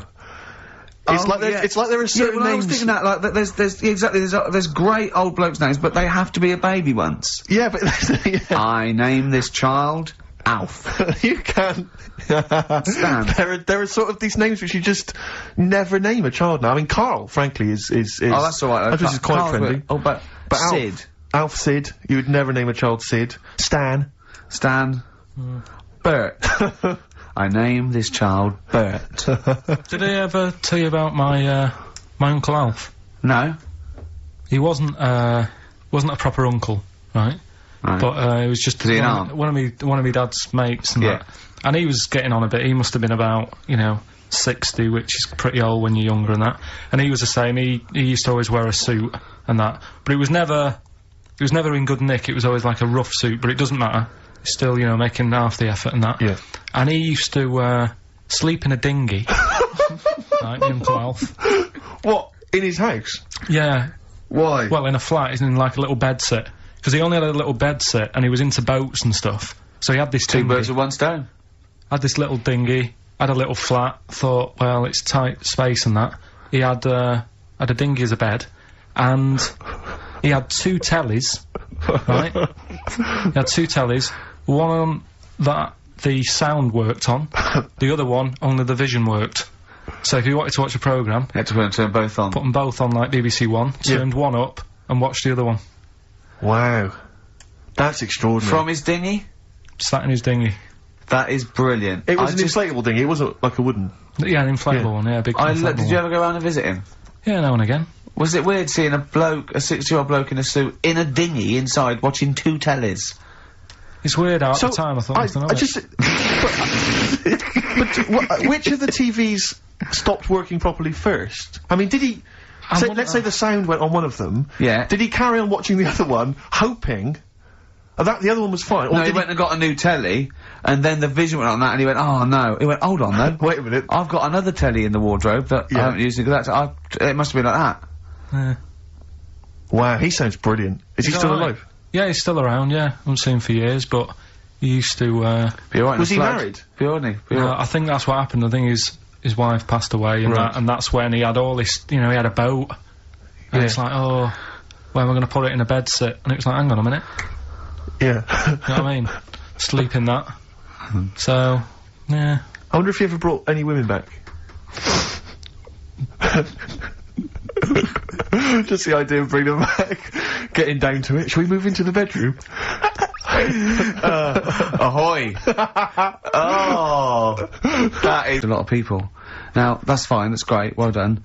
What I'm annoyed at is why those people are allowed to go up the mountain in the first place. Yeah. Don't go up there, it's dangerous. Yeah. You're at your own risk. Yeah. Do you know what I mean? Definitely. It's ridiculous. Just posh, beardy twats climbing mountains and sticking a flag up there. Why climb? I don't want you to. I don't want you to. Am I paying, is there any point, Rick, where I am paying for people to get rescued from mountains? I'm not sure. I think the lottery's doing it now. Fine, because I'll tell you, if it was my money, I would be livid. Well, that's the point, isn't it? I mean... you should have to take out insurance if you want to climb up a mountain. You should pay for it. Yeah.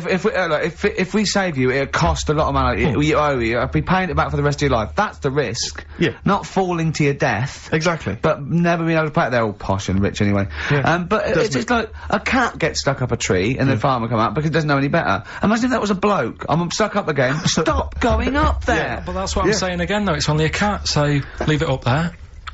Get another one. Absolutely. And there's the skeleton of Tiddles. I couldn't be bothered to go and get a ladder. No, but it's the same. A few weeks ago, everyone was making a fuss over that sheep. That was the first cloned sheep. Yeah. And it died. Clone another one.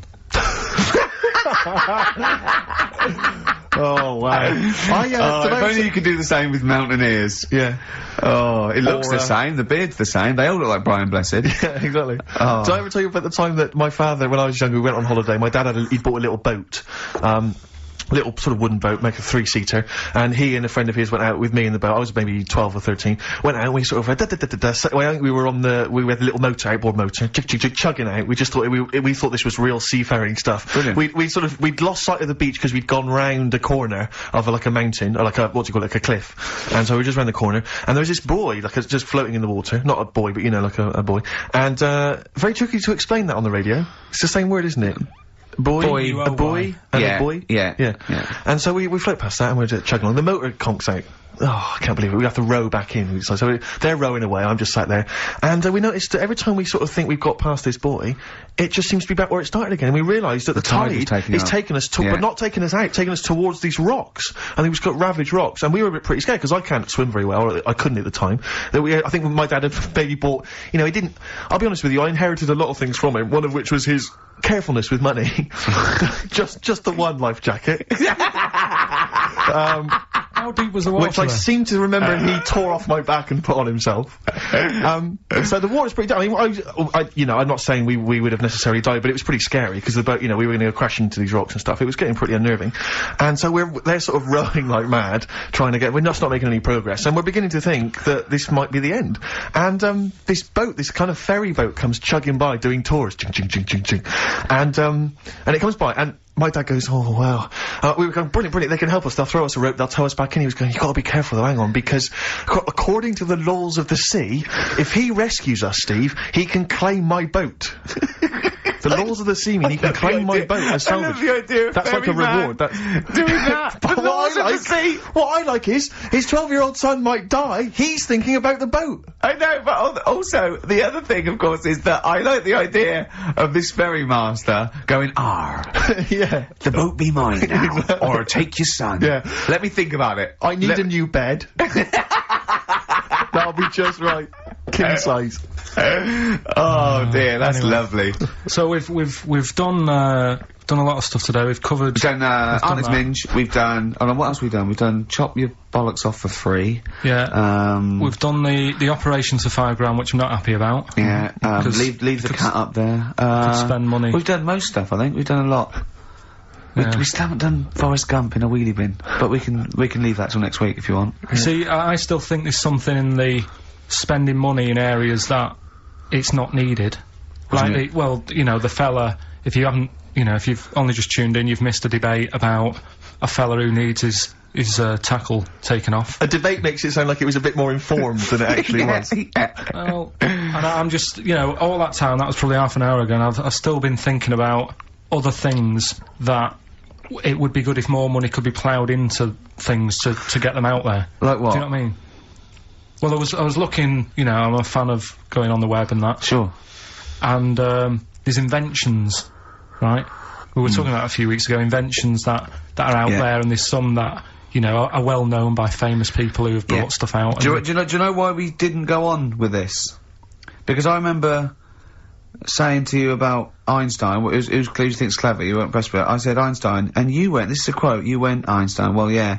Now, I've never needed, you got it wrong, you went, I've never needed MC² in my life, but the fella who made the video recorder, I watch one a week. Yeah. Right. That's right. Brilliant. And it's the fact that everybody's got one good idea in them, Yeah. right?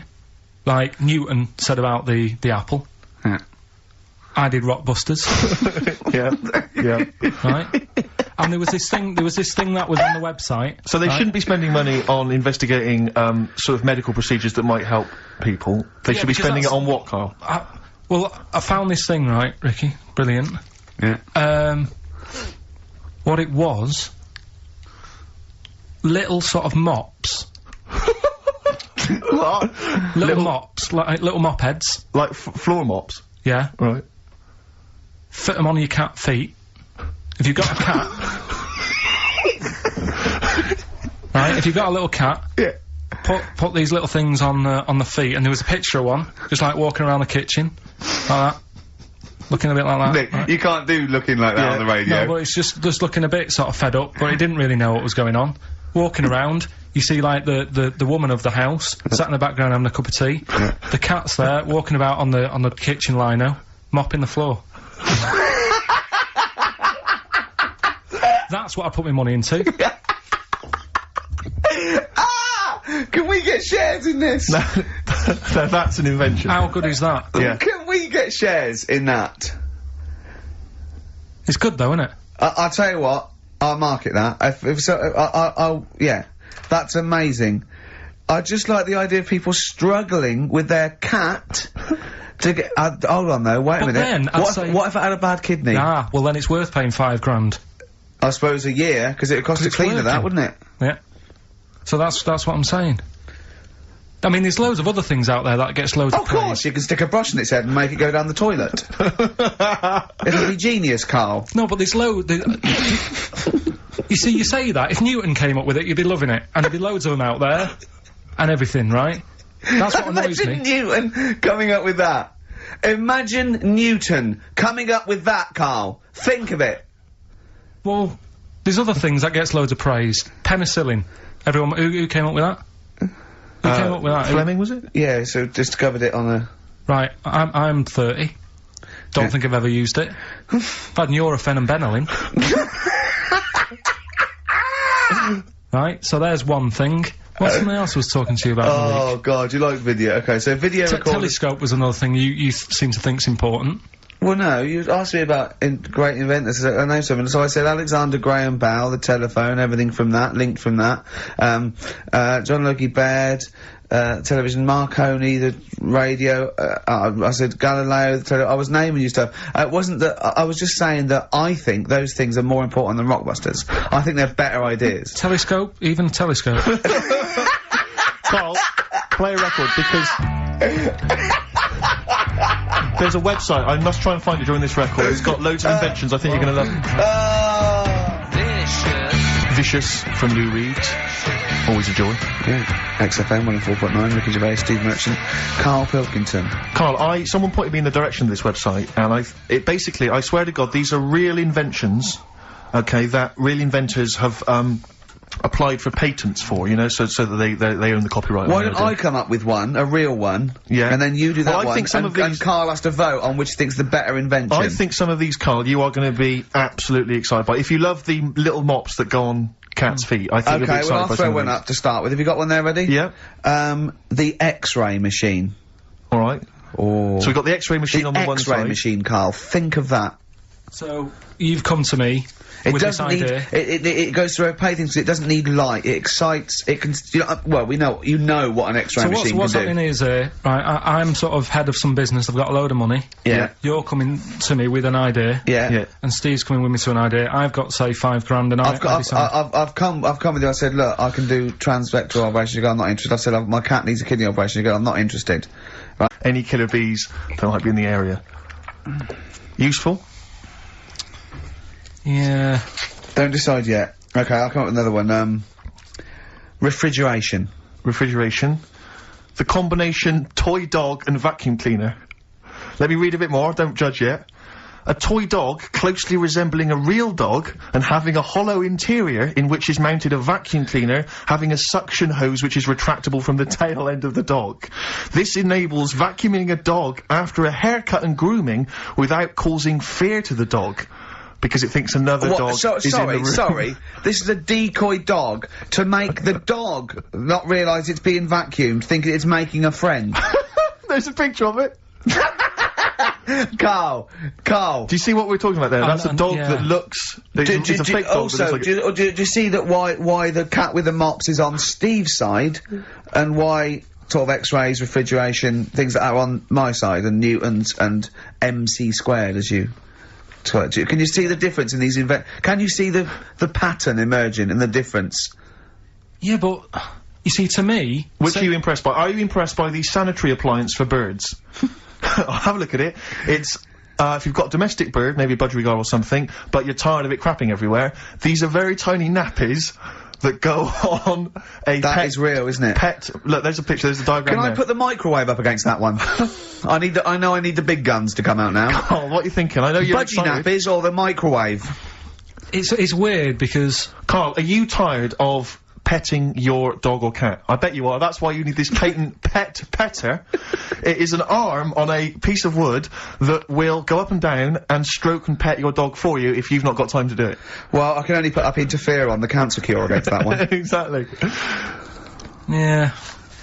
You see, a lot of these things... These are all genuine inventions? Yeah. And if the time was right, we'd say, get them made. Do you know what I mean? If there was a bad swarm in London, I'd be saying, get the B-man on. Yeah. Right? What, lose the X-ray machines, I don't care about broken bones for now. Well, at that moment in time, that would be more important than... Do you know what I mean? We know people have been stung, we don't need to look inside them. Sure. Do you know what I mean? It's all about... It's like the telescope now. Isn't it impressive? Sure. If you want to see something in the distance, get on the transport and go and see it. Do you know what I mean? You don't need to look at things in the distance. Right, sure. Whereas budgerigars are shitting and pissing all over people's homes. Could we put these... I'll tell you what, Carl. So it's... Looking at supernova and trying to find out more about the universe, its conception and its eventual end. Forget that, Rick, because I've got the cheese-filtered cigarette. Oh, now tell me more. This is a cigarette where the filter is actually made from cheese. Apparently, cheese acts as a very good filter for tobacco, so the smoke passes through the cheese, thus you will induce a kind of smoky cheese. And also, smoking, you know, might make you a little bit peckish, and you can just nibble that, so there's no dog end lying around the pavement. Or budgie shit. It's a cleaner place, and you haven't been stung. Brilliant. Right, now listen, so that's that done. Yeah. We've done that as well. Yeah. We're running out of time, we've got like 5 minutes left. Winner for Songs of Phrase. Alright, give us the answers. Right. We did this at the start, we haven't even got time for the film thing today. Oh. But, we'll do that next week. Songs of Phrase, it was a phrase, you never see an old man eating a Twix. I love the fact that we haven't got time, like, we've had such important stuff, and it's been so jam-packed and interesting, not that it's been drivel with gaps we could have filled much better. Yeah. Don't look at it like that, like, What, with his film quiz? Come on. Oh, dear. So, Songs of Phrase, you never see an old man eating a Twix. We had to change it to Mars Bar. Here's what we had. Jerry and the Pacemakers. Echo and the Bunnymen. Something like David Bowie. And the Beach Boys finished it off. Oh, what do you mean I thought that one was? What do you mean? Who's the winner? Oh, it doesn't matter. You gotta give the answer. Who was that one you didn't know it was us? It was Neil Young, wasn't it? Jim Crochet, is it? Old Man River, it's called. Jim Crochet. Old Man River? Yeah. Jim Crochet sang Old Man River? I don't think so. What was it? Who cares? Right. Well, people... I can't believe this. Old Man River, it was. Let's give the prize to... Jim Crochet wouldn't have sung Old Man River. Well, let's give the... Paul Robeson. Let's give the prize to Mitchell Sterling, who has got some of the answers right. On XFM 104.9. We'll be playing that great quiz again next week. Next week. Ricky Gervais with it on XFM Sports. And if you want to send an email, it's rickygervais.co.uk or check out the website on XFM's All the Comms. Good night, 3:30. Coming up is Daryl Levine and Stoopy Nows.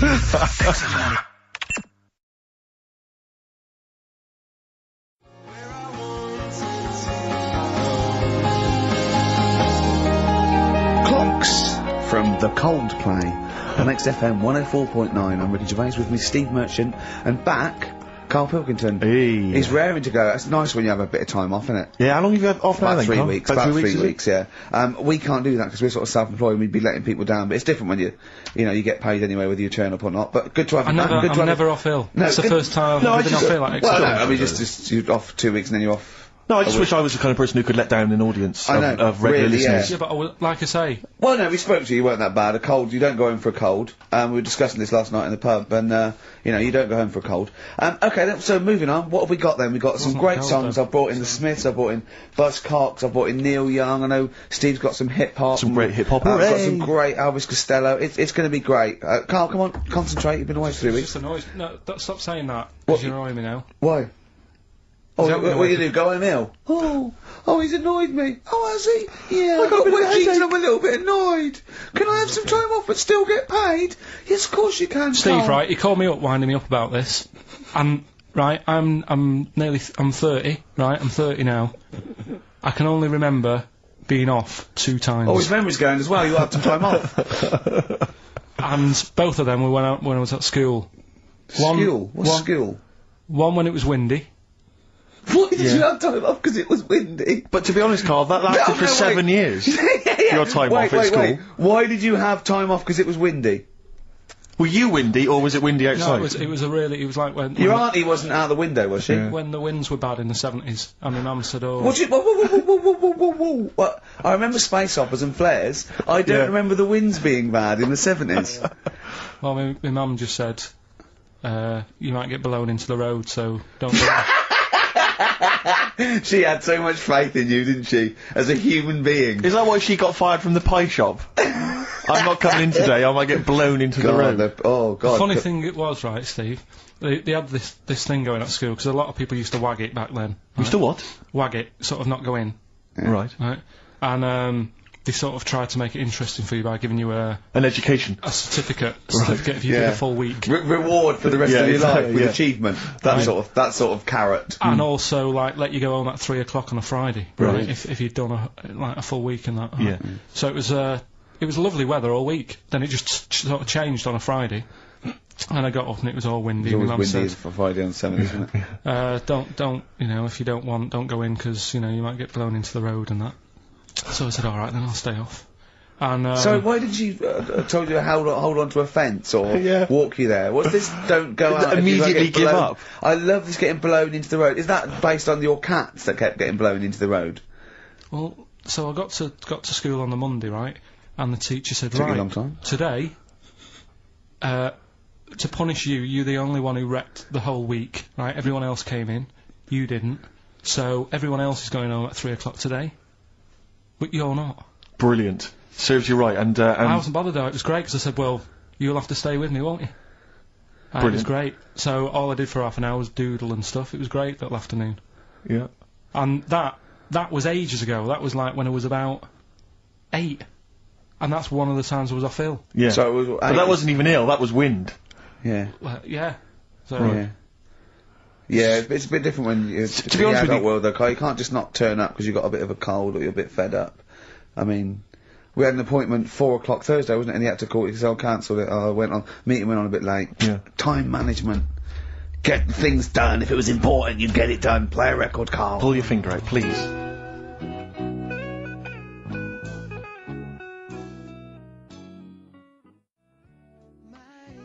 Which we then give away on VHS, worth $6.99. and something new we're trying out because Rockbusters He's dead, thankfully, yes. is it's gone for a bit. It's over. Crosswords. Crosswords. Oh, this sounds intriguing. Where'd you get the idea from? What's the basic format of this? Right. What I've done is I've take like a popular saying from the show. A popular Yeah. what? A popular saying, something that crops up quite a lot in the show. In our show? Yeah. Yeah. First thing that sprang to mind was there's this hairy Chinese kid. Oh, classic. But more commonly, it would be something like, Karl, you're an idiot. Yeah, play a Karl, record, you you're idiot. a fool. Karl, you're a fool. Oh, what did you mean? You let us down again. Yeah, You should Karl, been where have here. you been? Yeah, oh, you've got a headache, have you, Karl? Yeah. You better have a lie down. Oh. Typical Yeah. phrases like that, Yeah, sure. typical phrases like that, yeah. Karl, you're a loser. Yeah. Oh, yeah. Right. And what I've done, I've got a load of different songs and took words from the different songs and then joined them together to make There's This Hairy Chinese Kid. And then people have to email in and say what the 5 songs were. It sounds like the most complicated game ever. I'm looking forward to it. Have you heard any of this, Rick? Because I've not heard this at all. I'm not familiar with this. Well, all it is, it'd go like, "Oh, Chinese kid," and it's from sort of 4 different songs, and you've got to identify the songs. Right. Wow. How many songs in this, Karl? 5. There's this hairy Chinese kid. Okay. Right. So. And what are the prizes for that? Are these the prizes? Yeah. Alright, well let me tell you what they are. They're not too bad actually. We've got Live Forever, which I assume is a CD that ties in with this new film. Think of that! A well-known phrase from the show, and it's hairy Chinese kid. Yeah. What other? Where would you There hear is no that other radio show in the life? world. This is. Go on. If you've just tuned in, I mean, what are you do you thinking? think if you've just tuned in? You're going, well-known phrase from Shaw, hairy Chinese kid. Oh yeah, classic. They'll be playing that in charades this Christmas. So yeah, this is a CD that ties in with this new film Live Forever, which is all about Britpop, and so there's stuff on there from Oasis, Blur, Pulp, etc. We've also got another Red Dwarf DVD, Marion and Jeff, the first series of that, excellent. That's on VHS sadly, but never mind. And also the very best of Led Zeppelin, a 2 CD set there with all the classics on. So that's not bad prizes actually. Karl, you've done yourself proud. We've upped it. We're getting serious now. We're playing in the the bigger league. We've upped the stakes. We want Heat magazine not to lose touch with us just because Rockbusters is gone. Yeah. I think they're still behind us. So we've got film. You appear in a film. We've got crosswords. How is that to do with the crossword? Because I've got words and sort of cross them. Okay. Right, you don't really cross them. But, good. So words. We're playing a game called Words. Word Song. Hello and welcome to Word Song. And obviously I imagine there'll be some more great music. But we've got a new feature, haven't we? Which one's this? Are we doing within the Monkey News, the new feature? Oh, Steve. I'm excited. You know Monkey News is my favourite feature, so what have you added to it? Explain it. Right, well, there's been loads of stuff going on in the past few weeks, right? But for the times when I struggle, when sort of monkeys have had a quiet week, and there isn't that much news going on, right? Come up with this thing. I sort of speak to an expert. I've spoke to him already. You spoke to an expert, a monkey expert. Yeah. And I ask him a question. Wow. Right. The feature, it's got a good name. That's the way I work. Yep. Cheapest chimps. Right. Okay. And what I do, I ask them a question about, how much does it cost to, keep one? How much does it cost to, feed one for a week? Yeah. All this sort of stuff. So I give out like a monkey story, and if that isn't enough for people, they'll also learn something else at the end of it. Right. Yeah. So like... It sounds fascinating, can I say right now? That's just some of the things that we've come up with. Play a record, Karl. Please still continue to listen there. Yeah. Baby, come on down.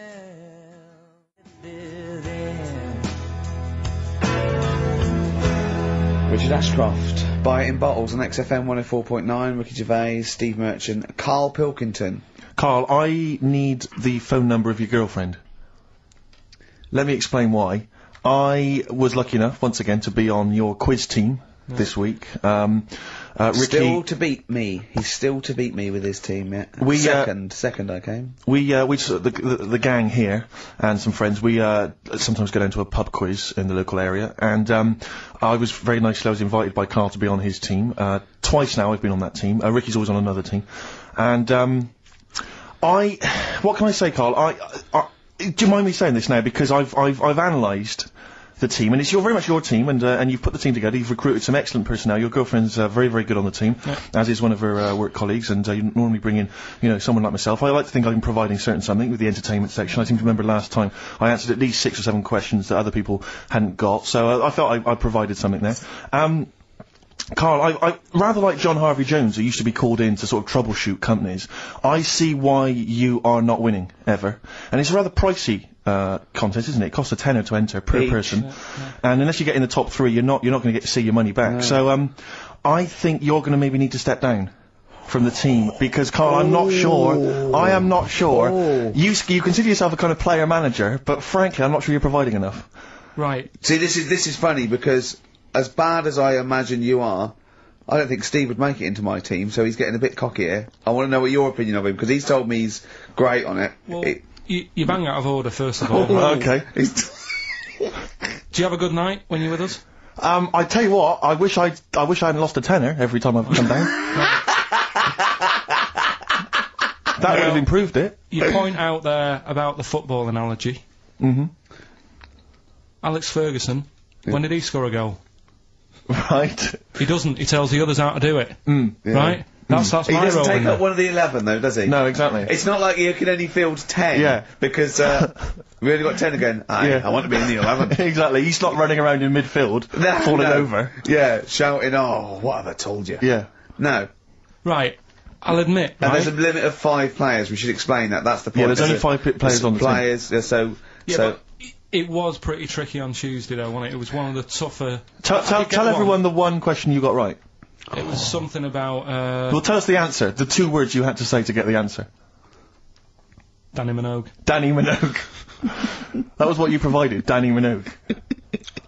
Is this valuable? Well, no, not really, because 1.6? there was at least 2 of us who also knew the answer. Oh, well, we gave him. He didn't provide anything. No, exactly. We gave it to Karl. We massaged his ego. But dear. I just feel Karl. do you know what? I feel a bit bad now because I just sort of either had a crushed face. Then. Can I just tell you right now? He just can't believe this. Can I just tell you right now? I think the problem is this. I think there's that precious 5th position that is not being filled at the moment, I think consistently enough by a decent player, right? You've got a solid team. I'm thinking if you want to remain on the team, you are going to have to pull your finger out and find a 5th member that is going to provide, and I'll tell you where the weaknesses are, I can tell you right now, mate. The weaknesses are natural history and science. Something which Ricky Gervais is scoring on week in, week out on his team. There is a few... Now, if he was available for a transfer, we could be fine. But we've got to find someone to fill in that space. Otherwise, I'm either going to quit, or you're going to have to step down. Because I don't think I can be on a team where there is these obvious deficiencies. There are visible deficiencies in the team. And, you know, the £10. That's £10. I'm not made of money. That's once a month. I've seen him depressed for 2 hours when he lost £20 at a casino after Don't bring 5 it back. hours playing. Don't bring that back. Don't bring up that again. Yeah. That story. He doesn't like wasting money, Karl. You know that. What do you think? What's the solution? We've got to think proactively now. We've got to sort this out. See, there's always other things going on in my mind when I'm in that pub quiz. For me, it's just a little bit of fun. Sure. It's a night out. Do you know what I mean? Suzanne enjoys it. Yeah. Bit of a get-together, we have a chat beforehand. Yeah. We have a bit of fun. Yeah. But there was other things on my mind. Karl, I could do that here. I don't have to lose a tenner. Wait, what were you thinking during the quiz then, when the questions were coming out? What were you thinking of? Well, what it was, right, just before the quiz started, I had to go to the toilet, right, because the rule is, right, people who don't go to it, once it starts, phones off, no more toilet. They take it dead serious, don't they, right? Yeah. So, I went to the toilet. Now, I'm not being out of order here, it just got me thinking, right? I went to the toilet. The gay fella in there, right? There was a gay fella in there. Gay fella in the toilet. Now, How could you tell? How did you know? Just typical, you know, everything about it, right? Everything about it, right, yeah. Oh. Well, large handlebar moustache, leather cap. Butt plugs, amyl nitrate. Could I just say that these views do not reflect the views of the management of Should have their own little cubicle. Call in! They should have their own, well, not cubicle, you mean an actual toilet, I suppose. When I was at the urinal, Yeah. normally, you know, there's a fella there and you go, alright. And there's no pressure. But I couldn't go. I was thinking, should I wait? If I go into the toilet, it'll look obvious.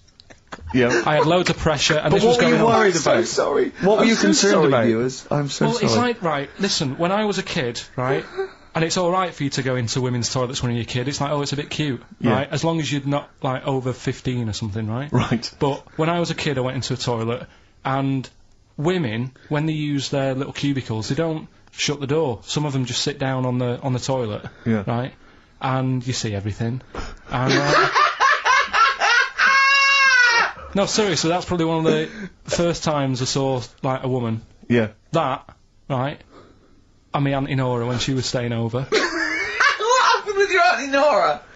She was, she's into wearing caftans.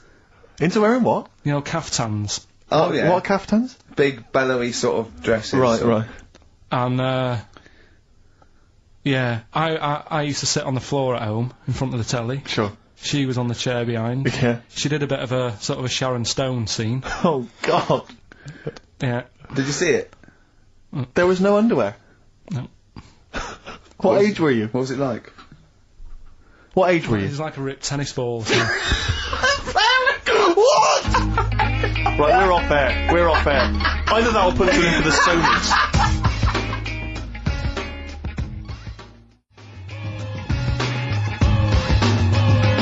That's how I'm living.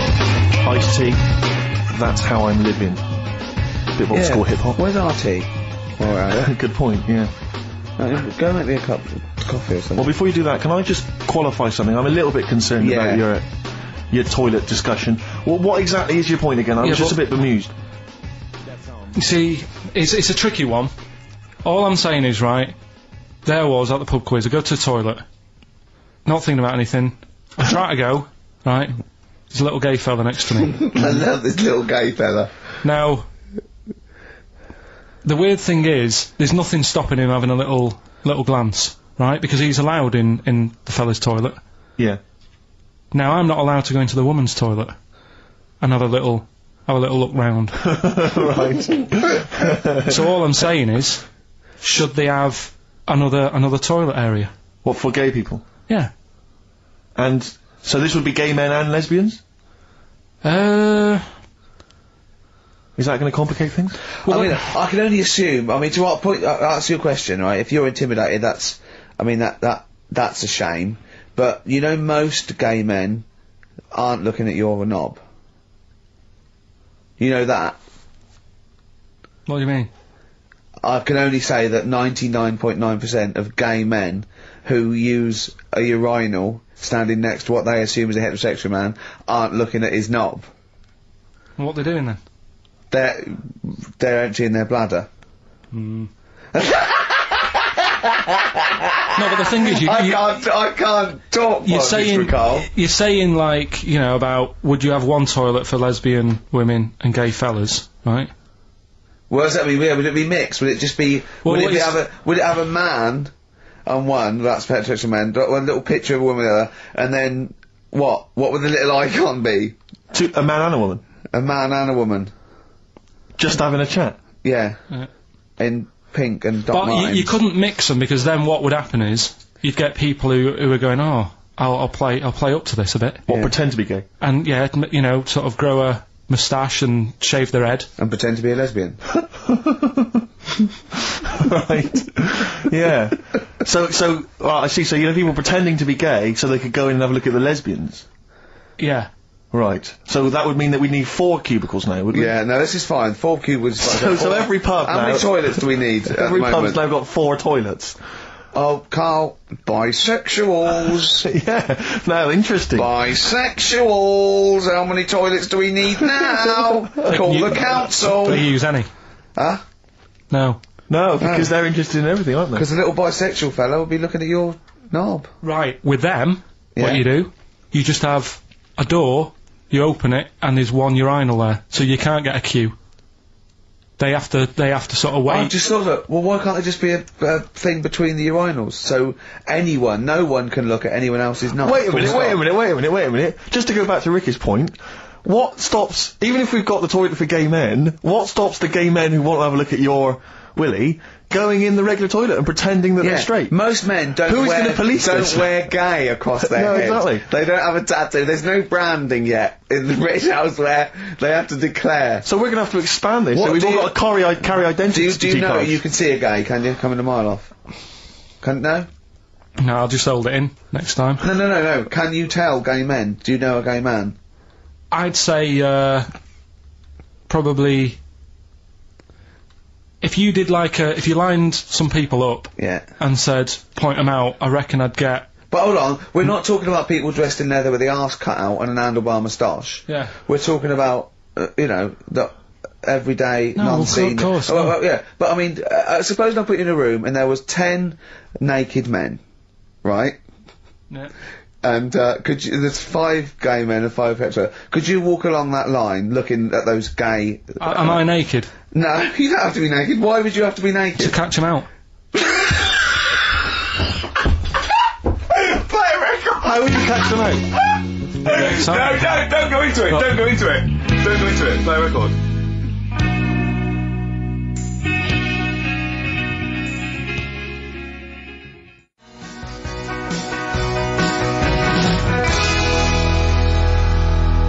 The Thrills, One Horse Town on XFM 104.9, Ricky Gervais, Steve Merchant and Karl Pilkington. Now Karl Pilkington is getting ready.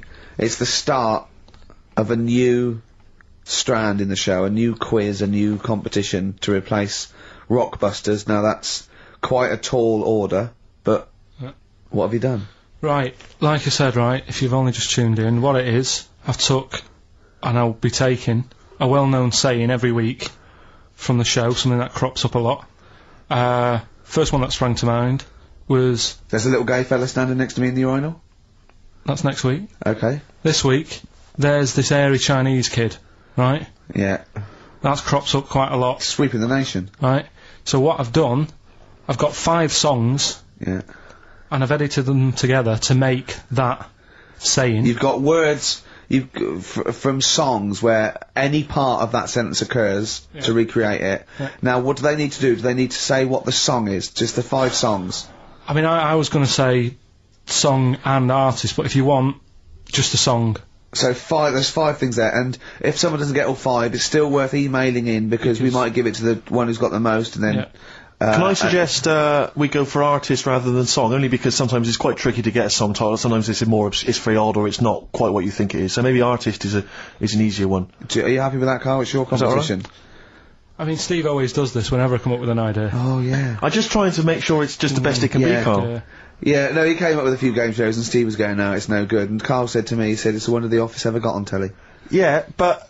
Well, we shall see how Cheapest Chimps plays out, but frankly, the fact that you said to me, Steve, I've come up with the best game show ever, it's called Cheapest Chimps, what's the idea? I don't know, I just like the name. It's something to do with chimps. I thought, well, I'm not sure that's the best game show ever.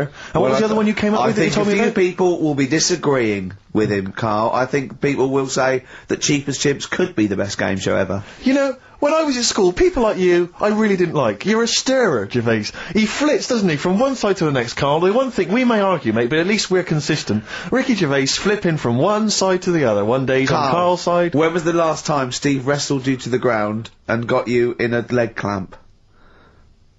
No, you're right. Never. What, is that supposed to be a good thing? Well, did you see us? Yeah, I saw you struggling in Karl's office earlier. He was punching my legs to release me. We were on the floor, and I was squeezing him with my mighty legs, wasn't I, Karl? Right. It was like, I imagine that's what a crab feels like when an octopus has got it. We were playing that, weren't we? So anyway... So, I'll play you this clip now, it's 10 seconds long, we'll play it a couple of times because you'll need to take it in. So here it is then. What are we saying? We're saying artists? Let's go with artists. Artists, so email in ricky.gervais@xfm.co.uk, name the 5 artists it has taken.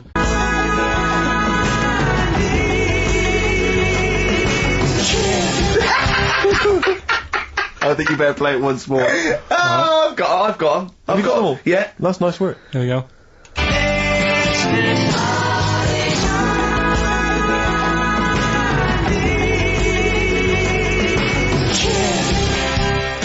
I can just remind you now that the prizes include a Red Dwarf DVD, Marion and Jeff, the first series of that on VHS, a Live Forever Britpop CD, and also the very best of Led Zeppelin. Let's play one of those actually while we're here.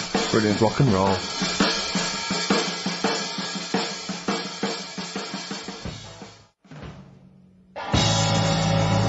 One of the prizes on Karl's competition this week is the very best Led Zeppelin, that's obviously rock and roll. We've also got Live Forever, Britpop CD, Marion and Jeff, and Red Dwarf. And should we play it again? So people There's have got this another hairy chance? Chinese kid. Who are the artists? Here we go.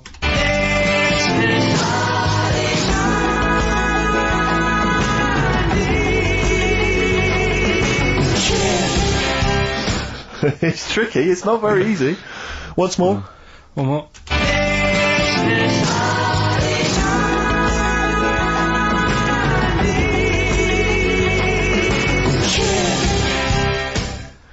hard. There you go. Ricky.gervais@xfm.co.uk. Those prizes can be yours. I, at the quiz, also discovered, of course, and, I don't know, I'm just intrigued to know, Carl, I'm just intrigued to know. It was your girlfriend's birthday, wasn't it? Earlier in the week? Or last week? On Monday, yeah. And, I mean, obviously it was a triumph with the stuff you got her for Christmas. The condoms. The box of condoms? Box set of condoms. Oh, yeah. not just the singles, the whole set. Yeah, a complete collection. Brilliant. So what did you go for this What did time? you get her? Yeah, but... No, Yeah, but it's her birthday. How long have you been together? About 9 years. Okay, so, God, it must cost you so much. No, but it starts getting tricky, doesn't it? Because I spoiled her a lot in the first few years. Yeah. So then you Here's start... a packet of rubber bands, enjoy them. Oh. Well, it's what she wanted. Okay. I mean, you're making out as if... No, everyone wants paper clips. Come on, what did you get her? Got her a new pair of gloves. Right. Alright, well. And? What, nice leather ones from Selfridges or Harrods or something? They were good ones, they're the sort she likes, so... They weren't... Well, they weren't the little woolen ones that she had. Yeah. I thought that was a joke when she said he got me these, because I laughed. No, but I know that's... The one she did have, When they said it's his birthday, right, it was her birthday Monday, and me and Steve wanted to get her, and she went, he got me these, because she had those little woolen gloves on, I laughed, because I thought she was joking, Carl. That's what she wanted. Right. I've told you before about buying presents. Did those gloves have your name sewn in them? And a piece of string that ran over the back of your duffel coat? You know, I've never been into getting presents and that. I had the problem at that Christmas one, that time with the Victoria Plum. Yeah, we'd hate that. We'd hate to bring that back. We've done that. Because you talked about the book, because it's kind of to do with your dad, isn't it? He's a very bad gift buyer, was that the problem? Well, yeah, my dad just wouldn't bother. It was my mum who sort of made an effort, and she sort of worked out half of what I wanted, then she left it to me dad to get it off someone, see if he could get one cheap or whatever. I love the fact that usually people talk about, like, drinking heavily, or, violent abuse, right? Yeah. But here's what he's been left with and scarred with from parents is bad gift buying. Yeah, and That's the not so Victoria bad, Plum is it? incident. In the greater scheme of things in the world, Yeah, but- that's not a bad thing to have, is it? Right, there was this, this is what it's like about getting presents and stuff, right? With my mum and dad. Go on. My mate, Colin, right? He Colin had, Mackin? No, Colin Bailey. Oh, right? He had a, little, Sinclair Spectrum, right? Yeah. Computer. Yeah. Which was like the thing to have at that yeah, time, yeah, right? yeah. You used to always go round to his house. The deal was... Not the one you had to play through the window because you weren't allowed to. No, that's another lad. Oh, right? yeah. This is a different lad, and the deal was, he came to our house, and my mum gave him a pie, and then I'd go round to his, and I'd stay there for a few hours playing, you know, Hungry Horace and stuff like that on it. Sure. Right? Now, my mum and dad knew that I really wanted one of these computers, right? So I waited about a year, came round to Christmas Day, I thought, I reckon, might have one. Turned out, they bought me the wrong one. They bought me a ZX81 instead of a Spectrum, right? And, Christmas Day, I'm there trying to load the games up, it's not working, I'm thinking, what's wrong, right? And the thing with me, when I was a kid, I used to get quite sort of agitated. This is the moment. Right? I found out that it needed a RAM pack to make it work, right? Looking in the thing and it's saying, and make sure you put your RAM pack in the back. And I was like, oh, where's the RAM pack? And my dad's going, I don't know, I've got you the main bit. That's it. So, I was that wound up, I just was sick, right? Just sick. I didn't feel sick or anything, I just was like, oh god. Went to the sink, just sick. Because I was that on edge about it. I said, come on, we've got to get one. And my dad's like, Tandy's shut, we're not gonna get anything today. Ruined again, Christmas Day. That was after the year when my train set got blown up by our kid. The following year, no RAM pack. And now you ask me why don't I get good presents? He's scarred. He just I'm threw gonna up. die. Honestly, I'm gonna die. He's just screaming sick. Yeah. There's no RAM pack. What? Did you get to the bottom of it? Why wasn't there a RAM pack? You have to buy them separate. Oh, It's one of them okay. cons. What do you mean I can't play Frogger? Oh no. So, wasn't there another incident when you threw up? Spontaneously threw up? Oh. Through sheer anxiety? I do get it. It's not so much now because I've relaxed a bit. But as a kid, I used to be quite on edge all the time with certain things. Do you think that's what happened to your The cat wind. that kept being sick? That it didn't get the food it wanted, and it just threw up? Do you remember that? Yeah, yeah. God, so they shaved it. Yeah, but again, you see, the cat thing, I mean, it's mad. I was thinking about it the other day, right? I used to think I had quite a normal upbringing, You didn't. right? And someone was talking Your about the mother cat. once told you not to go to school because it was windy, Carl. It Yeah. was not a normal upbringing. The cat was being sick, so she shaved it, so it was easier to clean. Right, well, my mum and dad went on holiday, right? And I stayed at the Ross's down the road. Oh, yeah. Only a kid, must have been about 5 or something, right? And, I was always running around in the house. I had a lot of energy as a kid. What the Rosses did, they had this cat that was dead violent, the most violent sort of angry cat I have ever witnessed. A tiger. Honestly, Steve, if it was bigger, it would have been, because it was just always having a go at you. Yeah. If you went to pat it on the head, it went to bite you and stuff. And what they used to do with it, to stop me running around, I'd sort of be running around, and then I'd get a bit tired, and they'd say, have a lie down on the settee. So I'd lie down on the settee and I'd nod off. And what they used to do, I'd wake up and they'd have put the cat on my belly. Right? So I'd be scared to move because it's like it's going to get me. But it would keep you there. It kept me there, and it used to sort of slaver on me. And they'd sort of, you know, go out or whatever, and I'd be lying there. That's not normal, is it? Carl, sorry, were you created by the Brothers Grimm for one of their fairy tales? What kind of a life is that? A cat paperweight to keep Karl in place. He keeps blowing around. It's windy. We'll have to weigh him down. Be careful. Your mum probably told him that it's a windy day. You got to get something heavy on him. Otherwise, he just gets blown into the road. God. Bless him. Carl, let's just hear your thing once more. Give One people more a time. final chance. Alright, here we go.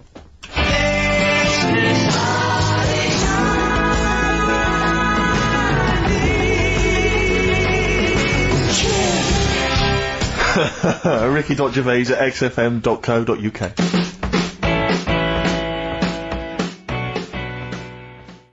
Can't stop the spirits when they need you. This life is more than just a read-through. Ooh, those chili peppers are quite hot. Can't stop. XFM 104.9. I'm Ricky Gervais. With me, Steve Merchant and Karl Pilkington. Alright. Karl, you know what the time is? Bong. Monkey news. Yeah. Right. Imagine if Trevor McDonald started like this. Yeah. There's been a lot of stuff going on that with monkeys. Oh, yeah.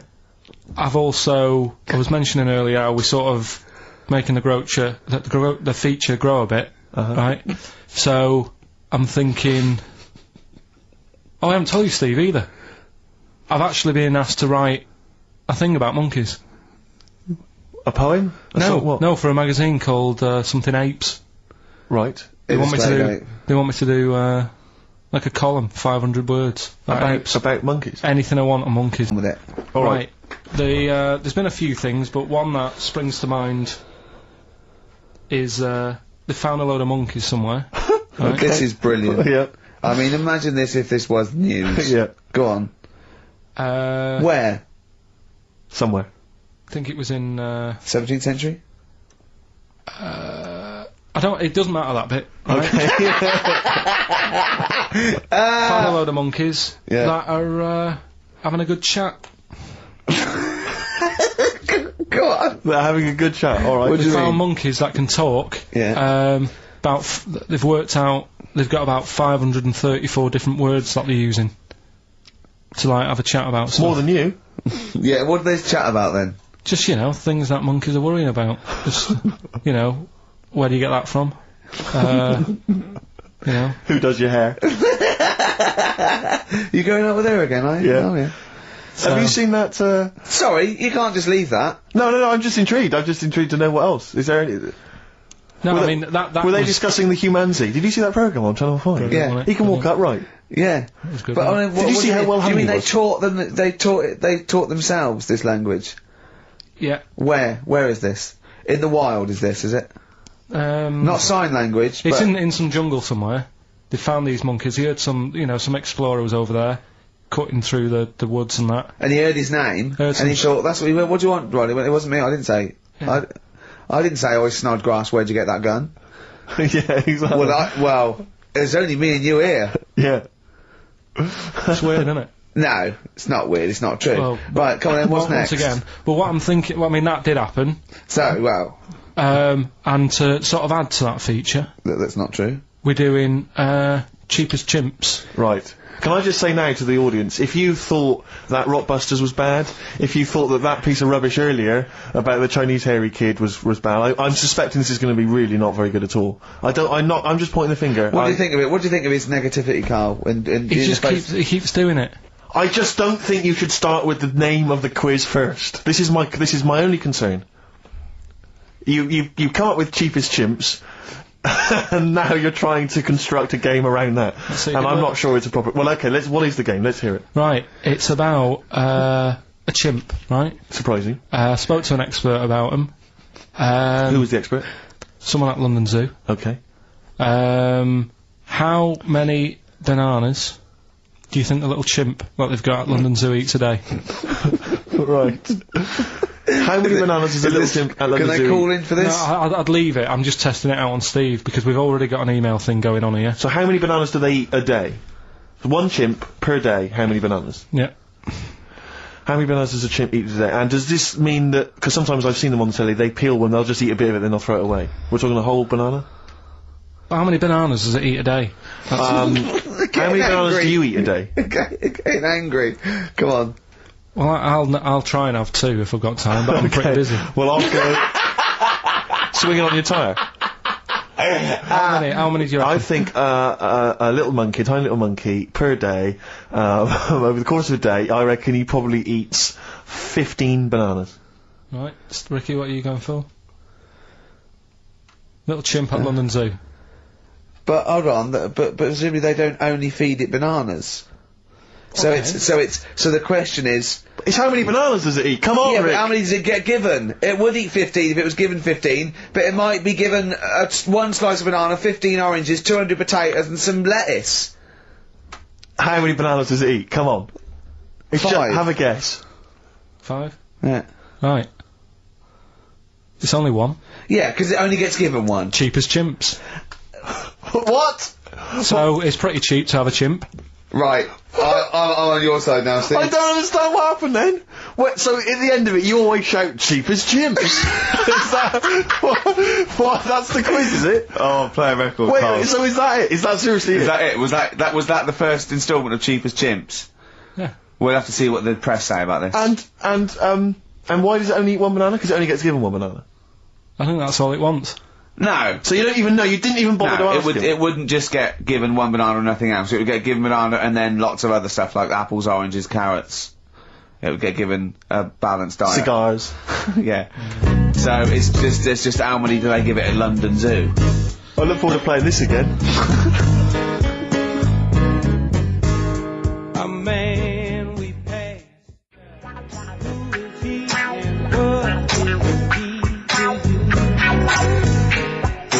Who is he and what is he to you? Who is he and what is he to you? We have not had any successful answers on your quiz, Carl. We've had people who've That's got what you get a when you maximum put of 4. a duck in a microwave. Yeah, yeah. Bill Withers. Nice. Alright? Cheers. So I'm not talking about cheapest chimps. That's safe. That's going to run and run. Yeah, that is going to run and run. That's really got legs. I'm going to check the press Monday. I can only assume it's a triumph. Exactly, another Pilkington triumph. Yeah. I'm going to give the prize, if you don't mind, Carl, to Karen and Jeff Gillian, because they're the only one that got... They were the only couple that got the second answer, which was very, very But tricky. they got 4 today. But they only got 4 right. But 4 is the top answer, so should we give So the answers play it, now? Carl, and then tell us who each one is. Right.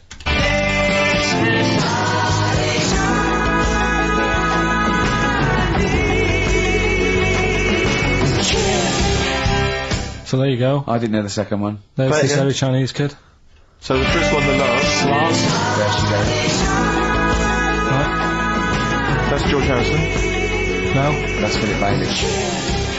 And that's Deacon Blue. Right. So it was the Lars. Yeah. What's the second one? Strokes. That was very tricky. That is hard. George Harrison for Harrison, yeah. Airy. That's all I could get. It was Ari. Ari Krishna, yeah. But no. Chinese Phil Bailey. Chinese War is. Yeah. And Deacon Blue Real Gone Kid. Real Gone Kid, yeah. There's this hairy Chinese kid. Very, very hard. I love the fact that the normal bit of that, like, the normal bit is like the well-known phrase, there's this hairy Chinese kid. Yeah, exactly. Like, nothing happened there. That's normal. There's this hairy Chinese kid. As a phrase that often... In fact, you're right. We must have said that phrase 20 times today. When was the last time that was said 20 times? Never. I don't think it's ever been said anywhere. There's this hairy Chinese kid. I mean... Even in China. I don't think it's... Well, it's very rare. Definitely not said in China. The prizes they've won. The prizes they won: Red Dwarf DVD, Live Forever, the best of Britpop, Marin and Jeff on VHS, and the best of Led Zeppelin. Well done to Karen and Jeff Gillian. I've also seen no proof of this hairy Chinese kid. None whatsoever. Excellent.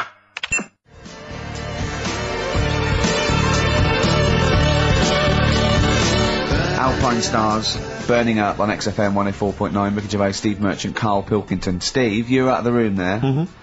Karl took a phone call from someone. Okay. He's found a cellmate. Right.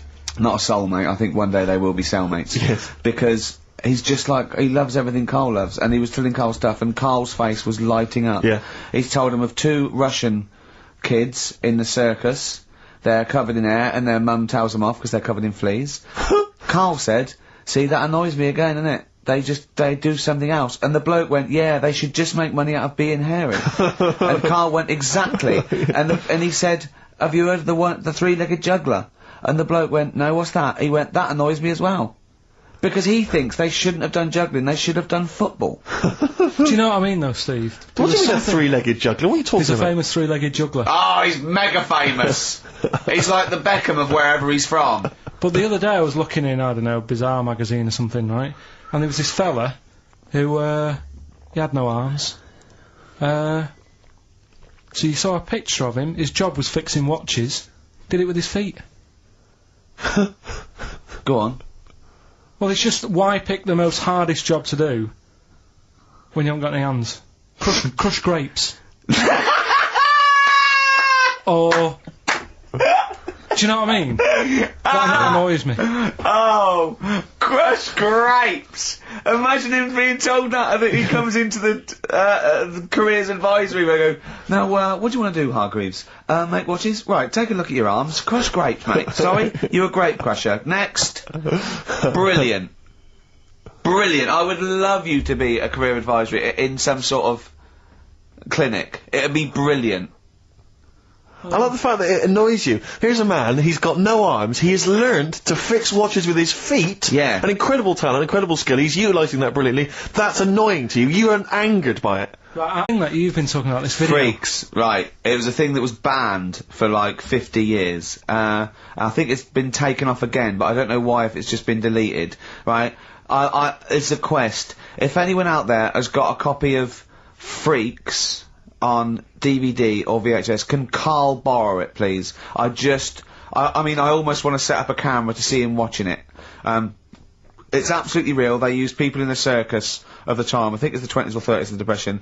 And there's people, there's coneheads, there's a bearded lady, all genuine. There's a bloke they call the Human Slug who's got no arms and no legs, Karl. And he's just there, and he rolls a cigarette and lights it with his mouth. I think I've seen his brother, who isn't called the Human Slug, is called the Pillow. Right. How does he make a living? He, Does anyone want to meet Karl for money? Do you know what I mean? Like that? the annoying thing was, right, there was a picture of him, I was going to put it on I think I've seen his brother.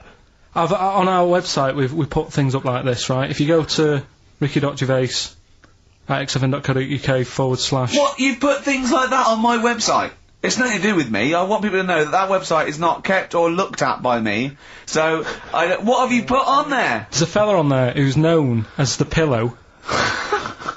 And he's, you see, I get a bit worried with things like this, because we're not sort of having a go or anything, it's just things that Fascinate me. you. Yeah. And, yeah, it's a guy, it might be the same sort of thing. What's your one I called? bet you used to stare at people with goiters, didn't you, when you were little? In Tesco's. Well, just go to xfm.co.uk / Ricky, it is. What's the worst thing you've ever seen on, like, a human face? You know what it is, and What I is don't it? want to talk about it. I can't remember. Have No. you told me? Yeah. What is it? But go It's not go the to, elephant lady. Go that you to said- the yeah. Is it the elephant lady? You talked about that, I know. Yeah, I don't want to talk about it again. Go to the website and see the human pillow. Why is he a human pillow? That's what annoyed me. I thought he was more of a draft excluder. Oh, that breaks all kinds of rules.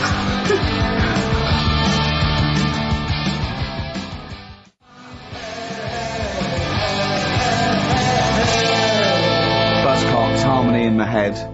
Now, things are flying here at XFM. People have called in. There is a video of Freaks on the way. Karl's going to see that within the week. That's exciting. That is exciting for me. Do you know what I mean?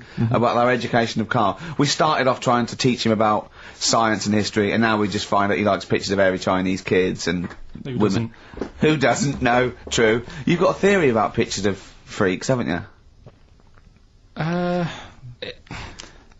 As you say, you always bring things up that I don't want to talk about, because I'm really worried that people, if you've just tuned in for the first time, it's the first time you hear it, and we're talking about hairy Chinese kids. Yeah. Talking about the human worm. Karl, listen. People don't think that you're taking the piss out of those people. They lump you in with them.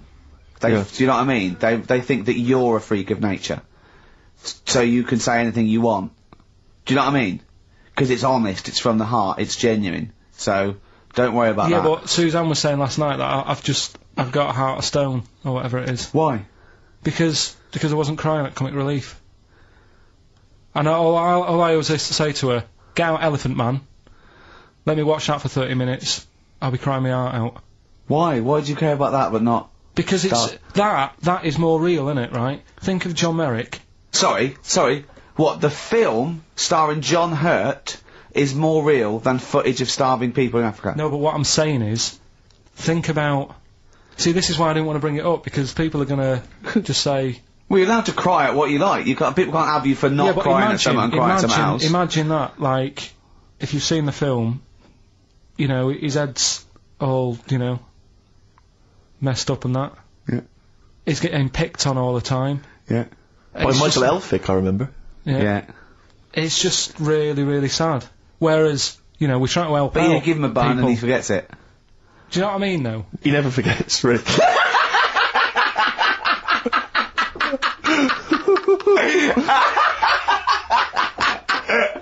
Oh dear. Anyway. Oh God. We're giving away stuff again. Yeah. Time Tell for me the a film. theory about freaks who have their picture taken. No, I'd leave it. No, can I tell we'll you? do it next week then. Can I tell you what this Go is? on, quickly, what is it? Right, when he sees a little picture, like in these books he's got, he carries round those things, right? And there's like a fella with a little head with some like able-bodied people. He goes, the only reason he must know the only reason they got to take that picture, right, was so they could show their mate, say, look at me, the little fella with a little head. That's his theory. Yeah. For every picture of a freak, they're being Right, Steve, let me describe the picture to you. This little fella with a little head, Right. playing on the piano. I've seen it. All his family stood around and mates and that. When have you ever seen a picture of someone playing the piano and everybody wants to be in on it? Doesn't happen. Maybe it was one of those kind of Christmas cards they It sent out to wasn't. everyone. It wasn't. You could see one of them was like in a rush to go away. He was probably planned to go out, and he was like, "But they were taking a picture." It's I'll be in it then before I go out, and it was all. He's out of order. Yeah. If you say, do you know the one? I do know what you mean, yeah. There you go, What about the one in the when you went down to Cornwall in that little We'll talk pub? about that next week. What you want to get on, do you? Yeah, right. We've got to give away another prize. Yes, you lucky people. For those of you that haven't seen it, and do not have the requisite £4.99 to buy it yourselves, you can win on VHS cassette, panned and scanned. Billy Elliot, the special edition, includes bonus documentary, The Billy Elliot Boy. Oh, and, I'd like to see how they really sort of made that film. Exactly. Well, it's the hit film Billy Elliot, and you can win that on VHS. Because Karl, I assume you have included yourself in an excerpt from the movie. Taking a scene from the film. Who do you play, Billy? I'm playing the part of Billy, Brilliant. and we'll have a question at the end of Come it. on. Yeah? Brilliant. 2, 3 part of all way and go. Alright. Just been down the valley. So I don't know where you... What are you looking like that for? What's wrong with ballet? What's wrong with ballet? Yeah, well, what's wrong with it? It keeps you fit and that. What do you think, Auntie Nora? You think about me doing ballet? I used to go to ballet. There you go. She used to go to ballet. Used to say I could have been a professional dancer if I'd had the training. Bet you were pretty good, weren't you? Wasn't the time you had wind for 5 minutes, was it? But you well glided across Oh, the you floor. shut up! What's wrong with ballet, anyway? For girls, not for lads, Billy. Lads do football or Well, I've done that, yeah. boxing or... Did that for a couple of weeks, so... Wrestling? Wrestling? Yeah, wrestling, yeah. Oh, friggin' ballet. Well... Don't worry about it, anyway. Just... Is it alright if my mate Wayne stays over tonight? He just wants to sleep over. He's just coming over to... Wayne, sleep? Yeah, he just stays over. I'm not gay or anything, he's just... I don't fancy him, I'm not... Yes, you do. I don't. Yes, you bloody well do. What, just because I want my mate Wayne to sleep over and I've started doing ballet, that turns me into a gay man, does it?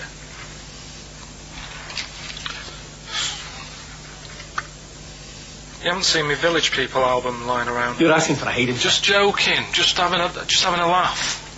Just didn't mean... I've had enough in here, I'm going out. Look, from now on you stay here, you look after your nana. Got it? Yeah. Yeah. Alright. Well, there it is. What's the question? Powerful. I'd like to know what was the name of the actor that Karl was taking the role of. Does that make sense? That's not Yeah. grammatically quite right, but Well, anyway, that's yeah. fine. Who was the young lad that Karl was taking the place of there? Name of the actor, not the character. And just email in ricky.gervais@xfm.co.uk. You can win yourself. You gotta be fast. You can win yourself a VHS edition of Billy Elliot worth £4.99 price. I'm going to leave the sticker on, which has actually got the price on. Brilliant. I'll leave that on so you know just what you've got in your hand.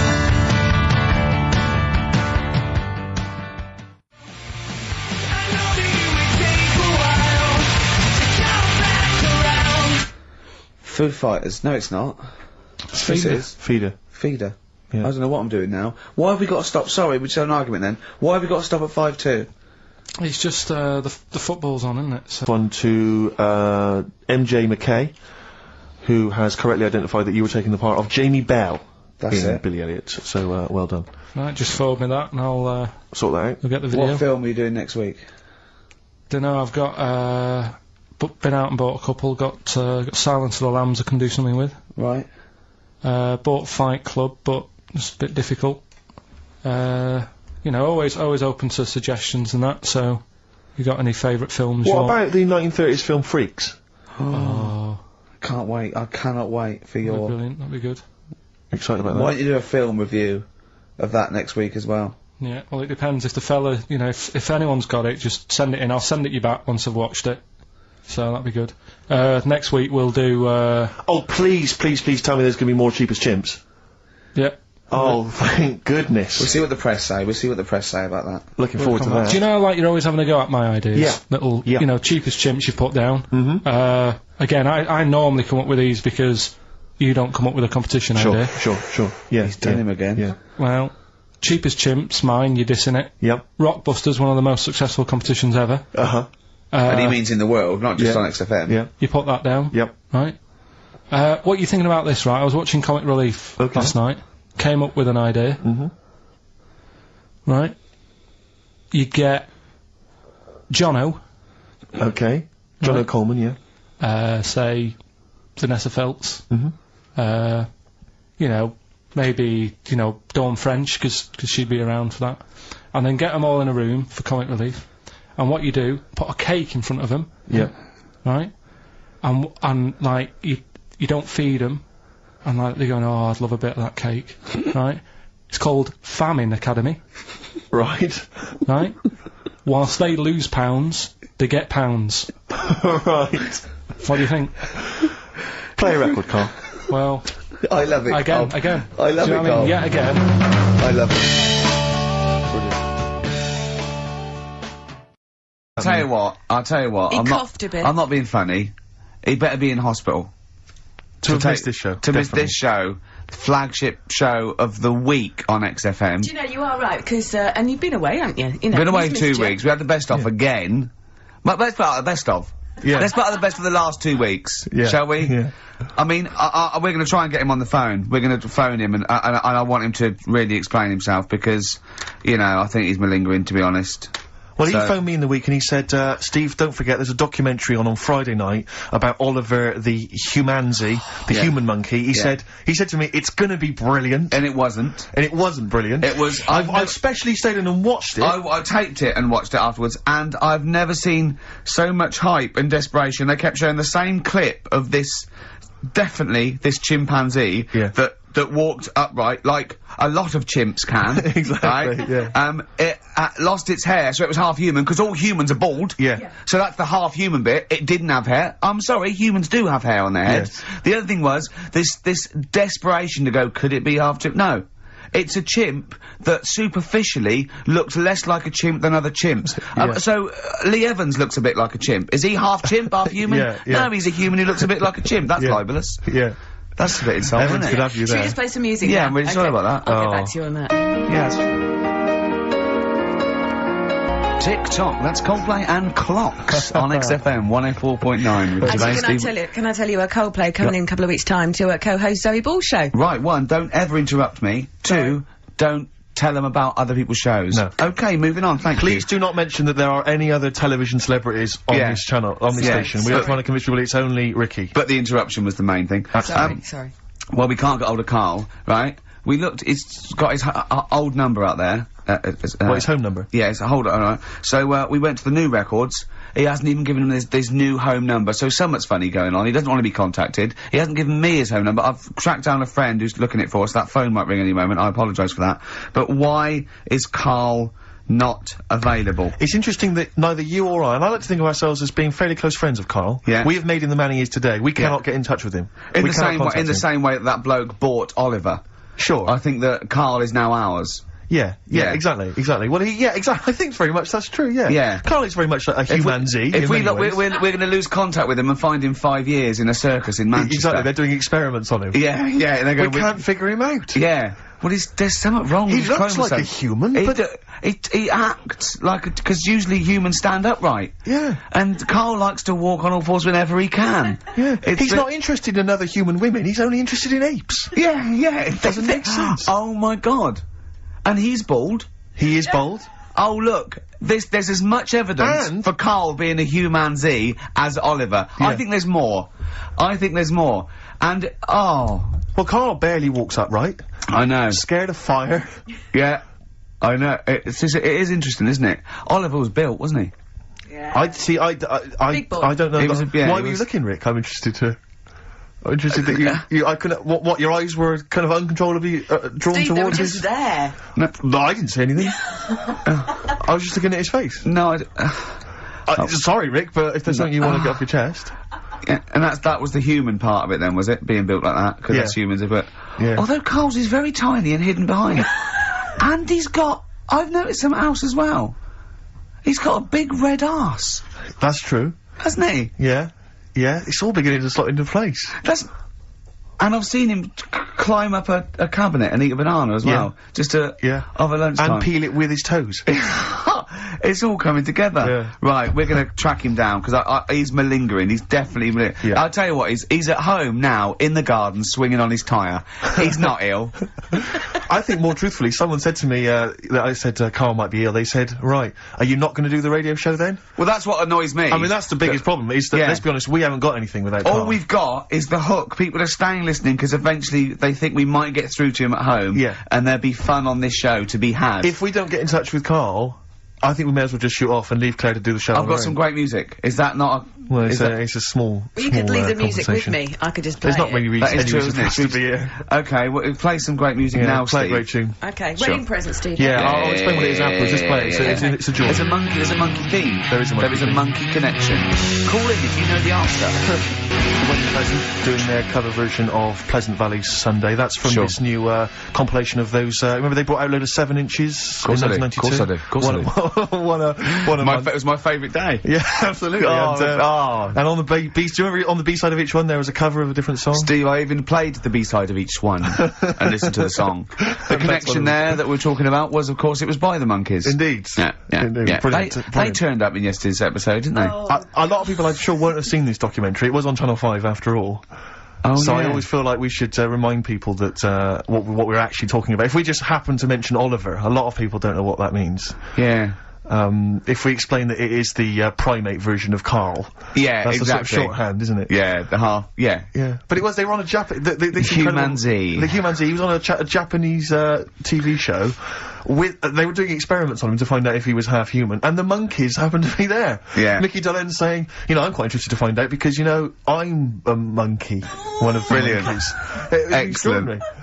It was utterly bizarre. Of course, we've been off jetting around the world, Claire. I don't know. I don't want to boast. I'm sure you don't want to boast either. Karl told me you'd been off, off to the States. Yeah, that was the reason we weren't here the last couple of weeks. That we went to Los Angeles. Business or pleasure? It was a little bit of business, a little bit of pleasure. I like to combine the two.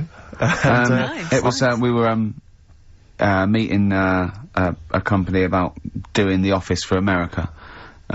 Actually redoing it. Not redoing it with or any of the cast, but with American actors. American actors do it. Yeah, but the thing was, they were flying us over. It was like the whole business class trip. Spending a little bit of money, and Virgin Upper Class actually. Virgin Upper Class. I'd like to recommend. Excellent. It's brilliant. Very good service. Definitely get free flights now. Easy. Definitely. Easy. Brilliant. Yeah. Richard Branson, lovely bloke, and I love Tubular Bells. I don't think he owns it anymore. Does he not? But he's still a lovely great bloke. guy. He's still a good. What does he own? He must own something we can get. Oh, does he involve with Virgin Records anymore? Wouldn't have thought so. No, V2. Well, what does he do? V2 and Virgin V. What's that? Right. Virgin V's some Is that sort of phones? beauty products or Brilliant. something. What about Virgin underwear? Brilliant. Whatever. Yeah, give us some of that. Give us some of that, Branson. Give us some of that. But I was going to New York before going on to Los Angeles, where all the meetings were just for a little, just meet some friends over in New York. And, it's amazing, because Virgin Business Class, they pick you up in a sort of chauffeur-driven car, they drive you down, there's no you don't have to check in with all the wishful... Virgin Upper Class, it's like, Yeah. It's, you don't need to sort of queue up with the great unwashed, with screaming kids, with ordinary people. Yeah. First class He meant to suck them comedy. through. I transposed the whole thing, so suddenly he was sucking on a man's testicles who he'd never met before. Exactly. For money. Exactly. That's the sort of things I'm capable of. Which is only half true. So he's used his comedy mind. No money involved. That is why he was being jetted off to America to talk comedy. That is the kind of quality. But it was great. It was a really lovely flight. It was a lovely car, luxury car, and the flight. It was like the advert. They've got those beds that sort of just the totally seats kind of recline, so it's almost and you got anything you want as much. And I sort of I was falling asleep, and I sort of woke up, and one of the heiresses was like covering me with a blanket. It was like the advert. It was just brilliant. All the lights came down. A woman comes around and says, "Do you want a massage during the flight?" You can have a massage you can have as during much the flight. drinks, although you can't drink. You have a drink and then you fall asleep because it's so comfortable and they take the lights. So anyway, it's brilliant. I can't believe my luck. So I'm driving down. I get to the airport in my chauffeur-driven car. Right, I'm sat there. I'm phoning people. My mum and dad. You never believe what I'm off to. I'm just in a car, just chauffeur-driven car. And I get to the airport and you just hand your passport through the window of this car to this little woman who comes over. And I'm just there. I'm just sort of buzzing the window down, handing it to her, buzzing it back up. Like I don't want to talk. Check the passport. Take my luggage. I don't want to discuss things. You know who I am. And she hands the passport back through the window. She says, "It's expired." I went, what do you mean? She went, "It's expired." I said, "It's business class, what can you do? Can you do anything?" And she went, "No, we can send you to America, but 8 hours later you'll have to just turn around and come back. They won't let you through immigration." I was like, "What am I gonna do? I gotta go to Los Angeles and talk about, like, the office and that." And she said, "Well, it's up to you." So, the chauffeur-driven car drove me straight to the passport office down in sort of Victoria, which I have to say. Back into town. So I had to come back into town. I didn't get on a plane. I'm wearing my suit because I thought I'd wear the suit so I look like a real player. So I'm wearing my suit. I love the fact that you wore a suit. I wore a tracksuit because I thought I don't need to get upgraded. I'm first class. Exactly. I wanted to go on in my pants and slippers. But you know, wasn't that why she covered you with a blanket at one point? But, so they take me back down to, the passport. I don't know if you've had to go down and get your passport changed, but they treat you like you are an illegal immigrant, sneaking into the country. I'm wearing a suit, I've got luggage, you know, I'm clearly a dignified kind of guy, that's obvious. I'm speaking with a certain eloquence, I've got certain ponies. I'd just been working on it in the car. Oh, right, okay. And, Go on. and they said, you've got to come back that night, so I had to come back. I had to get my passport He called photos me. done. I had to buy a sandwich. I had enough change for the machine because it was an absolute nightmare. I began the day in a chauffeur-driven car on my way to Los Angeles to discuss business with Universal Television Pictures, and I ended the day on the tube in a suit with my luggage, stood next to one of the posters advertising this radio show, which was just embarrassing because people kept pointing and staring and laughing. He called me, he said, Rick, I've really much, I go, go on, he went, my passport expired, I went, oh, so what are you gonna do? He said, right, I quote, he went, I didn't know passports expired. Yeah. I went, what do you mean? He went, well, your driving licence doesn't. I went, what are you talking about? He said, how old do you have to be to know that? He said, when will I know all these things? Yeah. It is. When will I know all these Steve, things? I want to just come and hug you. But do you know what I mean? Did you know that? Did you genuinely know that your passport expired? I did, because my passport expired Because she's 2 years alive. ago, and Because she's I went and alive renewed in the it. world. There is so much stuff that I don't know because I don't think I've reached a certain age yet. I remember you walking down the street once and you said there were some roadworks, and you said they're probably doing those roadworks because it's the end of the financial year and they've got to spend their money. Yeah. I thought, well, how do you know that information? I just tell you. Yeah, exactly. But I don't talk to cabs. I'm in chauffeur-driven cars. I put the little window up so they don't talk to me. How old are you? 28. Are you old enough yet to help a long-distance lorry driver back into a car park? Definitely not. Oh, you're an idiot. Play a record. And I'm also, I'm not old enough yet to be able to say, can I have a pint of lager, please, Chief? In a pub. I wonder I want to get to that age. No, you're a long way off. Another classic there from Oasis, Supersonic on XFM 104.9, Ricky Gervais, Steve Merchant, Claire Sturgis standing in for Karl. But where is Karl? Where is Karl? So we've failed to get in touch with him at home. Well, look, he doesn't want to be listening? contacted. He's turned up every phone off. He hasn't given XFM his new home phone number. He doesn't want to be contacted. I can't believe he's not listening, to be honest. So you think he's listening now? Yeah, he listened in Manchester. If he's not listening, he's out and about. I mean, has anyone spotted Karl? What's your message to him, Rick, if he's listening? Call up. Anything else more sort of... Call up or you're fired. Okay. Any bad language you want to use? Obviously you can't really swear. I can't really say it. What sort of words? I mean, the F word, would you say? I'd say the F word. I'd call him a twat. Would you use the P word? I'm thinking of prick. Prick, yeah. Definitely use that. not on air, but Sure. I'd call him a What about stupid tits? little What prick. would you just say you're a tit? Yeah. Okay. Yeah. Okay. Little, you stupid little bag of tits, I'd say to him. I mean, privately. What about the MF word? Because that's pretty intense. That's pretty hardcore. Do you think that this is not appropriate now? Do you think that would be too extreme? I'm worried if I use that, and he was genuinely ill, Sure. I'd feel You feel bad if he later a bit of a C word.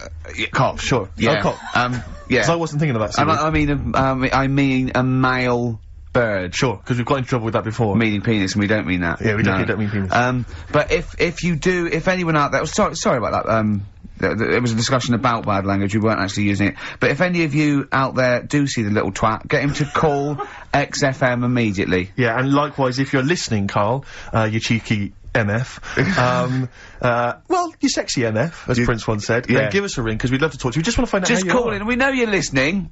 Little shit. Amy Mann, Red Vines. Brilliant. Lovely track.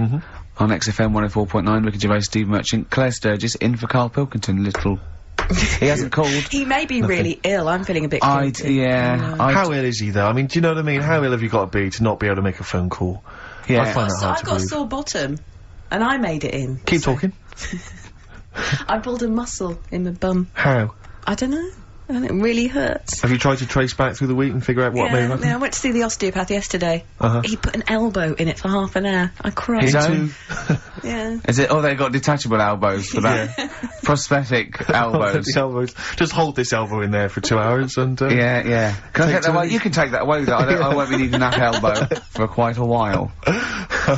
We had an email about Oliver the Humanzi. For those that didn't watch it, there was a documentary last night about a chimp that was supposedly a human or was half human or might seem programme ever. Yeah. For a week, Karl has been saying it's gonna be brilliant. I wish he was here and to he's not here to discuss discuss it, sadly. But Lee Cranston has emailed in and says, I thought the best part of the Oliver programme was the guy Vincent Pace, the camp fella at the piano, telling how he first met Oliver. Quote, he grabbed his female owner, turned her around and bent her over and went to mount her. I made her an offer to buy him the next day. Vincent was then shown in a very nostalgic mood playing melancholic music. He obviously wanted some monkey action. He really, that's, I mean, it is potentially liable. That's libelous. We, it's a joke there, but I don't take any responsibility for what Lee Cranston says, or indeed the fact that he puts at the end, did he want to turn Oliver into a gay pansy? Question mark. That's Lee's thoughts and opinions, they don't necessarily reflect those of XFM. He sees the chimp mount a human and go, I've got to have that chimp. I must have that chimp. Oh, poor Karl. Where is he? Call as you mentioned earlier, he was very well endowed, apparently. I didn't see it myself. It was a big boy. chimp. Big sure. boy. A big half boy. A big half boy, half chimp. Okay. Honestly, Juan on XFM 104.9. Right, I just called Karl again. I've been calling him all the time, trying to get through to him, right? He's changed his message, so he is listening, and I've got proof. So, can you just call the number, Claire? Yeah. Right, call this number. Now listen to this. This is really annoying. We should tell you now that this is not an amusing sketch or setup. No. What's happening there, Claire? Not quite happening for you? No, it's alright. We'll try that again. Try that again, Claire. Yeah. I'm livid now. I'm genuinely annoyed, because you'll see, when you hear the message, you'll realise why. Right. Okay, right. Let's try again. I don't know who he thinks he is now. I'm beginning to wonder if his minor celebrity is going to his head. All this nice write-up in Heat magazine. Yeah. He's changed him. Richard Anderson, incidentally, has emailed in. Go on. Dickers Anderson. It's not happening, is it, there, Claire? Is it? Why not? Because I'm a bit stupid. Why can't... I can't work it out, can I? Can't figure it out. How would you call someone normally? Well, normally I just pick up the phone and dial it. Sure. No, I don't mean... I mean... But it's like I have a problem getting it through the desk. I tell you what, can I play an ad break and practice? I'll pretend this didn't happen, and then come back in a to weird you. way, it's like having Karl. It's like having Karl. Play the ads. I'll get back to you. Machine has changed in the last 5 minutes, and listen to it, and this is evidence that he's not ill, right? Okay, Don't here we like go that. then. Yeah. Who don't read out? Anderson, Richard Anderson, I should just say, has got in touch. Okay. Here we go. Hold on. There we go. Oh, Claire! No, I can do it. Just tell All me right. Anderson. This is ludicrous. Yeah, so obviously Richard Anderson, he's emailed in his thoughts. Dickie Anders, Randy Anders. You. Dickster, Dickmeister General. Dickmeister General. And he says there's something making...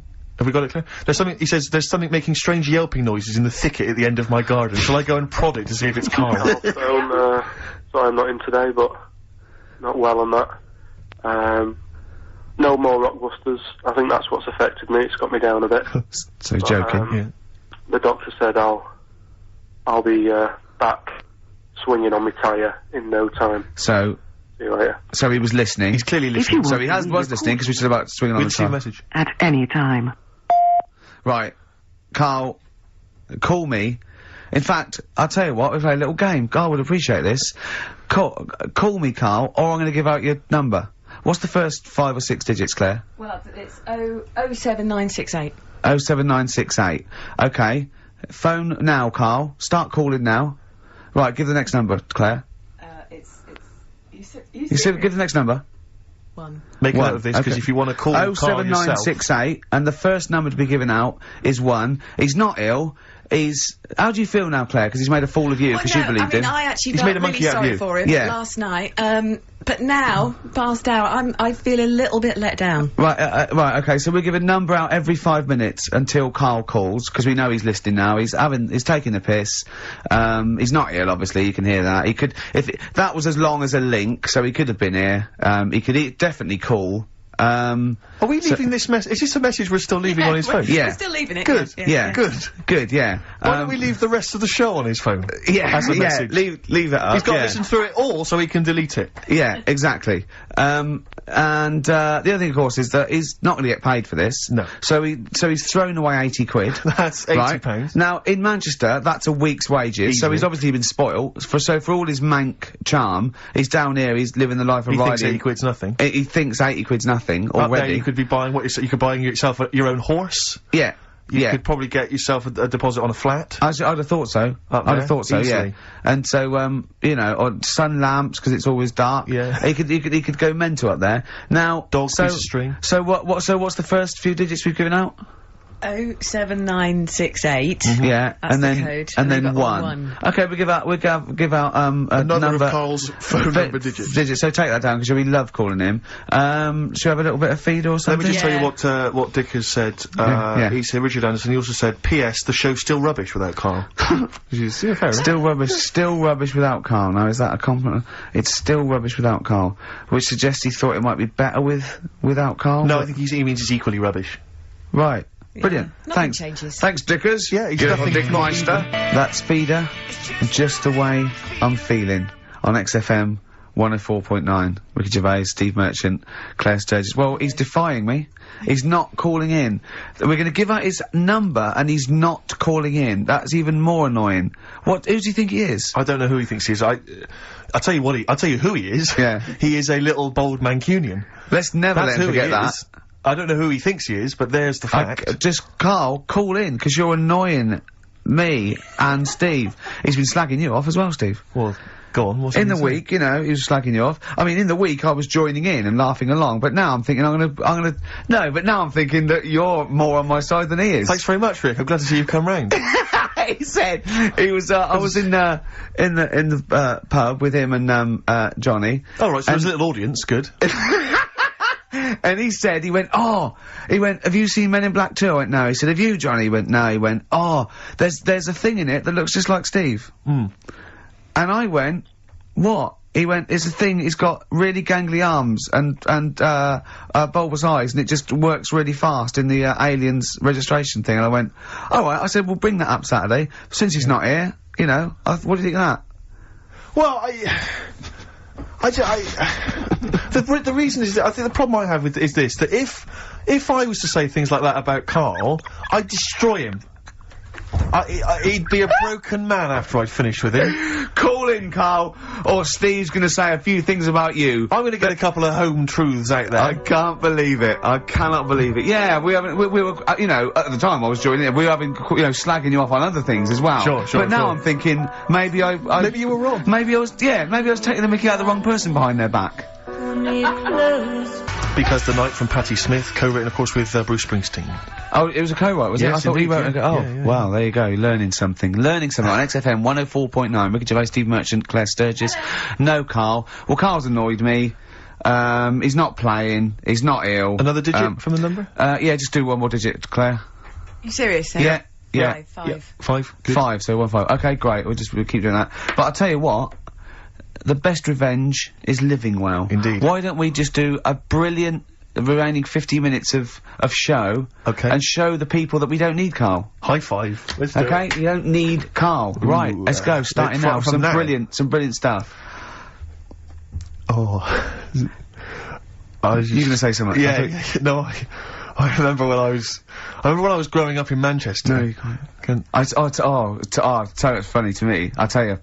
XFM 2.9. I said no. I saw a weird thing. I saw where in Leicester Square I was coming through I saw a hairy Chinese kid. No, I don't. It was weird because they're not usually hairy, are they? Did I tell you about me Auntie Flora? Is that supposed to be Manchester? Did I by Eck as like? Did I tell thee about me Auntie Flora who shot herself for 3 hours once? Did I tell you? I don't... there was a woman born Karl, once... you have to phone us, we've got nothing! Oh, God, he's so annoying. Little twat. That's the, new one from Blur. Out of time. Only 3 now. Probably had a sort of Karl equivalent, who sort of thought, well, I can't be bothered. Graham Coxon there, probably at home, listening to that. Exactly. Playing guitar, and they calling up and say, well, you could play along. He went, no, I'm ill. Yeah. Oh, I'm ill. Come on, Graham, if you're playing, I can hear you playing guitar now. No, I'm ill. Yeah. Have they replaced Coxon? No. They haven't replaced him? No. Oh, right. Well, they probably will do when they go on tour, but I think they are essentially. Well, I play guitar, I don't know. That's true enough, you're pretty hot on the, if Diamond, you want someone to, Oh, actually, Steve, strum along? in answer to your question, for the live dates, it's one of the blokes from the Verve. Oh, Ex-Verve, it's a shame. remember? Did she interrupt me again? I think so. Rick. I'm a fear in it. God, I can't think believe I was did that. talking. Yeah, I don't know I- if you were... You know, I might be mental, but I think I was talking.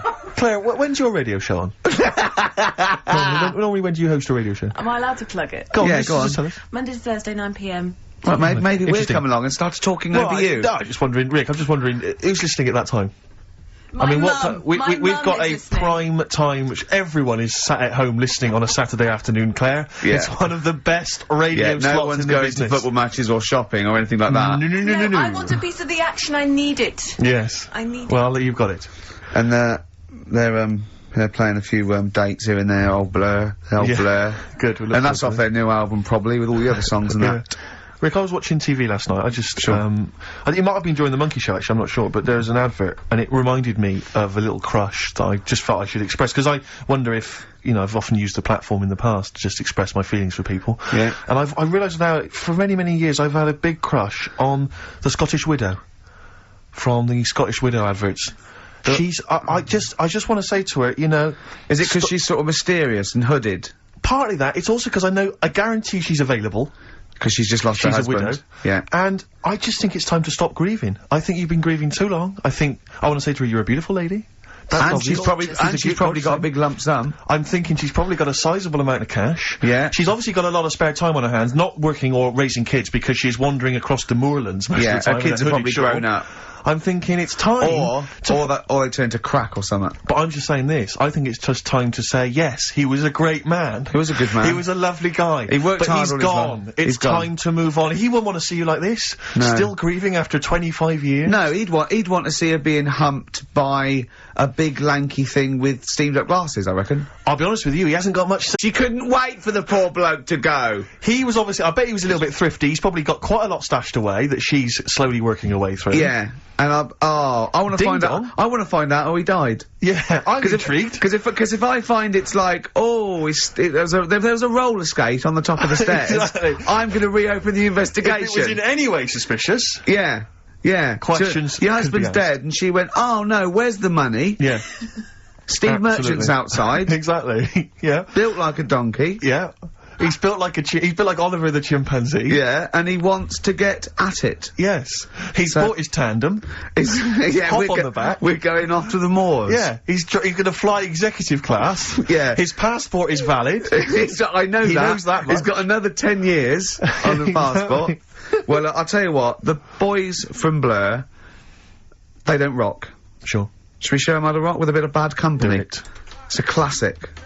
Turn it up, Claire. Bad Company. Can't get enough of your love. I'm in a rock mood because Yeah, I'm Karl's enjoying that. made my blood boil. Yeah. Really. I might even play a song, you're probably too young, called Spirit of the Radio by Rush. It's sort of like, for rockers, and people like that, it's like the ultimate sort of pomp, rock, progressive pop song ever. It's classic. Yeah, it sounds amazing. You might hate it, or you'll love it, or you listen to it ironically. I love it.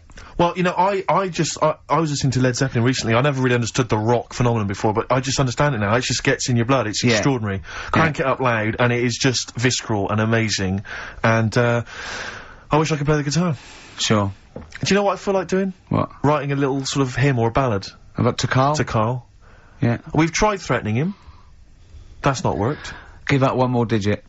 We got half hour to go. Because they're 3 digits, so it's what is it? 07968 Yeah. 15 Next digit, please. 7. Okay, 157. I hope you're making a note of that. You'll be able to phone Karl, leave messages, tell him what you think of him. Unless he phones. He can stop this at any time by just simply calling here in the studio. You can just call and say, okay, he can just call and say, please don't give my number out. And I'll go, as I always do when I'm winding him up and I'm slapping his head and I'm sort of like spitting on him and stuff. Eventually he goes, shouts, stop it, and I go, well, you only had to ask. Exactly. So if he calls, I go, you only had to ask. Yeah. Flaming Lips on XFM 104.9. Well, we got through it without Karl. I think so, yeah, I've enjoyed myself. Didn't mention him much, did we? No, I don't think so. I don't think we need him. I always quite enjoy it when he's absent, actually. I like know, having because, Claire in. yeah, because we can have a nice chat as opposed to him just going, remember when I had Chinese hair and there were old woman eating her own legs It's and my just gotta be dad good put quality. a Forrest Gump in a wheelie bin. Yeah. Claire brings a certain kind of level of class to it, dare I say that, you know. She's inept in her own way. In her own way, yeah. I mean, there's no one, there's no one any good working there. I mean, no, I don't want to give you that. There's no, like, proper, the only proper DJ is probably Camfield, I'd have thought, because he's nearly 13 now, and he's been in the he's been in the radio 12 and a half years. See, he took they tested him, and he's half human, half Vance.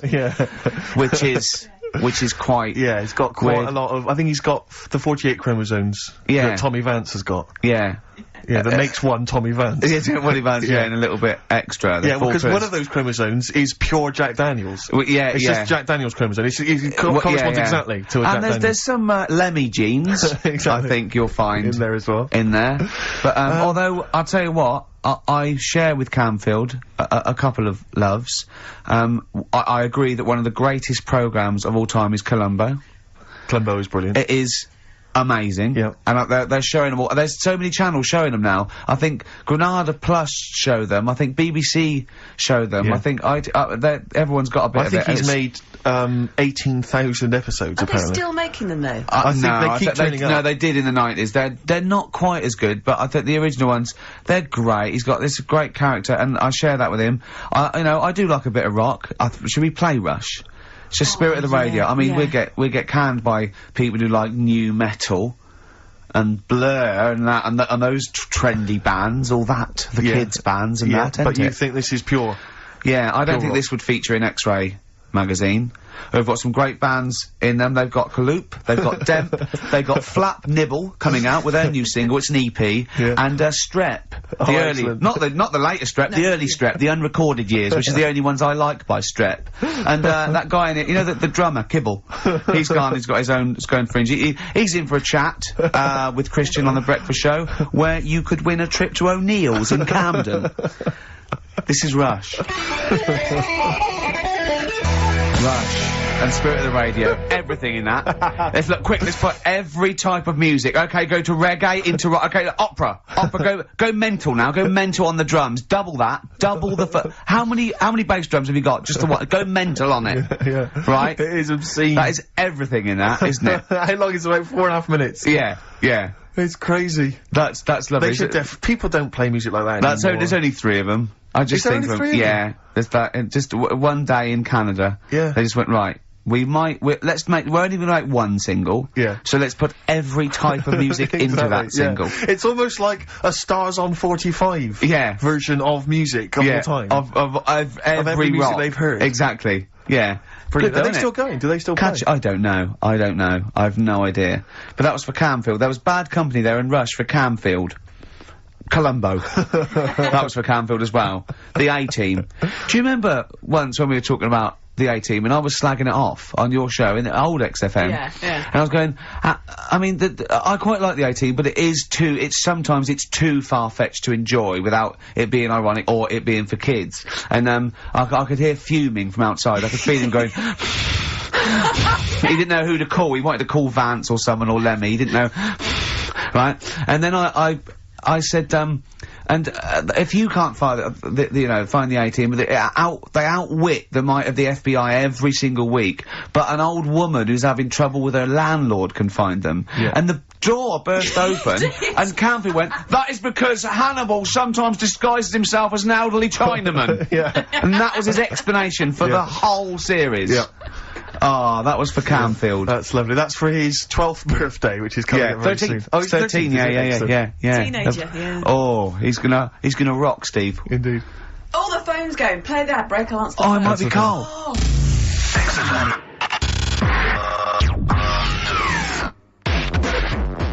104.9 in London. XFM. Wow, here's a bit of a turn up for the books. Karl Pilkington on the line. Right. Yeah, where you been? I'm off ill, aren't I? Right.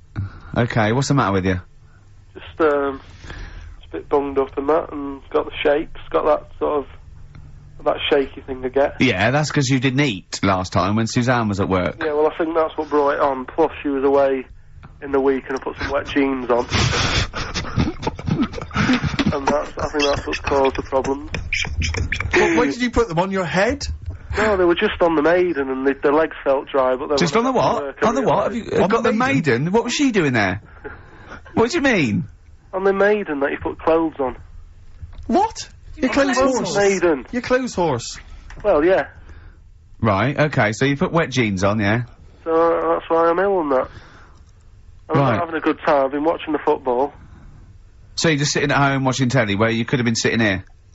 Well, I would have been better off there, because I've got a chair there. I've got no chair at home at the moment, because Why? I sold it last week. Why did you sell a chair? What, you only had one chair? What? Look, can't we just, I just was calling up to let you know I was alright and that. We're not interested in that, we want to know about the chair. I sold it. I had a little two-seater, and I sold it because I'm getting a new one, but I've got to wait another month. So you've got to sit on the floor for a So month? you sold a chair before you had another one?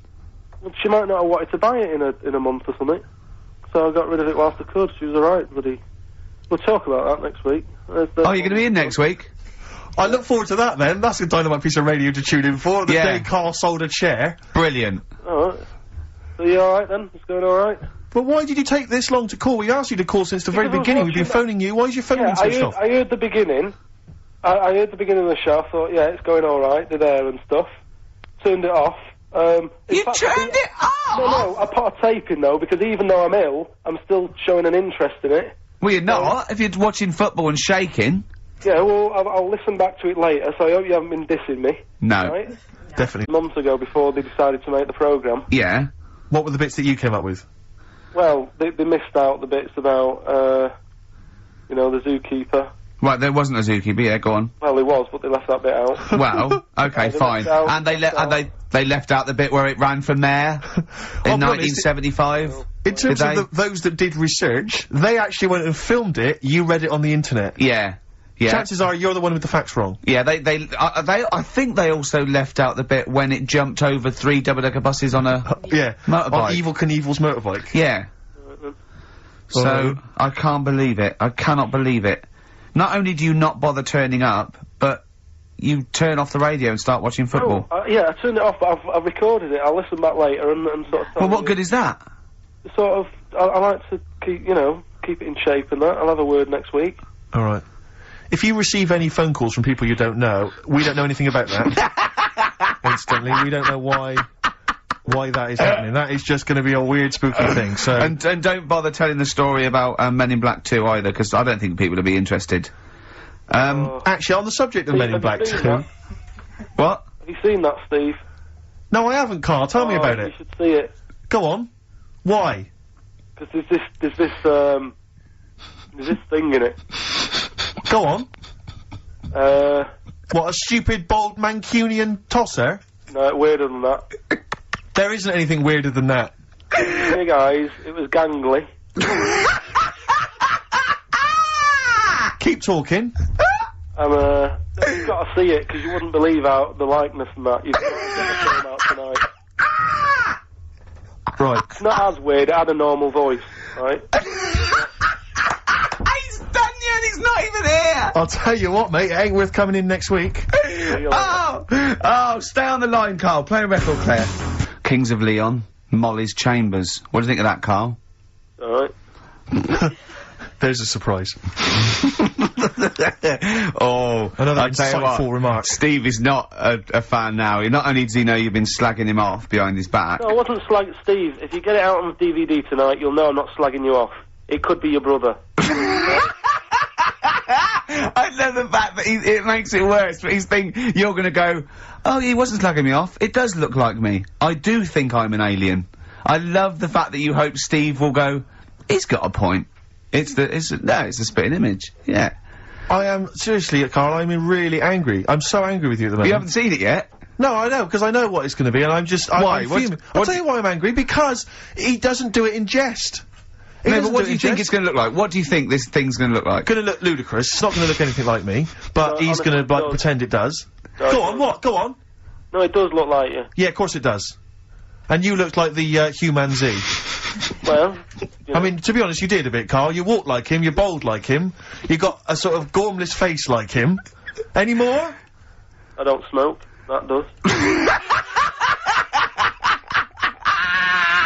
I'm not arguing with you. I'm not well on that. Oh, you're not well. What exactly is wrong with you? You whinger. Well, it's just, do you know, like I always tell you about the restless leg syndrome I've got. It's like Yeah. that, but all over. So you're just shaking around the house? I'm just, yeah. What do you look like, Elvis? What are you doing? You're shaking around the house. I'll tell you, with your bald head, you probably look like an enormous vibrator. Oh, God. That's what you probably look like if you strip naked. Oh, you'll have the Scottish widow coming round. Oh, dear. That's, what's her name, by the way? I heard you talking about that. That's, Amanda Lamb. Amanda Lamb, who's in the Place in the Sun programme. Is she actually a widow? Is she a Scottish widow? Hoots, man, my husband's dead. Do you want any money and a bit of my clam? Brilliant. Alright? That's the sort of, quality you've missed out on today. Well, anyway, you're gonna be back next week. We need you back next week. Yeah. Yeah. Well, how do you know? Also, how did you know you were going to be ill today? Because you phoned and arranged this yesterday. Convenient. And I spoke to you yesterday and you didn't sound very ill. I felt ropey yesterday. You've got a bit of a bunged up nose. Even though I have a bit of a bunged up Even though I was ill, I still sorted it out. Yeah? I'm a little bit sweaty. Even though I was Carl, ill, sorting out does not mean you phone up Sturgis and send her down. That's not sorting it out, that's making things worse. Have you learnt nothing? Thanks, Claire. If you're not part of the solution, you're part of the problem. mate. Yeah. My leg's a little bit achy. Oh, wearing wet jeans. Oh, I put wet jeans on again. My lasagna it was frozen. Can you hear the venom and hatred in our voices today? We genuinely are upset and angry with you. Yeah.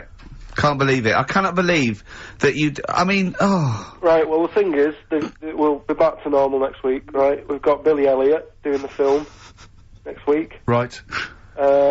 Any prizes? Got some good stuff. Have you got any films with Burt Reynolds in to give away on VHS? And I'll see you then. Great, we're looking forward to it already. I'll see you later. See you later. Hot heat, bandages, XFM, we're off, innit? That's it, it's all over. Yeah. Back next week. Yeah. Thanks, Claire. Bye. Total respect. Yeah, Yes. nice one. Keep it real. See ya.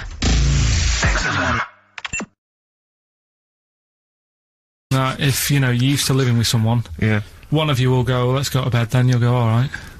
But when you're on your own, you go, You just forget to go to bed. I just stay up. Okay, stop eating now, Carl. You've had all the food. That's just a plate. All right. Okay. Yeah. No, I stayed up and watched, there was a thing on about Dracula, Right. What, Dracula? and I found a flaw in it. Go on. Not the fact that is the living dead and No. drinks blood to stay alive and he doesn't reflect And he can in turn into a mirrors. bat. Well, And you can go on. the mirror thing, you can't look in mirrors, can he? Well, he can look in mirrors, but he can't see himself in a mirror. Yeah. That still doesn't work.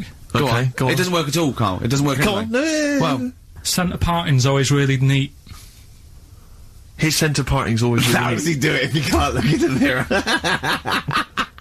Blood on the floor or something it was called. Rubbish. I love the flaw in the Dracula film is that his centre parting's too neat. How did he do it without a mirror? Ah. Was it a documentary about Dracula? No, Yeah, there was the real it's Dracula. The real called- Dracula. Yeah, the real Dracula, the It's true just a film. It had blood on the floor or something. It's called. Yeah. It's rubbish. We had a little lunch yesterday, didn't we? We did indeed. That was a nightmare. Yeah. I hate going out with you two. I was explaining to Karl, right? I like to excite Karl's imagination, right? And if it involves chimps or monkeys, all the better. Brains he likes, parts of the body, deformity. You know, I know where to, you know, what buttons to push.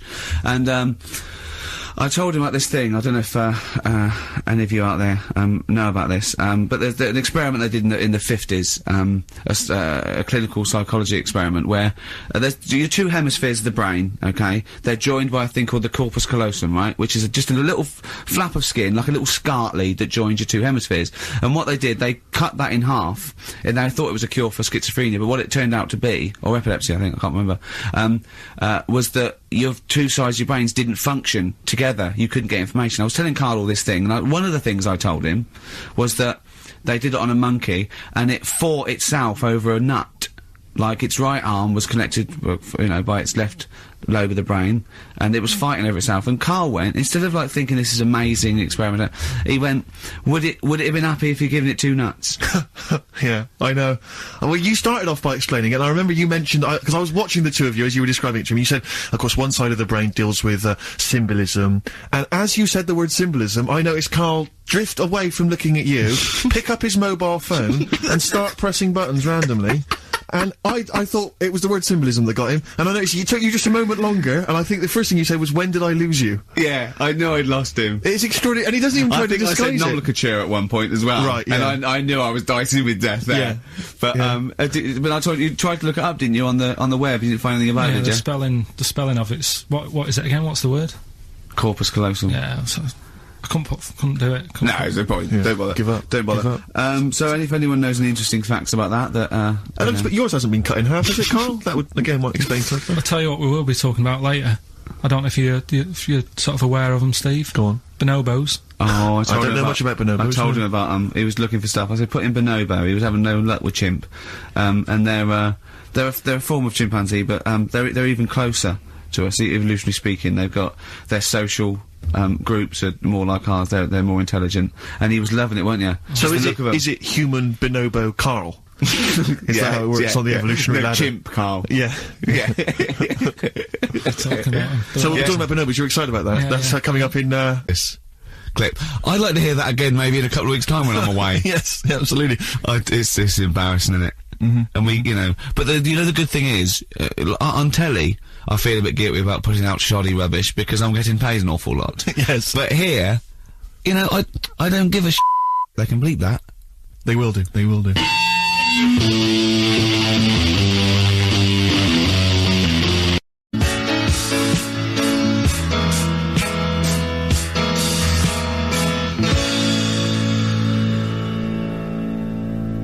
Bit of David Bowie. When's that ever at anyone, Steve? Never. Lady Stardust off Ziggy Stardust and the Spiders from Mars on XFM 104.9. I'm Ricky Gervais, Steve Merchant. Karl Pilkington is in the middle of educating me. Educate me. Did I tell you the time when the doctor said I was going to die? Alright, keep talking. Right, ages ago, must have been about 15, right? And at lunchtime there was this. We used to have a choice of stuff to do at lunchtime, right? We used to have like a burger place that had an arcade machine in it, right? So we used to go there and play on that and have a burger. Or there was this baker's, right, that my mum worked at, and did great cakes and stuff, right? So she used to like bring some home and that, but she couldn't always bring them home every night because, you know, they'd cost money, and she used to get them for free. And they used to say they'd rather chuck them away than give them to the staff because there's a chance that the cream might be off. Right. Right, so they used to chuck them round the back. So I used to go round the back with my mate and eat a load. Brilliant. Yeah. Eating out of bins. No, it wasn't out of bins, they were still in trays, but they just stacked them up near the bins, right? So this got out, I mean, it used to be a chocker. Once the school found out, everybody used to go there, and it'd be like, well, have a cake. The headmaster crawling through, fighting the kids off. Right, so I'd have, like, you know, you just eat, I don't know, 6 jam donuts or something, and then you'd spend your dinner money on the arcade machine. Brilliant. Right? So it was a good afternoon, really, right?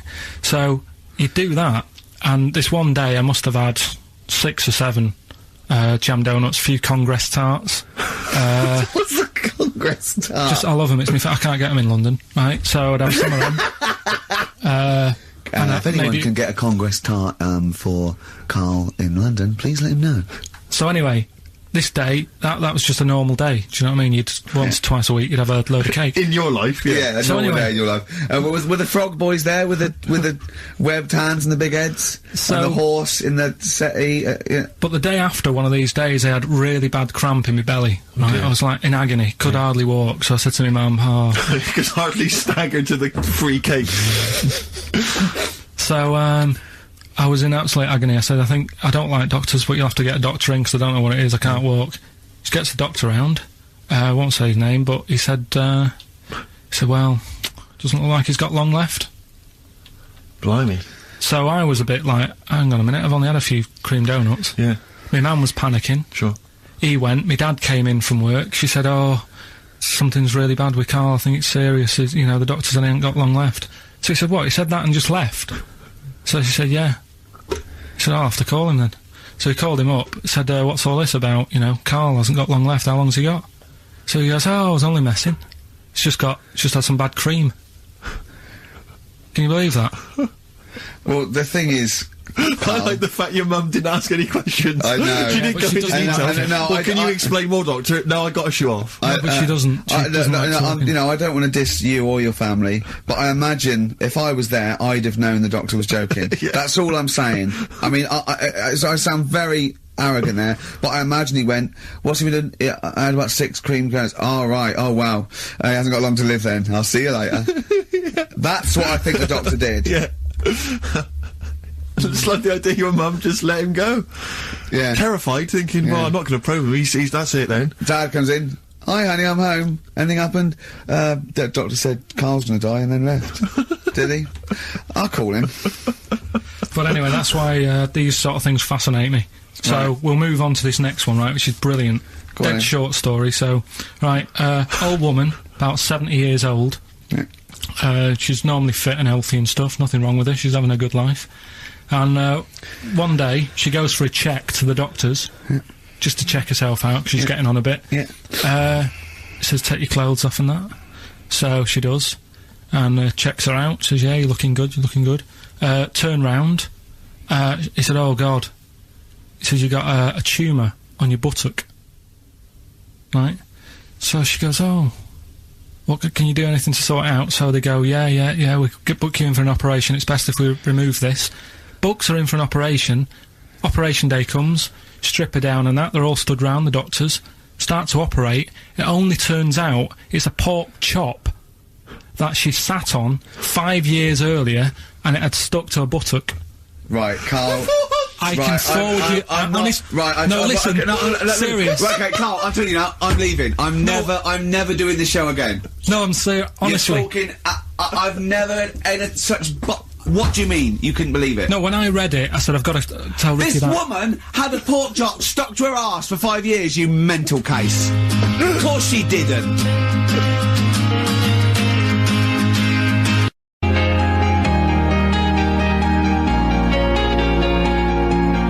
That is a blinding record, and before that, Rick, what do you make of those adverts? They were great, weren't they? I like them, yeah. I'm going to buy all them products on the way home. And that's endorsed by Ricky Gervais. He's won awards. Yeah. Rick, do you remember this?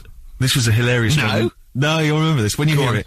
It was when Karl said something that was basic. Well, I think for a lot of people it sounded like a lot of old bollocks.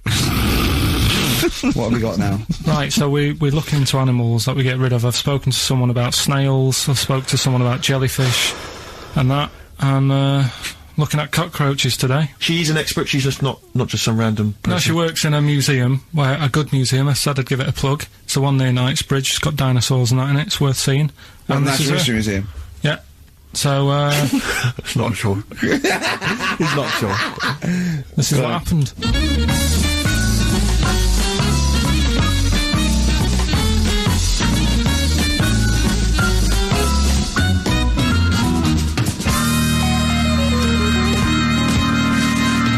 Now, what I'll do, I'll tell you as much as I know, and then you can fill me in if I'm right or wrong, and then at the end of it, we'll get to the bottom of whether we need them or not. Okay. Alright, so, first of all, the first thing that I found out is that they have 18 knees. That's not exactly possible. They're insects, so they have 6 legs. Yeah. And a knee is usually the junction between femur and tibia. That's sort of classic human knees and every other animal knee. So with 6 legs, you can only have 6 knees. Could somebody sort of got mistaken for seeing one that was a bit double jointed? I think you're grasping at straws or something. Alright, well, we might have to come back to that one then. Okay. They can hold the breath for 40 minutes. Well, they don't do that, because they don't breathe in the same way as us. They breathe through little spiracles, holes down the side of the body, so, no. They're not a very apt simile, because the method of breathing is so different. What do you mean?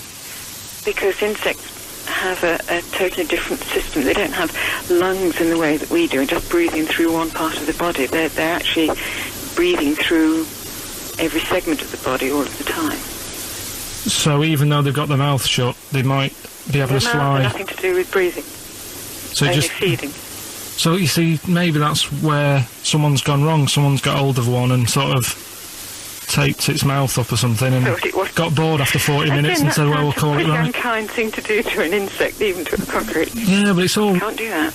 Yeah, but. No. Pretty unkind thing to do anything, even a cockroach. Something else I found out. Yeah. They can live for a week without an head. Well, that's true if they don't bleed to death in the process. But the weird thing is, when I told you that they had 18 knees, you seemed a bit sort of like, don't talk ridiculous. But then we're talking about an animal that can live without an head.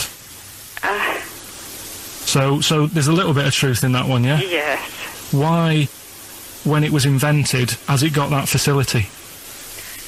Say if someone said to humans, we could do that with humans, and, you know, if you lose your head in some accident, it gives you a bit of time to sort of go back to your family and maybe write them a note. Rest. Yeah, they just set about doing nothing. It's probably true of a vast proportion of the world's fauna. I mean, maybe the 25% that they are working, they're really giving it some, so it might make up. Probably searching out food, and yeah, they can slow down considerably. You can chill insects in the fridge, and they'll become very, very quiet. You might think they're dead. Yeah, but I'm sure, you know, if we were sat in a fridge, you know, we'd go a bit quiet, wouldn't we? You know. Well, you might not know much about it, of course. Yeah, but... Not quite reading the right sources. Well, I've been using the internet. I'm sure there are many useful sources that you could find there, but some of those seem to have been a little misleading to you. So you don't agree with a lot of what I've told you there? No. So, cockroaches, can we get rid of them? No. So we're keeping them then? I would say so, yes.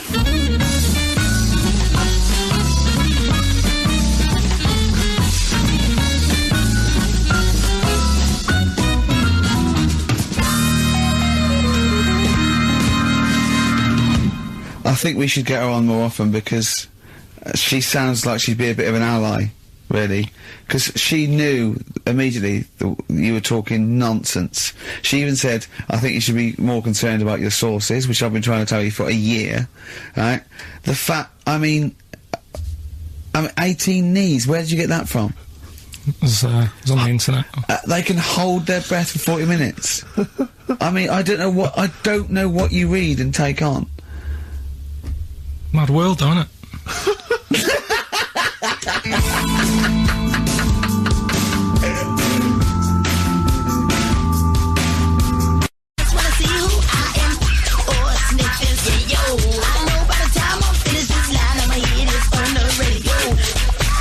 Well, if you've just tuned in, it's XFM 104.9, you've got that bit right. Ricky Gervais Show, with me, Stephen Merchant. Hello there. Karl is actually in a little booth. We're not in the studio, you see. This is pre-recorded. We recorded this last week, because we're away. And it's sort of like the best of the last 3 weeks, since last time we were away, when we put out the best of. Okay, what's the next one? What's the Educating Well, Ricky? I don't know, see, like I say, I was looking around, and there's stuff that is interesting, right? I was looking on the web. But there's no point. Well, it's just that I found one about, what's the point? About a lad who, 8 years old, yeah. but he's still breastfed. Now, I don't know if you can get anything out of that. Is that what his mum said? So,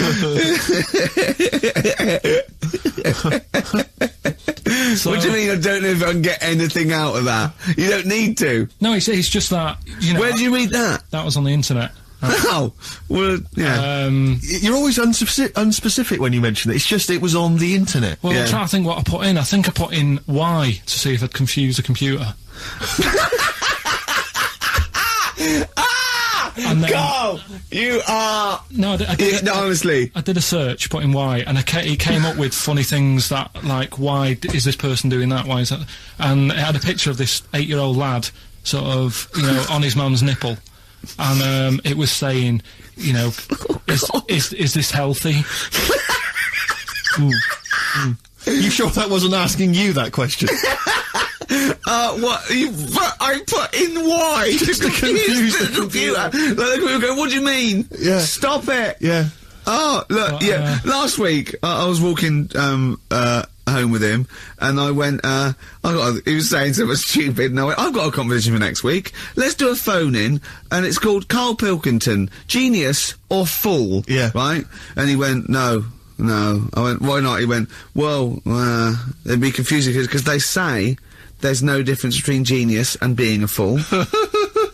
They do though, don't they? No, but it's rubbish, and people say there's a fine line between madness and genius, and, you know, it's a ridiculous soundbite. They don't say there's a fine line between a genius and an idiot. Well, the people who do are idiots. Yeah. So what would you do there, though, just to sort of wrap that little thing up? What would you do? That lad loves his mum's milk. What are you asking me to come up with? No, I'm a just... title for the story? No, it's just what would you do? Right? What do you mean, what would I do? Well, it's causing a bit of a problem in the area, right? What area? In America, I think it was. Oh, America are a problem, are they? George Bush is worried about this kid who's breastfeeding at 8. Imagine it like this, right? Right. But, so, Karl, what are you asking me? About this spurious story you saw on the internet? I saw it on the internet. There's an 8-year-old lad, he likes his mum's milk. Yeah. And it's saying, is this right? Should it No, be it's going not. on? But what do you want Ricky to do about it? It's not his responsibility. Yeah. No, but the little town that he lives in, they're all causing an uproar, right? Going, this isn't right, you know, I can't let my kid play out in case he's in the garden with his mum getting a bit hungry, right? So, oh, God. What should they do? Because his mum's saying, well, he likes it. Yeah. And he, you know, what do you do? I don't know the laws. No, but I'm not asking you to sort out the laws. I'm just saying, if you lived in that neighbourhood, what would you say? If you went up to him and said, look, everyone's getting a bit fed up with this, look. I'd say, what would I do? What do you mean, what would I do? what are you asking me? Right, it doesn't matter. No, what are you asking me? What are you asking me and Steve and the public? I'm just saying, say if you live next door to this woman. Yeah. Right? The kid's hungry, 8 years old, he's out playing on his bike and he goes, Mum, I'm getting a bit peckish, and he goes, alright, son. She whops one out. And he starts having his milk, right? You live next door, you're putting your washing out, and you see this going on. You're getting a bit sick of it, because it's gone on for months. 8 years, I assume. Why is it your business?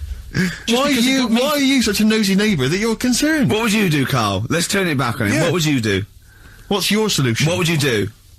Well, I thought I'd say, right, why are you doing this? And she'd say, because he likes it. And I go, all right then, put it in a bowl first. Genius. And you think that would sort that out? No, because I was thinking about the whole thing, right, and you do that when you're a baby, and everything's all right, innit? Yeah. No one bats an eyelid at a little baby having a bit of milk from its mum's breast, right? Yeah. You'd almost say it was natural. But you grow out of it. It's like, you don't see. It got me thinking about things you don't see. And you don't see... Did you put this into a computer? Show me things you don't see. What else don't you see? Well, you don't see, like, an old man having a Twix. You never... So what? You know the terrible thing about all this, Steve, is he's right. You don't see it all. No, I know that's a terrible thing. So what they have got, right, they've made old man toffees, haven't they? They've come up with Werther's.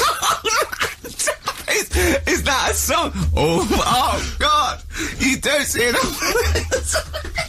So they've got their Werther's, right? Yeah. So look at him! You think he's giving a lecture at Oxford? It's not going anywhere. No, go on, sorry. Go on. I'm just saying... Right. You grow out of things. Yeah. And the old man, I'm sure when he was a kid, he'd have a Twix. Yeah. But now it doesn't look right, so he's having... It doesn't look right! So... Right. I don't think Werther's originals were specially designed for old people. I think they were sweets that just happened to have been made for years. That's why old people eat them. Yeah. They didn't go, hang on, there's a market here. I've noticed old people aren't eating Twixes. Quick, let's make some old man sweets. But the little advert, he gives it to his grandson as well, doesn't he? He goes, I have a Werther's original. No, I think it cuts though before he throws it back in his face and get me a Twix.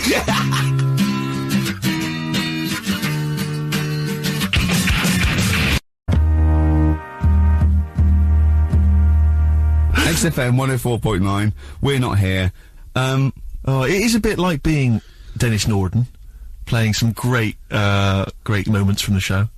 I was just imagining Dennis Norden one day, sort of just like waking up out of his stupor. He's doing this, and he'd go into the producer and go, "I've just seen a couple of my programmes. I just saw It'll Be Right on the Night 18.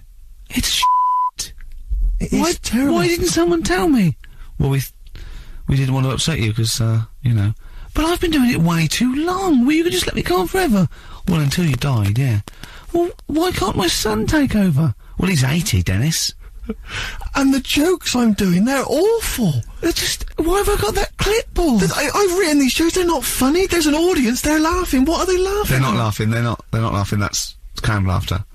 Who are those audience? Who goes to an audience for It'll Be Right on the Night? A lot of them are older than you.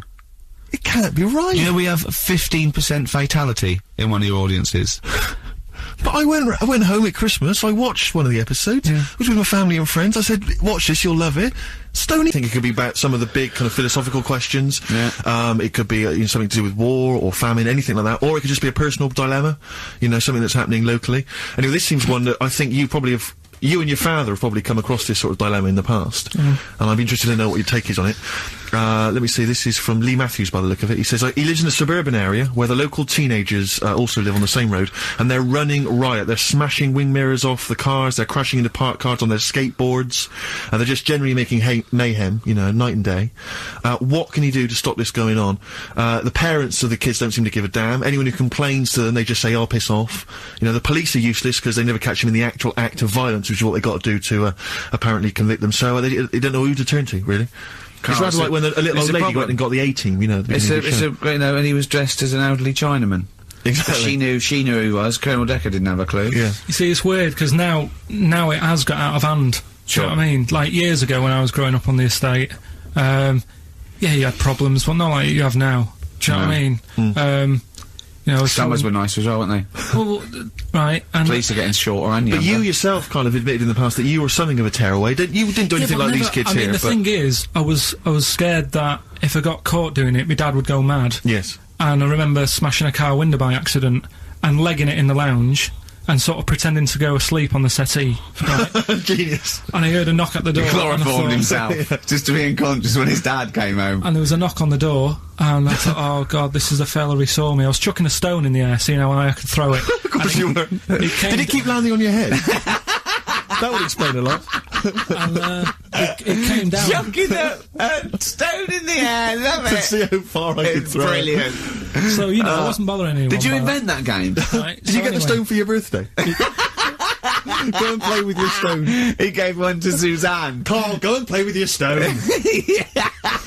The thing is, right, and it came down at a funny angle, and Of course it did. It ate the back of this car, and the back window is the most expensive because it has that heating thing in it. Yeah. In case you got a frosty window. Yeah. So I thought, oh god.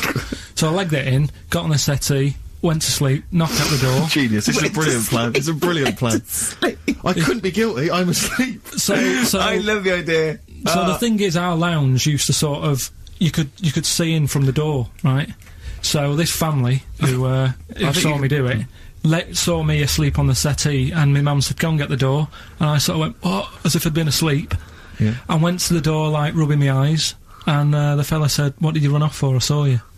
I was like, "Oh no," and I didn't see my dad. I went out. It was when he was working sort of evenings, so I went out so I didn't have to see my dad. And then the next day I came home from school, and my dad said, 45 quid. Ooh. That's all he said. That's all when he he said. looked at me. And then you fell asleep when he went, wake up. You know what I said? No, 45 quid. Now the thing Carl. is, he didn't have to do anything. £45, Carl. Now, I know you were saving up for a brick, but you can't have it. Yeah. Just equally, if you're doing a bigger crime, you know, a bank job or a murder. Remember to take the stocking off your head, because they wake you up and go, why have you got a stocking on your head? Just go, oh, I had a weird dream. Right. Okay, look, quick query for you. This is from Jay. He's got a problem here. He says, my parents won't let me ditch my studies. He's currently reading modern languages at London University. Sure. He wants to follow his dream, but his parents won't let him, of being a dancer. Carl. Worse than that, he says that they're trying to arrange a marriage to a bunch of minging daughters of people they know from good families. He doesn't know what to do, so he's got the arranged marriage coming along, and he's also got, you know, he basically wants to be a dancer. His parents are forcing him into something more practical. Well, the first thing, right, I don't think Live your dreams? The arranged marriage thing is such a bad idea. Okay. Because I think too many people go on looks. Right. And then you soon get bored of that, and you find out the person who you're knocking about with is actually not your type. Right. Why don't you arrange marriages for people? Well, I'm just saying, right, so I'd say, Jay, go along with that. I wouldn't worry about it. Okay. I mean, if they're really ugly, then, you know, don't go along with it, but if they're half bad, put up with it, that's Sure. right. The dancing. Brilliant. Right? That's that solved. Brilliant. I wanted to be a dancer. After I did the boxing, right, I joined a dancing thing just near, Man United's ground, right, called Twiggies. Went along, I wanted to learn some moves. How old were you? Well, it was when Michael Jackson was, like, pretty big, so about 83, 84, 85, something like that, around there. Wanted to do it. When I went, it was shut, and it had become like a warehouse for toilet rolls. So in a way, I wonder what would have happened. Sorry, how is that an anecdote about you going through dancing? Well, You've told me before, you did boxing for a while, you did dancing for a while. You had a true fight in the boxing, you didn't even get in the that's not an imagine if that was a film! This is a boy's dream of becoming a dancer. Oh, it's shut. Next on. I mean, how is that a story? Yeah, if that was Billy Elliot, do you think he would have won quite as many awards? Yeah, brilliant. Footloose, alright? Yeah. I'm fed up, they banned it. Let's go. Oh, it's shut. Flash dance. First, there was... it's a warehouse. Never mind. I'm just saying, you know, you'll find something else. I think I got a go-kart after that. I bought a motorised go-kart and kept myself busy with that. So... There's always other things. Just think, Alan Bennett has to sit down and really sweat over his stories. Yeah. He just opens his mouth. You are a living Alan Bennett character. So that's that's solved. Well, Jay, don't worry about that. There's no emotional problems I can foresee if you follow that advice. So the advice there is do an arranged marriage. If she's not ugly. minging, she's not completely minging. Yeah. And don't worry about dancing. Get a go-kart. Cheers.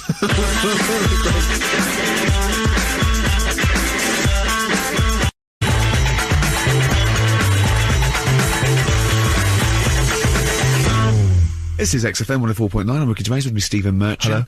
Hello. You're listening to the best of, basically, Karl Pilkington.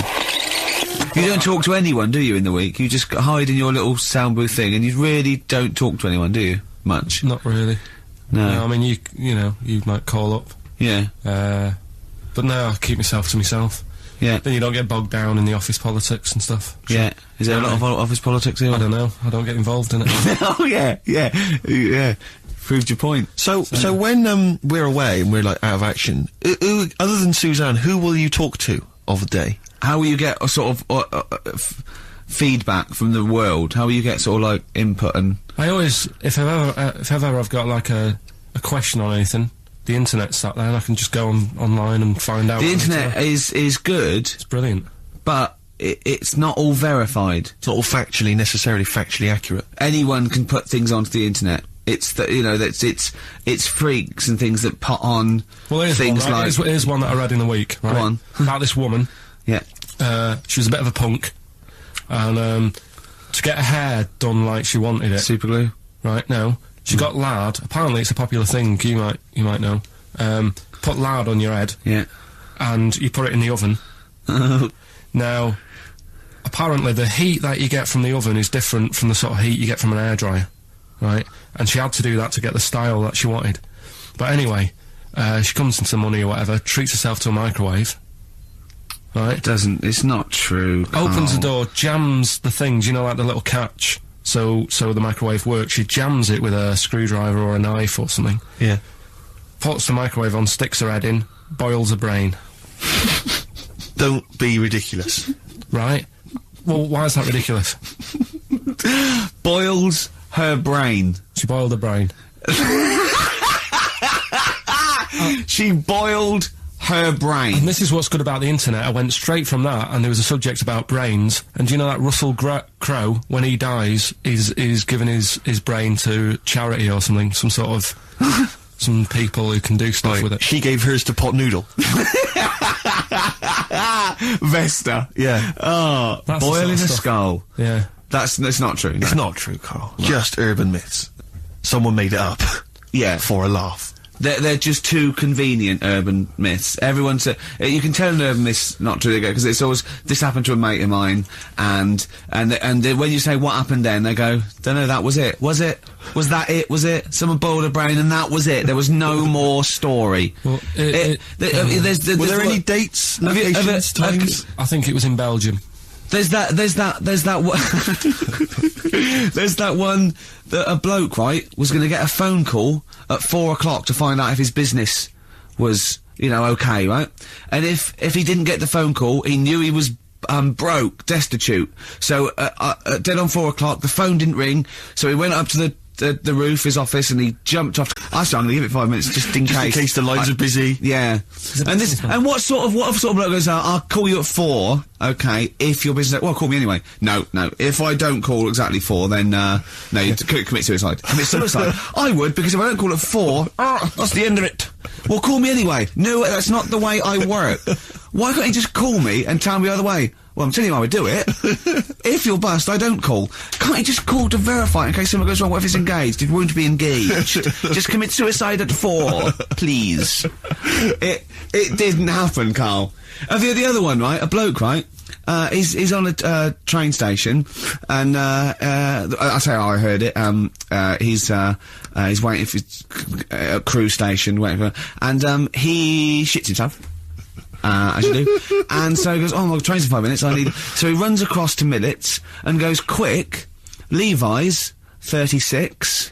The bloke just puts it in a bag, he runs onto the train, he goes into the toilet, takes his, trousers and pants off. He's soiled. Yes. Throws them out of the window. I won't be needing those again.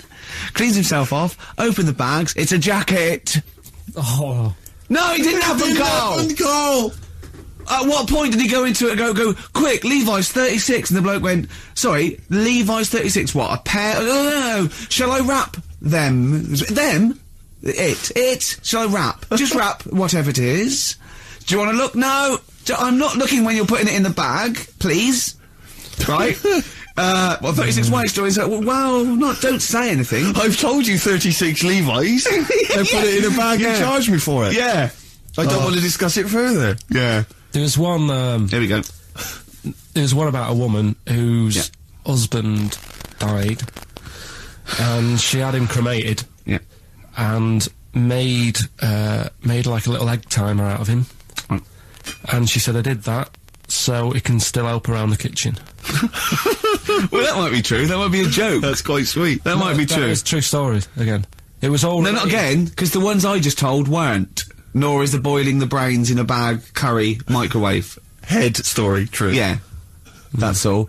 I'd like to play a beautiful song now by Cat Stevens, called Lillywhite. It's White Stripes, Dead Leaves and the Dirty Ground on XFM 104.9. I'm Ricky Gervais, with me, Steve Merchant, Karl Pilkington. We have got a great show lined up for you. Absolutely. Today it's just, Valentine's weekend, some love songs, we've got some chat, and of course the competitions. I'll tell you what, I was walking here today, and the West End is crammed. There's helicopters, there's police, there's about 1 million people sort of just milling round, standing around with placards and stuff. I don't know what they're doing, but they've got too much time on that. They need a war.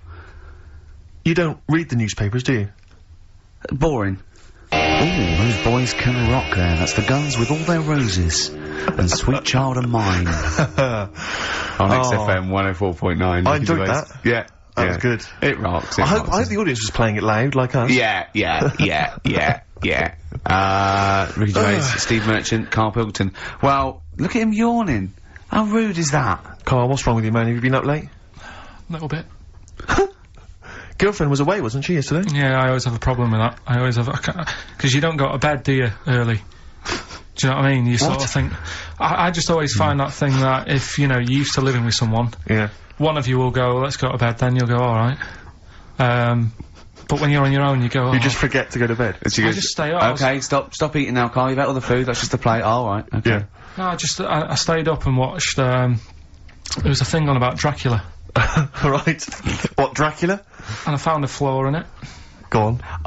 Not the fact that he's the living dead and is... No. And drinks blood to stay alive and he doesn't reflect. And he can in turn into a mirrors. bat. Well, and you can, go on. The mirror thing, you can't look in mirrors. Can he? Well, he can look in mirrors, but he can't see himself in a mirror. That still doesn't work. Go on. It doesn't work at all, Carl. It doesn't work at all. Well, centre parting's always really neat. His centre parting's always really how does he do it if he can't look in the mirror? Blood on the floor or something it was called. Rubbish. I love the flaw in the Dracula film is that his centre parting's too neat. How did he do it without a mirror? Was it a documentary about Dracula? No, Yeah, there was the real Dracula. The real Dracula. Yeah, the real Dracula. The true It's just a story. film. It had blood on the floor or something. It's called. Yeah. It's rubbish. From 1970. Yeah. Right, but you say that and watch that. You know there aren't Yeah, really that's right. vampires in that sense. Yeah. Yeah, but it still annoys you that his centre parting was too neat. Well, if you're going to do it, do you know what I mean? I'd like to see him with a fringe sort of pushed forward and maybe a hood up. All right, come to stop your blood and that. All right. Yeah, just bits of tissue paper all over his face where he's cut himself shaving. I can't see. Bloody mirrors annoying me now, innit? I'd love to see that. A little mank Drac. That'd be great, wouldn't it? Well, that might be a film that we do in our movie. Mancula. Just getting onto that. Mancula. Count Mancula. Alright? You got any rave? You got any rave music, right? Huh? Got any Oasis like that? That'd be brilliant. He came from Manchester. Please welcome Mancula. Alright? That'd be great, wouldn't it? His hair's a mess. Well, I can't see a mirror, can I? Well, we've got a show lined up for you. Sad news for Rockbusters fans. It is going to be the last Rockbusters. Does that mean that we are doing another one and it's the last one? Or We are we've doing scrapped another one, altogether? and it's the last one. Oh, man. Got a bit of a special one, Steve. Have you? It's just sort of done What, it on, makes sense? No, it's, First time only. no, it's done on accents, because I'm running out of, like, clues and that to use. Oh, is this as bit good as the Jamaican one? The D-Trout Spinners. The trout spinners. That doesn't work at all. A bit like that. Okay, so go on, what's the gist of this one? Well, it's just, I've been the sound effects bit, that didn't really work out. So there's 3 sort of cryptic clues. Yeah. And, Sort of cryptic, yeah. it's done on accents, and I've sort of worked down the country, so I've got a northern one, I've got a Brummie one, and I've got a Cockney one. Alright, Excellent. we'll look forward to we'll be that. doing We've that got later. quite a lot of competitions, haven't we? Because you've also got your film competition. He's appearing in The Shining this week, Steve. Excellent, okay. We've also got, chimpanzee that. More monkey news from around the world. Monkey news. Stay tuned for that. But there's one that I thought we could phase in as we phased out Rockbusters. It's an old favourite. Karl, was before your time. XF Family Fortunes. XF Family Fortunes, it's brilliant. Get It a couple owes of people nothing online. to TV show Family Fortunes. No, it's XF Family Fortunes. You can't get him on that. So we'll be playing that a little bit later as well with 2 lucky people at the moment, and we'll be giving away some great prizes, I imagine, Excellent. Steve. Yeah. Go through those a little bit later. Yeah. As it was Valentine's weekend, what about a lovely song by Lloyd Cole? Oh. Like lovers do. I'd love to hear it. Lloyd Cole, like lovers do on XFM 104.9. Is that for all the lovers out there? Yeah, I'm Ricky Gervais, with me Steve Merchant and little Karl Pilkington. Oh, we're having a laugh, aren't we? Little Karl with his Hey, sandwich he's and cheered that. up, with hasn't his- I'm still bruised where you punched me in the shoulder, showing that you could box. Yeah, to be fair though, Rick, you do think that you're now a professional boxer I'm because like you've been on the telly boxing. Marciano, yeah. No, he does. I mean, he laughs about it, but he does walk around thinking, yeah, I could probably handle myself in a street brawl. In fact, I walk around handling myself. Yeah. A lot of the time, don't I, Karl? And often Karl. Yeah, yeah. Oh, I love it because his little round head. I've got another mate that's got a little bald head, and I'd like to squeeze it. I'd just like to see how far. Do you know what I mean? Like an egg, you can squeeze it that way, sort of sideways, and that hurts. But then squeeze it forward to back, it doesn't hurt so much, does it? Do you know what worries me though? I think if you ever actually did crack Karl's head, I think yolk would come out. Yeah, he was drawing, and I gave him a little karate chop on the back of the neck, and he jumped. He spasmed. Sorry, you gave him a karate chop on the back of the head? Yeah. To be fair though, I think I'd spasm, Rick. If a man crept up behind me and karate chopped me in the neck, Oh, that's probably a natural reaction. Didn't I laugh, eh, yeah, Karl? that's right, good laugh. Oh, so we got lots of little things to get through. I mean, look at his little face. You're right. We had a little lunch yesterday, didn't we? We did indeed. That was a nightmare. Yeah. I hate going out with you two. I was explaining to Karl, right? I like to excite Karl's imagination, right? And if it involves chimps or monkeys, all the better. Brains he likes, parts of the body, deformity. You know, I know where to, you know, what buttons to push. And I told him about this thing. I don't know if any of you out there know about this, but there's an experiment they did in the 50s, a clinical psychology experiment where there's your two hemispheres of the brain. Okay, they're joined by a thing called the corpus callosum, right, which is just a little flap of skin, like a little scarlet lead that joins your two hemispheres. And what they did, they cut that in half, and they thought it was a cure for schizophrenia. But what it turned out to be, or epilepsy, I think, I can't remember, was that your two sides of your brains didn't function together. You couldn't get information. I was telling Karl. Of course, one side of the brain deals with symbolism, and as you said the word symbolism, I noticed Karl drift away from looking at you, pick up his mobile phone, and start pressing buttons randomly. And I thought it was the word symbolism that got him, and I noticed it took you just a moment longer, and I think the first thing you said was, when did I lose you? Yeah, I knew I'd lost him. It's extraordinary, and he doesn't even try to disguise it. I think I said nomenclature at one point as well. Right, yeah. And I knew I was dicing with death there. Yeah. But, but I told you, you tried to look it up, didn't you, on the web? You didn't find anything about it, did you? The spelling of it's, what is it again? What's the word?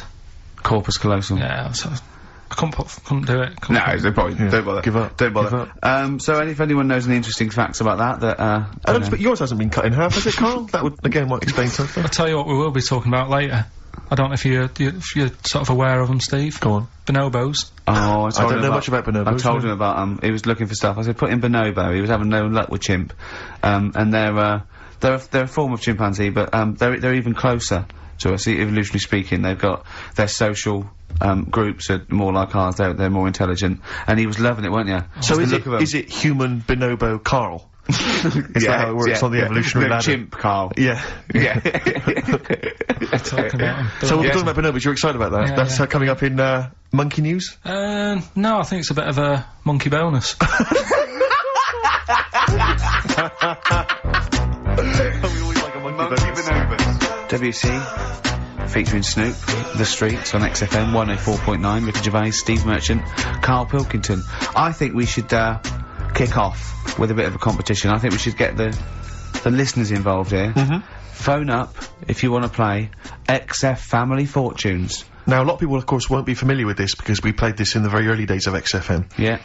Do you want to explain the rules, or do you just want people to phone in? It's like Family Fortunes. We need two of you. I asked you... Do you remember we discussed this before? You can't say that. Yeah. And so get two on the line, you're competing against each other, and so it's fingers on the buzzers.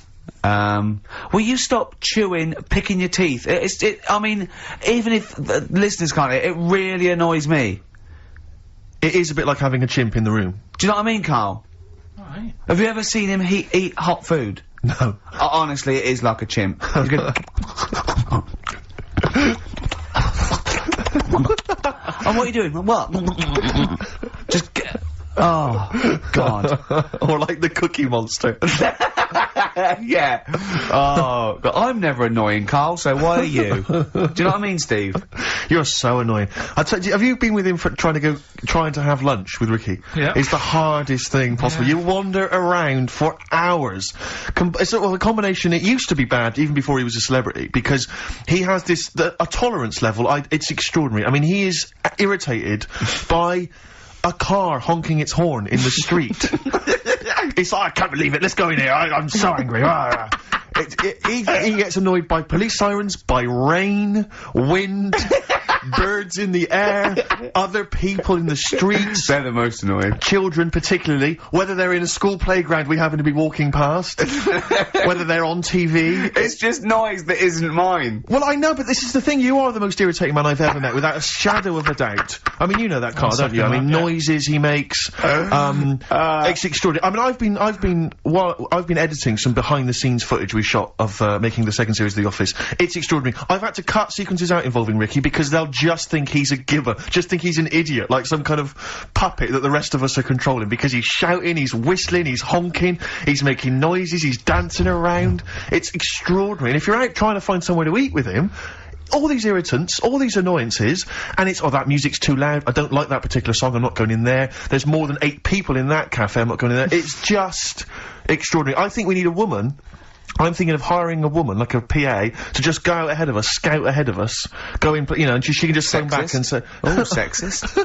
Oh. Or a guy. Oh, that's Or a fella. Oh, sexist. Or a fella. Just to scout ahead. Oh, I'm thinking back. of hiring a woman, subservient role. We couldn't hire him. Oh, no.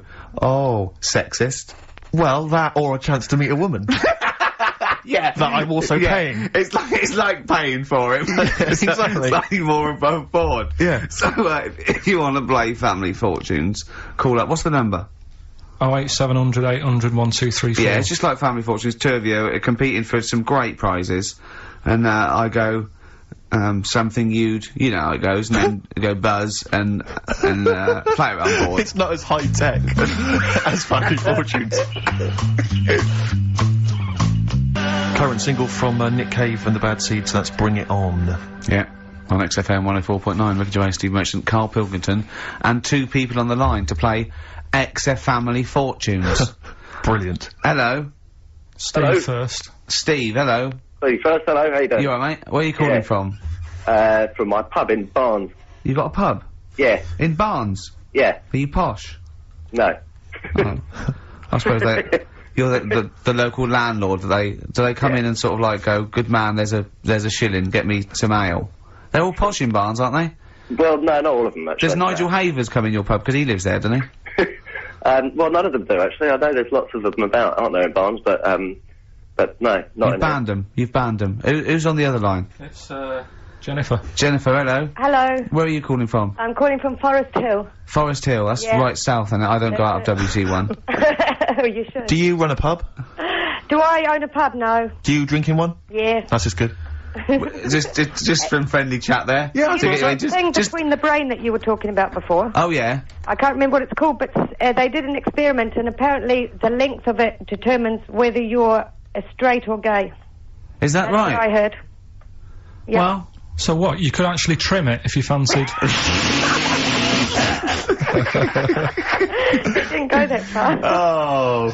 Well, you've just interacted with Karl Pilkington. Oh my God. I'd treasure that. Right, here's the prizes. Okay, now, listen, don't be disappointed, because, as ever, Karl has just gone through some people's drawers here at XFM and found some really quite shoddy prizes. So, you get, on DVD, I don't know if you're a fan of, are they a German band? Rammstein? Or Rammstein? Oh, you'll enjoy that. But there's any number, that includes Asch zu Asch, Spiel mit mir, and Hegelade. That's just some of the classics on this, DVD of their greatest videos. Red Dwarf, the first Do you think series. Germans sit around looking at Oasis records and going, look at these Wonderwall? Possibly so. Wow. The very best of the Stone Roses, although I might have that, so anyway, there's also an I Love You compilation, kind of appropriate, and, a tribute to the Ramones, which might be interesting. So you can get the idea, Steve and Jennifer, the stakes are pretty high. Okay, here we go. XF Family Fortunes. So, fingers on the buzzers, just both go, wah! If you think you can answer this right, and then we, the highest answer or the top answer gets the chance to play or pass. If you play, you've got to get all 5 answers. There are 5 answers. Every wrong answer, you get a life, and I'll go, and when you lose 3 lifelines, then the other person can steal. It's as simple as that. If you've seen the show Family Fortunes... No, this is not based on anything I've ever seen ever in my life. Okay, right. Okay, fingers on the buzzers. Okay. Name something. We asked 8 of my mates, right? Something you associate with Karl Pilkington. Okay, Jennifer, what? Silliness. Yeah, that's the top answer, thick or dimness. Do you want to play or pass? Play, please. Okay. Stay tuned, Stephen, because you might be able to steal if she gets 3 wrong. Okay? Right, okay. Right, we've got a top answer, 4 to go. Thick or dimness is top answer, obviously. Okay, Jennifer, some other things associated with Karl. Comedy. You'd think so, wouldn't you? Yeah. No. I don't even know who he is. You don't even know who he is? No, she does. She must do. And yet, bizarrely, she knows that silliness or stupidity is the top answer. Yeah, come on. Something else. Smelly eyebrows. One more wrong answer, and then Stephen gets a chance to steal. Okay. I don't know. People are screaming it at home. Very sensible. Oh, what was that? Very sorry. sensible? Yeah. Okay, Stephen, can you think of one of the answers that Jennifer didn't get? Must be a mind for inane nonsense. Oh, well, I'm gonna give you that, because number 5 is even thicker. So, yeah, what you missed is, our top answer was thick or dim, second top answer was Manchester, third was Roundhead, 4th was airy Chinese kid, and 5 was even thicker. So I think Stephen's the winner there. Yeah, I think he's done well. Yeah. Yeah. Well, I'm just... What else? What? No. You're definitely right about that top answer. Well, thanks. Right, so Stephen wins all those prizes. Yeah. Stay on the line and we'll take your address. And we'll send something to Jennifer as well for even bothering to talk to Karl. So what's this, Karl? What are you playing now? That badly drawn boy. Yeah, excellent. Bye. We're doing Rockbusters then? Later. Eminem, Sing for the Moment on XFM 104.9. Joe Steve Merchant, Karl Pilkington. Right, Karl, moving on. Got a lot to cram in. If you yawn again, or pick your teeth, or chew, can I just, sometimes I get told off by Karl. He gets a little bit sulky if I slag off the prizes that he sources for each competition. This is from Rob in Croydon. He's a former winner of Rockbusters. Yeah. He said he didn't even know what the prizes were going to be when he entered. He won, and sure enough, for one night only, he was a hero. The following morning, it was just Rob again, and all I had to show for my triumph are 5 compilation CDs I'll never listen to. Yeah. And 2 DVDs I'll perhaps get £9 for on eBay. Please get some decent prizes. Ricky, you're BBC's golden child of comedy. What are you doing? How many of your listeners really are into Stephen Polyakoff's The Lost Prince? No one. That's how many. Now that is a winner. That's someone who's got a reason to like us and like you. I think he's got the same attitude as Steve when you give him something for free. Yeah. Yeah, sorted you out with NERD tickets for last night. A lot of messing around, a lot of phoning round going on to get you them tickets. Yeah. Come in today. You enjoy the gig? Couldn't be bothered going, Karl. Typical. Yeah. I didn't say I couldn't be bothered going, Karl. You just assumed that was the case. You're right, but the point is this, Karl. Once you've given me the tickets, they are mine to do with as I see fit. The thing is, what annoys me is, right, I bet he hasn't even listened to them CDs. He might find something on there. That's his point, I think. Yeah, to be fair. But I don't want to give them stuff that's too good, because then they'll listen to CDs instead of XFM. Of course, there's always careful planning. So... You've always got an answer. Oh, Karl, you're my hero. We don't care, do we, Karl? Well, I think the prizes are alright, considering what they've got to do. Do you know what I mean? Yeah. Right. It's just a bit of fun, for God's sake. So, please do not blaspheme on air. Something else we're giving away. Go on. The Shining. It's more throwing away, isn't it? Once again, is it on video? Once again, it's on VHS. Just because you buy it out of your own money, Karl, stop being so mean. And I want to watch it tonight, because it's one of those films that, So you're gonna watch this video, and then you're gonna send it to someone as a prize? Yeah, it's one of them films that... Sorry, what, you just said yes to that without blinking? Oh, yeah. You don't think, like, Les Dennis doesn't have a quick go in the car on Family Fortune before he gives it away? It costs $5.99. Bowen has a go at those his and her towel racks. It costs $5.99, Karl. Okay, this is Karl in the classic The Shining. And what's the question? Well, we might ask that afterwards. Okay then.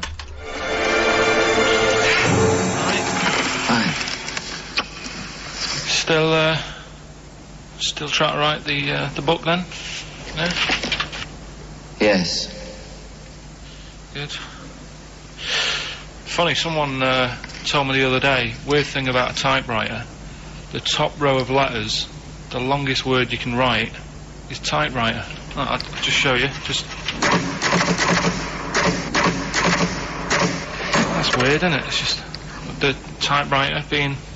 You're not in the mood, are you? You're in one of those grouchy moods again, that you get into when you're writing. I'm not being grouchy. I just want to finish my work. Yeah, it's just being a bit funny, a bit offhand and that. Let me explain something to you. Go on. Whenever you come in here and interrupt me, you're breaking my concentration. You're distracting me. And it will then take me time to get back to where I was. Understand? Yeah, but I just was coming in to try and cheer you up, you know, if you... I mean, I'm full of ideas as well, you know, if you're having a problem coming up with stuff, got loads of stuff, loads of ideas you could write about. The other day I read about this airy Chinese kid. What do you want me to do about it? No, it's just that it could make a good book, do you know what I mean, sort of following round. That's swell. Well, I'd buy it, you know, but if you don't want to know... won't have to. Don't bother doing it. But do you know what I mean? Just airy Chinese kid. It's weird because they're not normally that airy over there. Yeah, this kid caked in it. But if you don't care, I wouldn't touch one hair on his goddamn little head. You don't have to touch any hair on his head. Like I say, he's covered. Leave the head alone if you want. Touch his hands. He's totally covered in it. But I love the little son of a bitch. Well, don't go that far. You haven't met him. But I can sort it out. I'd do anything for him. I don't think he'd expect that much. Just take him to the barbers 3 or 4 times a week. You know, he's a good little kid. In fact, I'll do it. I think I'll write a book on him. Yeah? How do you think you can handle that? Yeah? You're not too busy, are you? Well, yeah, I'm pretty busy. I've got to sort out some monkey facts for the show this Saturday, but I reckon I can still... Why don't you start right now and get out of here? Alright. I will. If you're going to be like that. Couldn't borrow a pen, could I? See you later. There you Haunting. go. Haunting stuff there. Carl Pilkington in The Shining. You know, in the film, Jack Nicholson goes crazy because the suggestion is he's maybe possessed by demons that maybe are in the hotel. But you know, if I was stranded in a desolate hotel, removed from all human contact with Carl, I'd go mental with an axe without being possessed by demons. That's more chilling to me, trying to get some work done and you keep wandering in. I'm trying to get Karl to spend a couple of days in the caravan with me. Just for the hell of it. And he won't. I've offered him money, won't I? I think it'd be a great laugh, won't it, Karl? Oh yeah, great. That would be terrifying. No, I want to film it. I just want to film it. Like a little video diary. There's Karl there, he's just waking up. Well, if I was stranded in that would be like being. I may as well be with Freddy Krueger and Jason Voorhees. That's more scary. The thing is, Ricky doesn't mess you about as much as he messes me about. No, you see, you've given him an inch. You've given him an inch, and he's taken a yard. 12:30 got in today. In 30 minutes between 12:30 and 1, the old bin lid on the head. He wanted to do that again. Yep. Squeezing my head. Think he had a go at. And karate chop on the back of the neck. Yeah. All in 30 minutes. Yeah. Who else can say that? Who else can say that? Who else can say What do you mean? Anyway, have we got a question then? Yeah, to win a copy of, I'm so embarrassed to say it, The Shining on VHS is worth $5.99 and it will have already been watched by Carl Pilkington, probably not even rewound. Yeah, to win that. And a little bit of tripe and cow eels where it just slipped into his dinner. A farm cake outside. As he was reading the back of the box trying to figure out what was going on. The ingredients. What about this, right? Here's a question. I've got a question. No, go on. No, I want to hear Carl's first. Okay. No, it's about the film. Because when I was whizzing through it, I saw something and thought, oh, that's good. The kid who's in it, he was writing something on the back of a door with lipstick. What was it? Well, that's a tricky question. I can't remember. Nor can I. Alright. So the kid in it was writing something on the back of the door. Is that going to be too hard for anyone? Let's see if... I mean, I wouldn't be surprised if there's somebody... Right, the phones are going, so it might be. Yeah, but this is email, isn't it? Alright, ricky.gervais@xfm.co.uk. What was being scrawled on the back of a door by the little kid in The Shining? Be honest, if you know that, it means you've probably already got it and you've watched it about 8 times. Yeah. Fair enough, though. Alright. Bob Dylan. Oh. You're gonna make me lonesome when you go on XFM. Sorry, they're arguing. Steve and Karl but are he just goes, you've got to keep it slick. Do you know, can I just tell them what you're arguing about? Think of this, right? This is the argument. They're arguing whose fault it is why this show is rubbish. Think of that! What? That's a perfect... I think that's a valid criticism. At least we're discussing it. You're just accepting that that's the case. You're not even trying to change it. We're ashamed of it. Yeah. We have to go out there. I should be, but I quite like it. In fact, I remember when we went out about 2 weeks ago and said we've got to, you know, make it tighter and that, make it good. Went out for something to eat.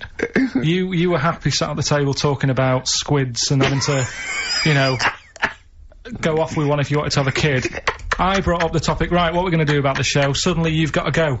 It's like, oh, I think I've made plans. So me and Steve sat there Can I just see, I do that, I do acknowledge, nice. It's cool, isn't it?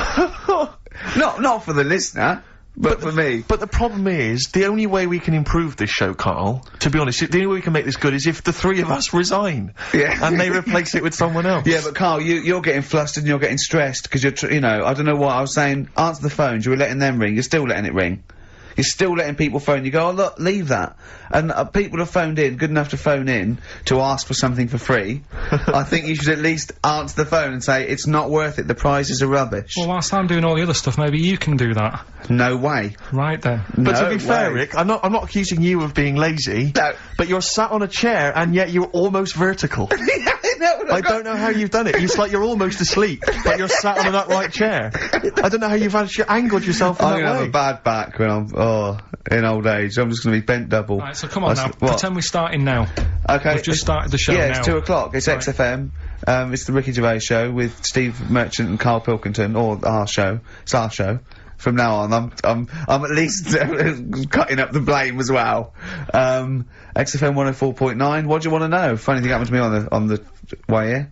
Okay. Actually, it was about Wednesday or Thursday. I was walking along Charing Cross Road. I was on my way here actually to meet Karl for a drink, and this little fella came up to me. I think it was an overseas student. He's sort of like a student type, but he had an accent, and he came up to me and went, "Excuse me, are you one from the office?" And I went, yeah. He went, would you sign a script book of the office for me? I went, yep, by all means, yeah. He went, can you come to the bookshop? And I went, what, you haven't got it on you? He went, no, but if you come, I will buy one for you to sign. And I went, I can't really. He went, were you gonna pass one? I went, I'm not, no, I can't. He went, oh, I was just in Waterstones earlier. I didn't buy. I went, oh, sorry. He went, you could just. I went, I can't. He went, okay. I went, I'll sign something else. Have you got something else I can sign? He went, of course. And I signed a pamphlet or a brochure or something for him. But I love the idea. Imagine me going with him. I'm queuing up, and I'm in the queue. He's going, you can't. Yeah, fine. Can you just hurry up? And he gets there, and his switch doesn't work, and he goes, can you lend me £10? Yeah. I mean, imagine that. I'm a little bit annoyed you didn't go with him, frankly, because that would have been a sale of our book, and I get a little cut from that. Well, behind him was Salman Rushdie. Going, can we hurry up? Because I shouldn't be out. I'm getting a lot of funny looks. And, I really, you know, I don't feel comfortable. But I thought it was very odd the other day, was we were walking along, and Ricky often gets bothered for an autograph, and, some Japanese people who I think were tourists, they appeared from behind the corner, and I thought, this is odd, that, you know, they seemed like tourists, but they're obviously gonna ask for an autograph. And they just handed him a camera and said, excuse me, would you take a photo of us? And they didn't recognise him, I was laughing, I was thinking, right, so now Ricky stood in the street, people are recognising him as he's taking a photo of three complete Japanese strangers, and I imagine them getting home and sort of saying, and here's the one we had taken by Ricky Gervais. Taken with Ricky Gervais? No, taken by Ricky Gervais. From the office. Isn't that brilliant? Would you come to the bookshop with me? The life of a minor celebrity. Not really. Times like these, Foo Fighters and XFM 104.9. Karl, let's build up to Monkey News. Do you want to give the competition answer and winner? Yeah, we did the bit on The Shining, me acting out in that. Yeah. And the question was, the kid in the film The Shining, he, after, like, the devil had got in him and that. This isn't written out, is it? You're just winging this, aren't you? No, but I remember it. But you haven't seen the film, though, have you? No, but when I was whizzing through to get the clips to make that thing, I saw it and I thought, hang on a minute, I'll watch this bit. And that's why I want to take it home tonight and watch it. I meant more how you're presenting the competition. It's just like Jonathan Ross on film 2003. Well, I'm just saying, right, so the kid's there in the bedroom, and he's got his mum's lipstick. Yeah. And he's saying... Doesn't it run a mobile deed? No. And he said, he wrote down red rum on the back of the door. And his mum wakes up and thinks, what's he doing? She looks at him and she goes, oh. And then she looks in the mirror and sees red rum in the mirror. Right. Which he is thinks sort of... he's offering racing tips. It says murder in the mirror. Oh, clever. So, Kelly in Hounslow got that right, so... Excellent. After I've watched the film, I'll be whizzing that over to Hounslow. Brilliant. I mean, the one thing I do like about, this show, for all its faults, is the... honesty? Yeah. I mean, that can be good and bad. I mean, it's... I mean, some people think it's sloppy, arrogance, laziness, you know, they'd be right. Yeah. But I like to think it's honesty. It's like a peek into the mind and workings of Karl Pilkington. He just said to me, because he was shaking, because he said to me, and I quote, he said, he's just whittering to himself, I must remember to eat next time Suzanne's away. I know. I must remember to eat next time Suzanne's away. No, but you did. I mean, I wonder if I lived on my own if I'd still be about. Because I just neglect myself. Yeah. So, I mean, for all I've eaten a this lot of morning, self-abuse. Is that what you're saying? I had lasagna last night that I messed up, right? Why did you mess it up? Cooked it for too long. It was like a brick. Right? And she called up and said, have you eaten? I went, yeah. She went, was it nice what you have? I said, lasagna. Was it nice? I thought, I don't want her to worry, because she's probably been out and had a good meal with all the work people. Yeah. I didn't want to say, well, you know. And she went, okay, bye. And I go, that Karl, yeah, I bet he cooked it like a brick. Yeah. I bet he threw it away. Anyway, gin and tonic. And I had Scotch pancakes for breakfast. That is all I've had. So I'm starving, I'm shaky. Plus I've got that restless leg syndrome still going on, which I can't get rid of. What's restless leg syndrome? I find, if I go to bed, right, my body's tired but my legs aren't. Are you like Michael Flatley? You have to get up and do a bit of tap dancing. Do they just keep going even when you're asleep? Keep moving about, so I have to get up and stretch them or something. Or I've worked out that if I put a pillar on, like, the bedpost down at the other end, if I have my legs higher than my heart, it calms it down a bit. Is this why Suzanne works away so often? I don't know, it's weird. To get a decent night's sleep? I put it down to Smarties and that. It's like a sugar thing. But, stop eating them. Apparently Bob Mortimer has got it as well. No, he's got arthritis. Oh, has he? You told me in the week that you've mastered moonwalking. Yeah. Yeah, I can do that. Is that one of the things you did, like, in the middle of the night? It's moon sleepwalking. Yeah. He just gets out, he finds himself walking backwards and wakes up. And goes, oh God, I'm brilliant. I'm brilliant at this. Right, so listen, what we're doing now, we getting a debate going about... Actually, right? Go on. We're struggling, go on. No. You can help me out here, Karl, you've got an idea. I can see it in your eyes, he's got a brilliant idea. Wait for it, go on. No. It's something, when I was looking on the web, found something out. Go on. It's a story about a woman who had a baby, What are you talking about? What? A woman who had a baby who was having a baby. It was no clearer when you repeated it. No! Karl! I don't know what to do. I don't know what to do for the common good, right? Pursue this line of inquiry, right? Because I don't know where it's going. Or play a record. I'm actually torn. I don't know what to do. No, I remember seeing it and thinking, I've got to tell Ricky about that. It's brilliant. What should we do? Should we go with it? I mean, it's like, it's entering into the abyss, it's opening Pandora's box, it's peeking, it's going down to the cellar. I've got a couple of questions, though. Go on, then.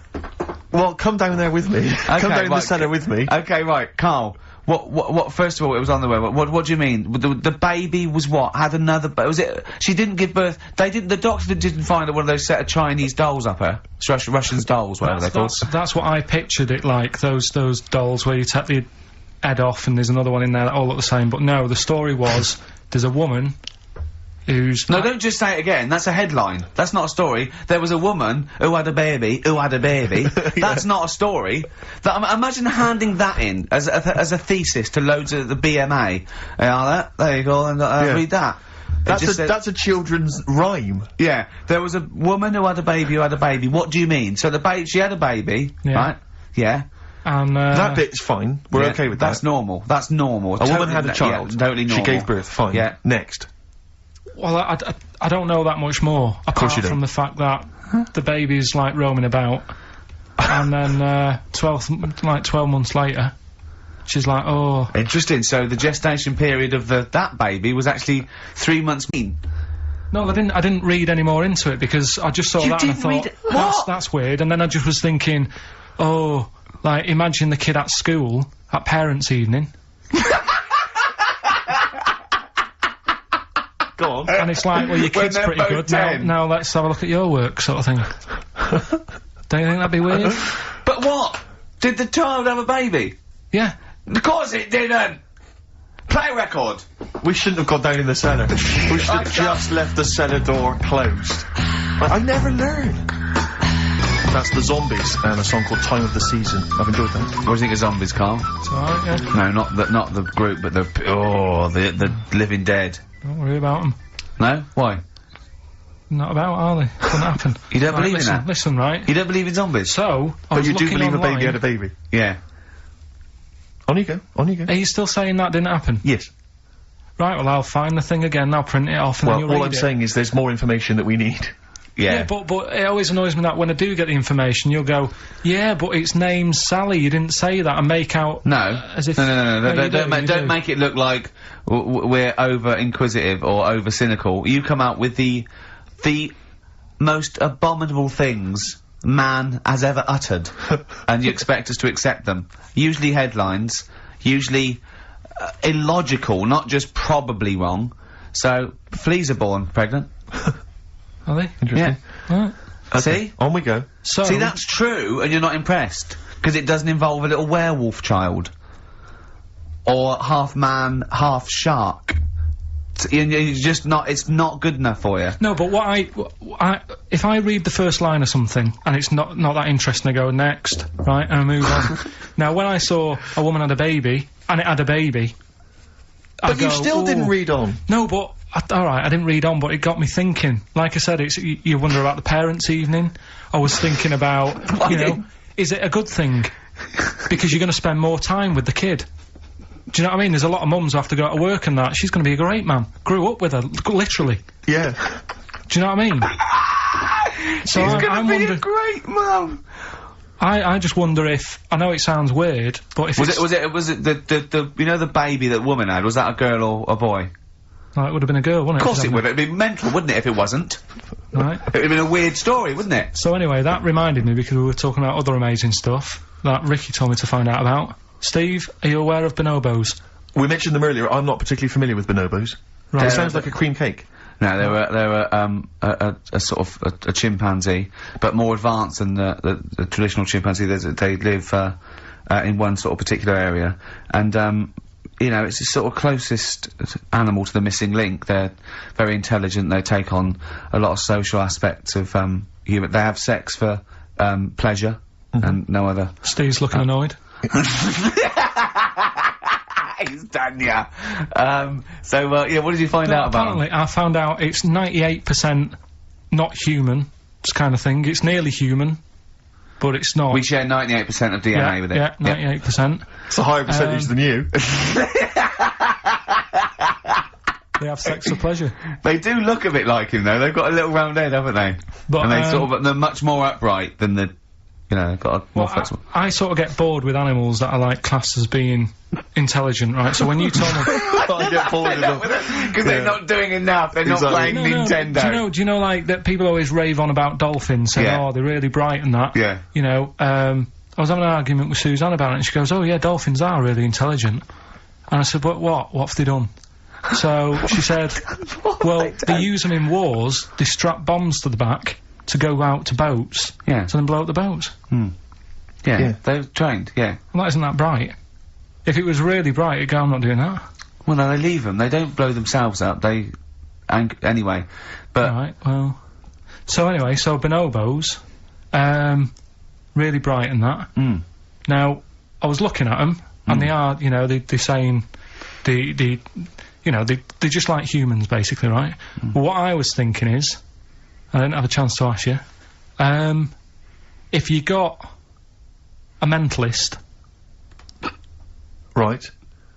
And put the bonobo in an exam... Okay, right, okay. What do you mean a mentalist? What do you mean? Well, you know, someone who's, you know, a little bit, just a little bit slower than me, and put them in an exam, what would happen?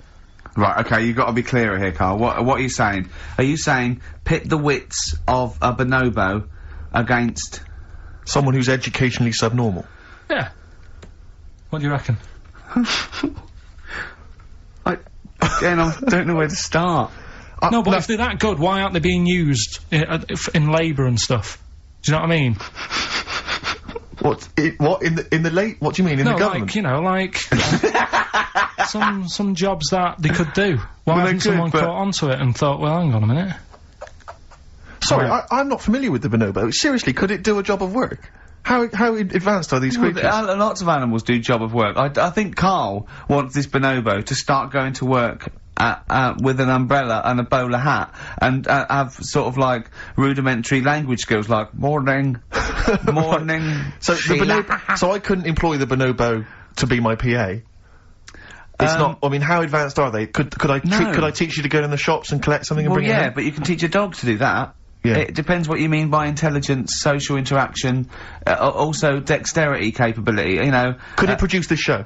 Yes! I'd have thought it could, randomly. Yeah. Just by pressing the buttons, it could do a better job. It depends what you're asking, Karl. What you mean is, could a chimp be a thick human at an intelligence test? Yeah, that's what I'm saying. But it yeah. depends on what the problem with the human is, doesn't it? Right. First of all, mental illness has nothing to do with intelligence. Let's get that straight. That's one thing. Mental people aren't necessarily less or intelligent than people. Now, is that the clinical term? Well, exactly. A mentalist. A mentalist. Sometimes I don't know what to do. I don't know whether to start with where he's going wrong with the question, to answer it, to find out what he really means, because It's just that if that did happen, right? So what could happen? You want the Planet of the Apes, don't you? Here we go. Go on. Right? I go to school. I go to a new school. Yeah. I go in the class. There's 3 bonobos sat on the back row. Yeah. Right? I think it would make They're everybody... bad kids, are they? Everybody would work harder, because you go, well, I don't want a monkey beating me. Whereas when I So went you to think school... there'd be an incentive? Yeah. Well, I think... Okay, they go in and go, oh, go on, what do you mean? No, I would have loved it, because, I mean, one of the reasons I didn't like school is it's like, oh, I'm not bothered. You know, I'm not bothering going in today. I'd love it if I went in and someone said, right, you're going to start coming again. Why is that? You've got 3 bonobos in your class. What if they didn't hang out together, like the 2 little kids with the webbed hands and the big heads? What if they started bullying you? Stealing your pocket money? Well, I wouldn't go in, I'd stop maybe going. copying you, maybe making you do their homework. Yeah. They did find out you... To be honest, it would probably be the other way round. And he'd score better. Yeah. God, have you been copying? Have you been copying the bonobos Have again? you been copying Boo Boo again? It'd be good though, wouldn't it? Well, it'd be great. I wish I could live in your mind for just a day. It must be great when you walk around and see things. We were talking before, right, about, at school for some... I can't remember why it came up, the frog thing. But they did a... Oh, I'll tell you what it was. It's the march that's on today, right? And, you know, if people want to do that, it's fair enough, but I don't like going out in big crowds and what have you. Sure. He said there's too many people to get anything done, right? He said, I wouldn't do anything with more than 5 people. Do you know what I mean, Steve? If you have a night out, if there's more than 5 of you, you can't talk to everyone. Who's in charge of the night? It makes it hard work if you want to nip into a restaurant, because you've got to get, like, a table for 6. Yeah. So if you're on that march today and you want a coffee... You've got to get a table for 20,000. 7 for 1 million protesters!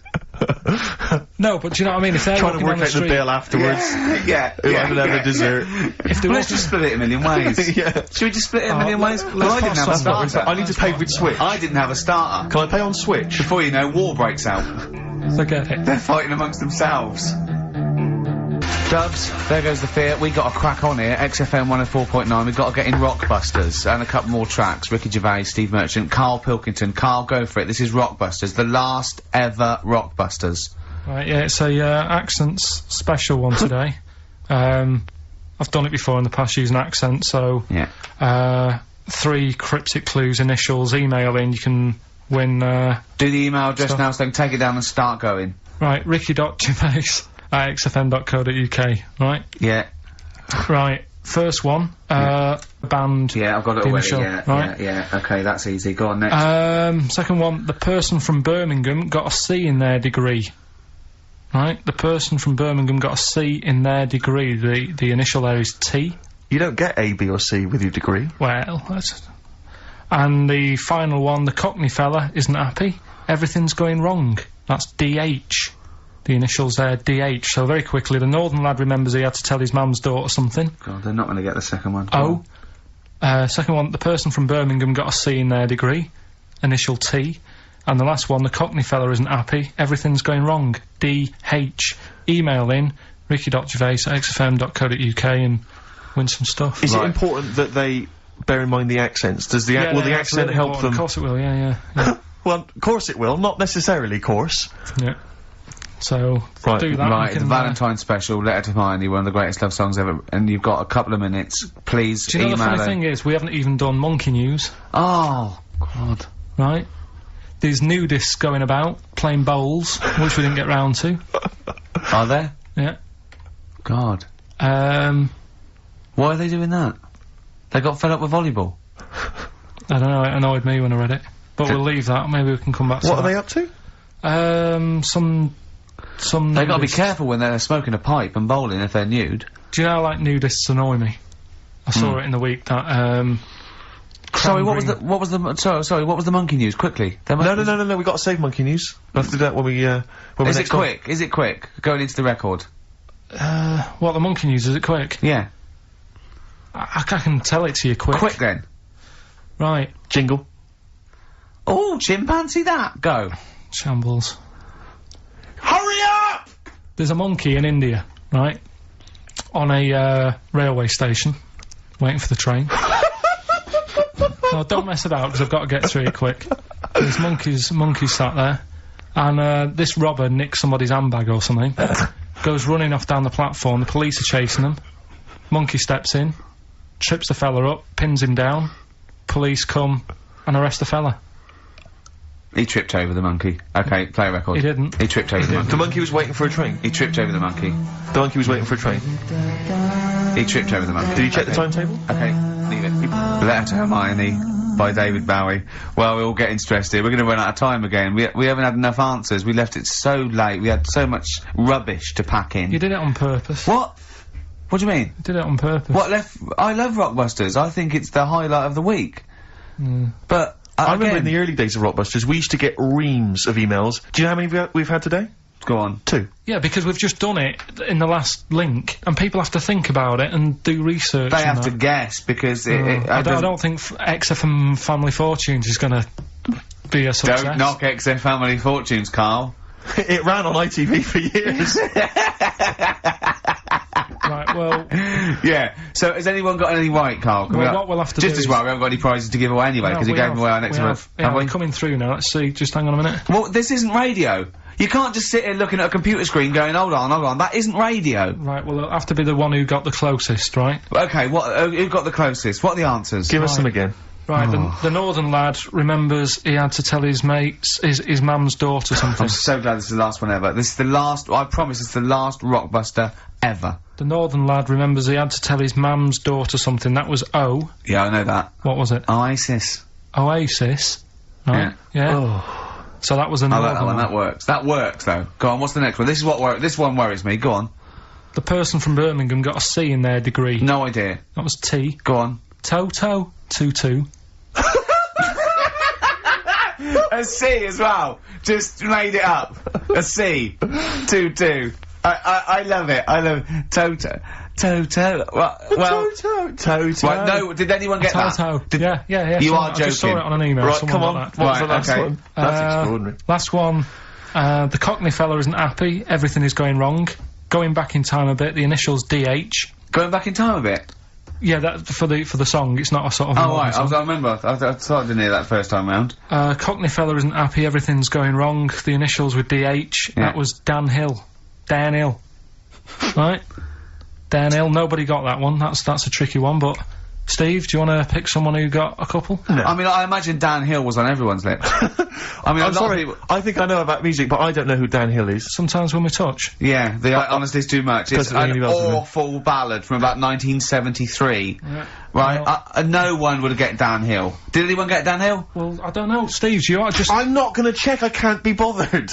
I just want to celebrate that it's over. I'm just pleased that we're finished with Rockbusters. What? Right. Did anyone get it? Hang on a minute. No, I've got to put check. that one back. I want to hear that answer again. What? Carl, leave the mouse alone and let me find that one. Right. That is someone's contempt for you. Yeah. They've put Oasis, fair enough. Second one, Travis, they've just gone. Third one, Oliver Hardy. They don't care. That's how much contempt people have for you. What's the answer? What's the answer? NERD? Yeah. Provider. Oh. I hope the Sonys weren't listening to that. I'm not going to come in for a couple of weeks. I'm not going to be here next week. Okay, no, leave it a couple of weeks. Yeah, right, I think we should just take a break. Everyone should just take a break. Do a special or a best of, Carl, because this is. Well, I've got to go away and rethink this whole thing because I think it's actually probably damaging our reputation. Definitely. What are you going to do next week? Are you going to come in, Carl? I'll have to be here to play it out, won't I? Fine. Yeah, right. Because we didn't give the winners of the competition. See you later. Yeah, I'm not going to be here. XFM.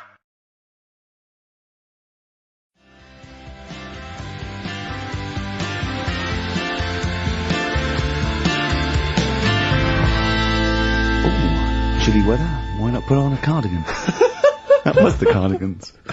And for what it's worth, a lovely tune there. Oh, that's a joy. We should definitely talk like that more. XFM 104.9, Billy Gervais, Steve Merchant, Karl Pilkington, alright? Alright. Yeah? Well, we got a jam-packed show today. We got so many we got more features than Karl's got on his face.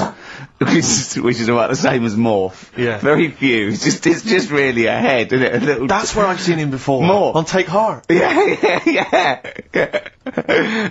We've got, Rockbusters. That's Have we? still going know strong. my feelings on that. No, but he's said he's gonna, buck his ideas up.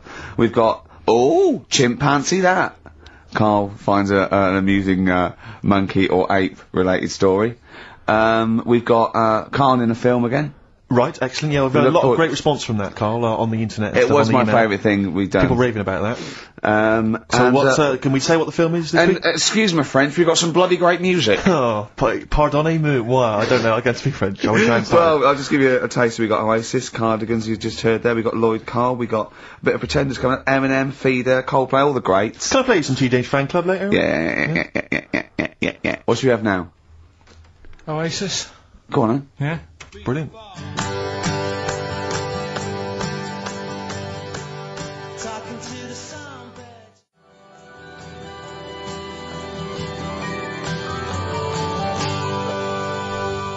Oasis and Songbird. It's a nice little ditty. It's alright, yeah. Of a Saturday. Yes, thank you. XFM 104.9, Ricky Gervais, Steve Merchant, Karl Pilkington. I think we should go straight into it, Karl. I think we should do the competition, there's Karl in the corner. It seems a little premature. Do you reckon? Yeah, I Do you think reckon so. save it? It's so good, we should tease it out of them. Well, it's a big thing. It's just that I've got absolutely nothing to say. Sure. I haven't really. Well, I mean, like often I know you'll have spoken to Karl in the week. This week, for some reason, I've been speaking to him. Oh, right. I spoke briefly to him about Michael Jackson and the documentary. Yeah. Now, of course, I thought that was extraordinary. Amazing, I asked Karl's piece opinion. of work. Yeah. And he didn't mention to me the fact that Michael Jackson likes to climb up in trees. No. He didn't mention anything about his bizarre relationship with children. He didn't mention anything about his obsessive billionaire spending sprees. Right. He didn't mention anything about the mannequins he has in his thing, or the fact that he drives around his sort of 7 hotel suites in Las Vegas in a little kind of old people's scooter. The only thing of note for Karl was he said to me, "Did you notice how big his hands are?" I'll tell you what, though. I did. What? How you look at... The man's got, like, a face that he's had reconstructed. Well, I can't seem to say that, it's libelous. Yeah, but, no, he hasn't. He's got an oddball he's had two nose jobs. Yeah. And you're looking at his hands. But I think it's because you look at him and he looks a bit like... there's a bit of androgyny there, but it's sort of like it is quite a petite sort of old lady's face in a way, but then you see these labourers' hands come out. That's always the way with a tranny, isn't it? You know what I mean? What, you can't accuse him of being a tranny? No, he's not. No, he's not What a are you tranny. saying? No, I know He's got enough issues, now you're accusing him of being a tranny. I like him. I thought he came out that brilliant. I thought it was really... I really felt so... You know, one of those, porcelain dolls dressed like a Harley Davidson bike rider, or, an Elvis commemorative plate. It was the kind of billionaire equivalent of that. But the hands were a giveaway. It's the same as those sort of transvestites. Well, it's like you get what was it about his hands? Well, you know when you get like a cab driver or something, right? And he decides to turn transvestite about 60, and he goes on Kilroy. Do you know what I mean? It's that way. He's got a twin set of pearls, and he goes, "I've never felt so comfortable." But his hands are still big. He's got a little wig, and he's got the lipstick on, and he's with his teenage kids who are going, "Kill me." Do you think he's been having surgery on his hands to make them larger? Bigger, yeah. Was that why he was wearing that glove through most of it? Exactly, but I think he wants to be a goalkeeper.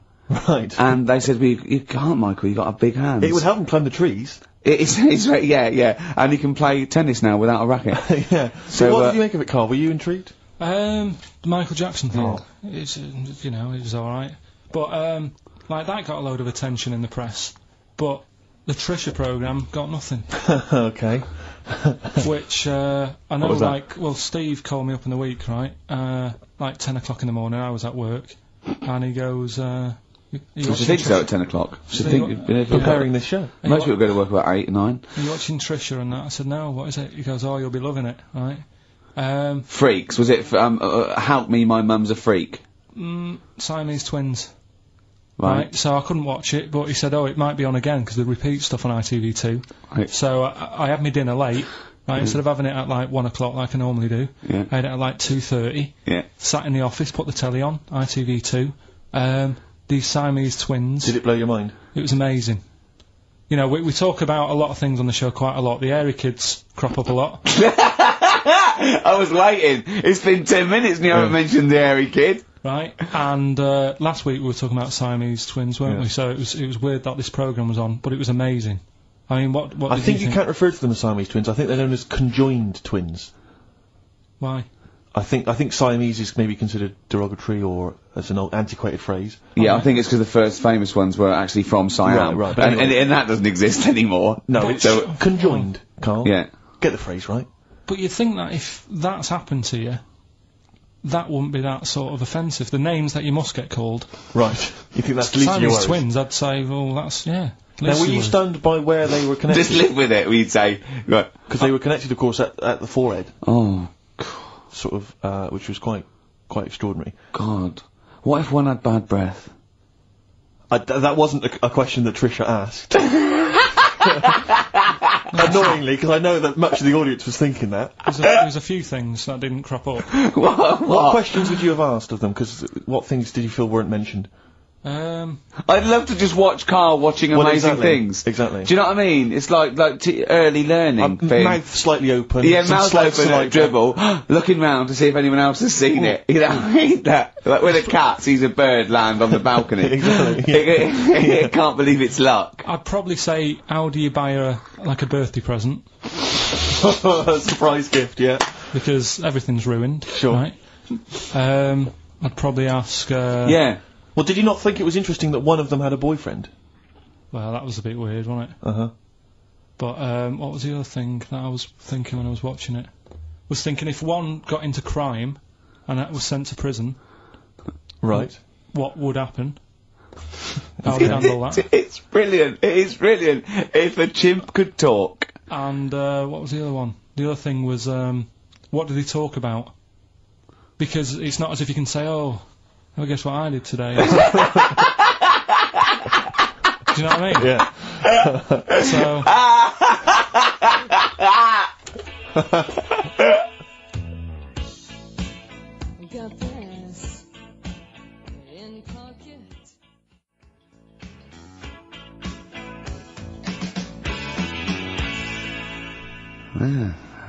Brass in pocket, and if they're pretending to be good, they're doing a bloody good job of it. I love them. That's Ricky Gervais on XFM 104.9 with me, Steve Merchant and Karl Pilkington. Karl is still buzzing about these conjoined twins.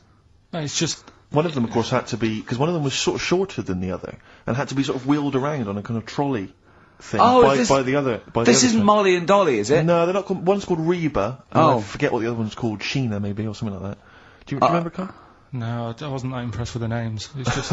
Yeah. So you immediately put them out of your mind. Those are rubbish names. I'm forget, Karl, forget them. They're gone. Were they British or American? Yeah, American. Oh, because I've seen some American ones on Well, bizarrely, one of them was apparently a country music star. This is Molly and Dolly. Well, they're not called the Molly one that and joined Dolly. at the Oi. The one that joined. But they're not. I think you've made up the Molly and Dolly. No, it was on Jerry Springer. There's a little one that sits on a seat, and the other one carries it round, her around. And they're not called Molly and Dolly. There was something like that. They're called. Well, we know that one of them's called Reba, and I forget the other one. One was a country and western singer or something. Yeah, and but she was saying, "Yeah, I've just made a movie. It's coming out shortly in theatres." Is your sister in it? Yeah, and the other one said, "I'm not involved." I did. It's utterly bizarre because they live there. They work so hard to live their lives separately. Yeah, they say it's all. Yeah, exactly. of course. So, yeah, you know, they try not to. So she's talking about her music career, and the other one's sort of not taking any kind of credit for it, which is nice, I It's suppose. weird though, because when she was singing as well, the other one just stands there. She doesn't join in. She doesn't sort of dance. Offer backing vocals. Do you know what I mean? Make a group out of it. Yeah. A duo. Yeah, well, but it seems like we're sort of being horrible, but we're No, not. we're not. I mean, it's a really no, bad we're thing, laughing at Carl's amazement at this phenomenon. Sorry, I just got to say we're not. You know, taking the mickey. The really weird thing about all this, What? right? And it's annoying because you were saying about, you know, oh, what should have Trisha have asked and all that. Yeah. But one of them mentioned that one of them was adopted, and the other one wasn't. Don't talk rubbish. No, seriously. I didn't understand it, right? Of course you didn't. And then Trisha sort of said, well, let's have a chat, and they were like, no, I don't want to go into that. What do you mean one was adopted? That's and one what he was... said, one of them...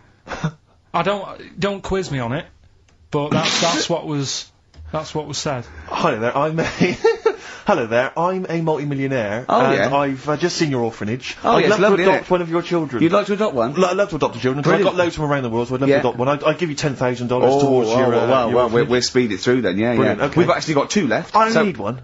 I'm only interested Right. in one. Yeah, I don't need any more. Don't need any They're more. sisters, they're... I know it would be tragedy to break them up, but I really need one. Now, break it up, there's the rub, you see. Sure, because, sure. You just need the one. There's $10,000 now. You can have that. I'll sign it now, but I don't want to discuss it further. I'll bring her around, Brilliant, brilliant. Okay, ding dong. Hi, yeah, brilliant. You brought my kid round. Yeah, there she is there. That's a joy. Yeah, yeah. Okay. Just standing next to a bush. Yeah, do you want to, can you bring her out towards No, me? It's like, there's nothing behind the bush, so you just want... I just want to be able to walk 360 degrees round her. Do you want her or not? Yes, I can't believe it! What's that little trolley? She's talented. Oh, dear. You're talking nonsense, Karl. Well, whatever. These ideas are nightmares to white parents whose worst fear was a child with dyed hair and who likes staring. Feeder. That's it, just the way I'm feeling. XFM, 104.9, Ricky Gervais, Steve Merchant, Karl Pilkington. It's time for the newest quiz in town. This is where Karl inserts himself into a seminal film. Last week, it was the little kid in Sixth Sense. You remember? To great acclaim. The critics loved it. They said a triumph. This week, he's fiddled with The Graduate. This is the scene where, of course, he goes upstairs to the hotel room, and it's on the cards. She's a dead cert, Mrs. Robinson. Well, Here we go then. So, are you ready for it? I've brought some condoms from home that Suzanne got for Christmas. Benjamin, What? will you bring me a hanger? A what? A hanger.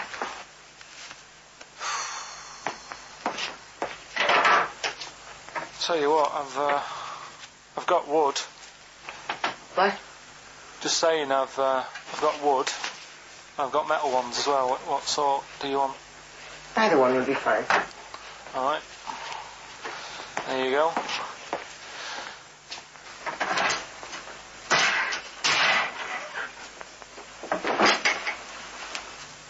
Are you afraid of me? No. No, I've seen weirder things than you. Have I ever told you about going on about that? You're saying I've got a round head. Well, you can admit that, can't you? No, it's I'd say it's a normal sort of shape. It's just round. It is, isn't it? Yeah, but what do you mean? So is yours. Head should be round. It's nothing to be ashamed of. I'm not ashamed. It's just a normal shape. Mm-hmm. And you can talk. Look at your saggy arse. Anyway, get your knickers off. Hello, darkness, my old friend. Oh, that was a joy. Oh, dear. Oh. It was an absolute treat. Now, I should say that obviously the prize is a copy of The Graduate. Now, bear in mind that XFM is giving away these prizes. Yeah. Karl is so cheap that he wouldn't even buy it on DVD. He's bought it for $6.99 on VHS. It'll be panned and scanned. It won't be widescreen. There's none of the extra features that you get on the DVD. Oh, look how at cheap Karl's face. He's gutted. Karl, did you pocket the rest of the cash? No, I have to use my own money to buy these, right? What, you're using your own money to give this stuff away? Yeah. So I had to go and buy that. XFM is so cheap, I'm I know. stunned. Right, I know. and It's not worth having it on DVD, is it? 'Cause Why not? It's an old film, so... So the quality is set, do you know what I mean? They can't really tidy it up. Of course they can! They do it from a print. They don't do it from the video. They don't get the video and go, let's make it into a DVD. An old Betamax copy that someone had knocking about. Well, anyway, it's you the can... same film, though, isn't it? Fine, okay, well, you're right, it is yeah. the same But anyway, film, yeah. you can win $6.99's worth of The Graduate. The question, and it's email only, Steve, it's not Steve, it's ricky.gervais@xfm.co.uk. The question is, name the actor that Karl was taking the place of in the film, and of course the actress that he's performing opposite. ricky.gervais@xfm.co.uk. Lovely. Got to play something from the... I would love to. It would seem appropriate. Yeah. Hello, darkness, my... Dear Mr. Simon and Mr. Garfunkel, please, let's not have the sound of silence. Let's have some more beautiful music. Get back together, please, quickly. That's XFM. I think you should do every single link like that. Brilliant, it's the best bit of the show. That's on XFM 104.9. Are we going to have time to play the clip again before, I don't know, before 2 o'clock, let's say? Are people not listening to the question? Is that what you're... Some people are not listening to the question. Oh, dear. Okay, we'll play it again at about 2 then. And personally, any excuse to hear it again, because I thought it was a I think Karl should go out and get the DVD. I think it's embarrassing to give away the yeah, VHS. you have to get it. You have to go out and buy the DVD later. Karl, on the DVD, it's got a booklet, it's got an audio commentary, it's got behind-the-scenes features, and it's got this pristine widescreen version of the film. You've got some cheap $6.99 version. Yeah, and on so VHS. because you were being mean, because it was your own money, you're gonna have to waste that now because no one wants it. So it's gonna cost you twice as much as it would have done if you just got the DVD the first time round. A valuable lesson learned. Yeah. Have I rewound it? There's a penalty if you've not. No, you haven't rewound it.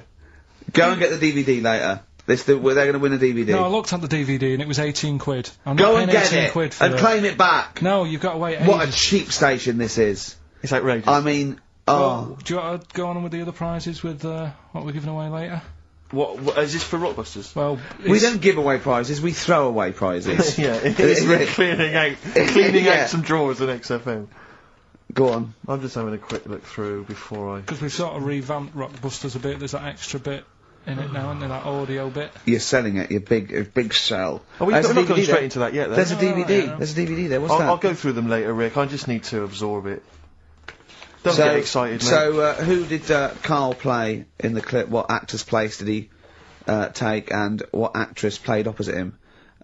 That's ricky.gervais at xfm.co.uk. Sure. Brilliant. Yeah. Is that it then? What we got coming up? We got some. Play a bit of Coldplay. Bit of Coldplay, be right.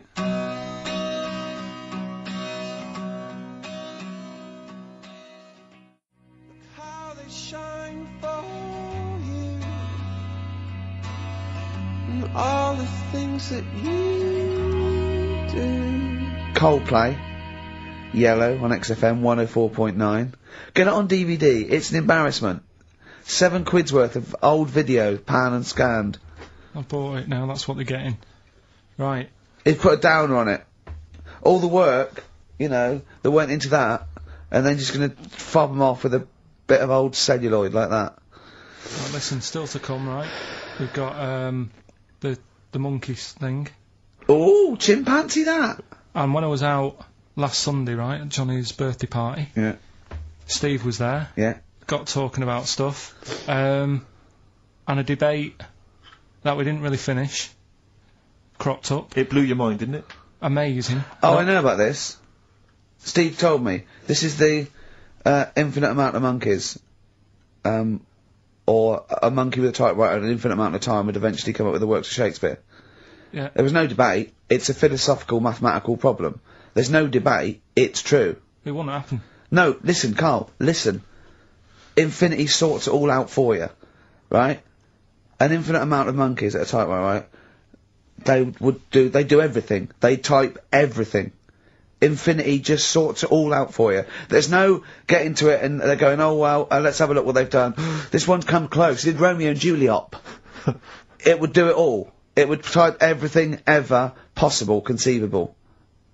Yeah, but it's a mathematical Well, infinity. we've heard your side of the argument, Rick. And I'll be honest with you, it's a persuasive one. But let's hear Karl, because he heard about this in a pub last week. Yeah, so what's your he's got some problem? strong What's your ideas problem with himself. it? What's your problem with it? Well, first of all, right, you're saying it's a load of monkeys. It's not just one monkey It depends. that can live forever. No, wait. It's either a chimpanzee with a typewriter with an infinite amount of time. He would eventually, by definition, mathematically, type everything ever possible. Okay, or it's an infinite amount of chimps with typewriters, and one of them will type it first time. But already that's not right. You either need to have What do you mean? monkey. What? You mean let's hear his employment point. laws? He What do you mean can't- it's not right? Let's hear him out, please. If it's one monkey Yeah. with a typewriter that's got loads of ink in it and that, right? At least it knows what it's done in the past. It's not. Keep going. Cry. If you've got a load of monkeys, it's like if you have too many. What's that saying about too many chefs? Too many chimps spoil the soup. Right. Well, it's the same thing. It's like, well, I didn't tell you to put salt in it. I was going to put salt in it, and it messes it up. Whereas if it's just one, they know what's gone on. So what I'm saying is, just leave him go. I can't be bothered. I want to hear. I want to hear the rest. This blows my mind. He doesn't know what this does to me. It's a mathematical problem. I want to hear the rest. well, it's just I just don't think it will happen. What do you mean you don't think it'll happen? Infinity works it out for you by definition. Well, what's stopping them typing the same thing again? They would.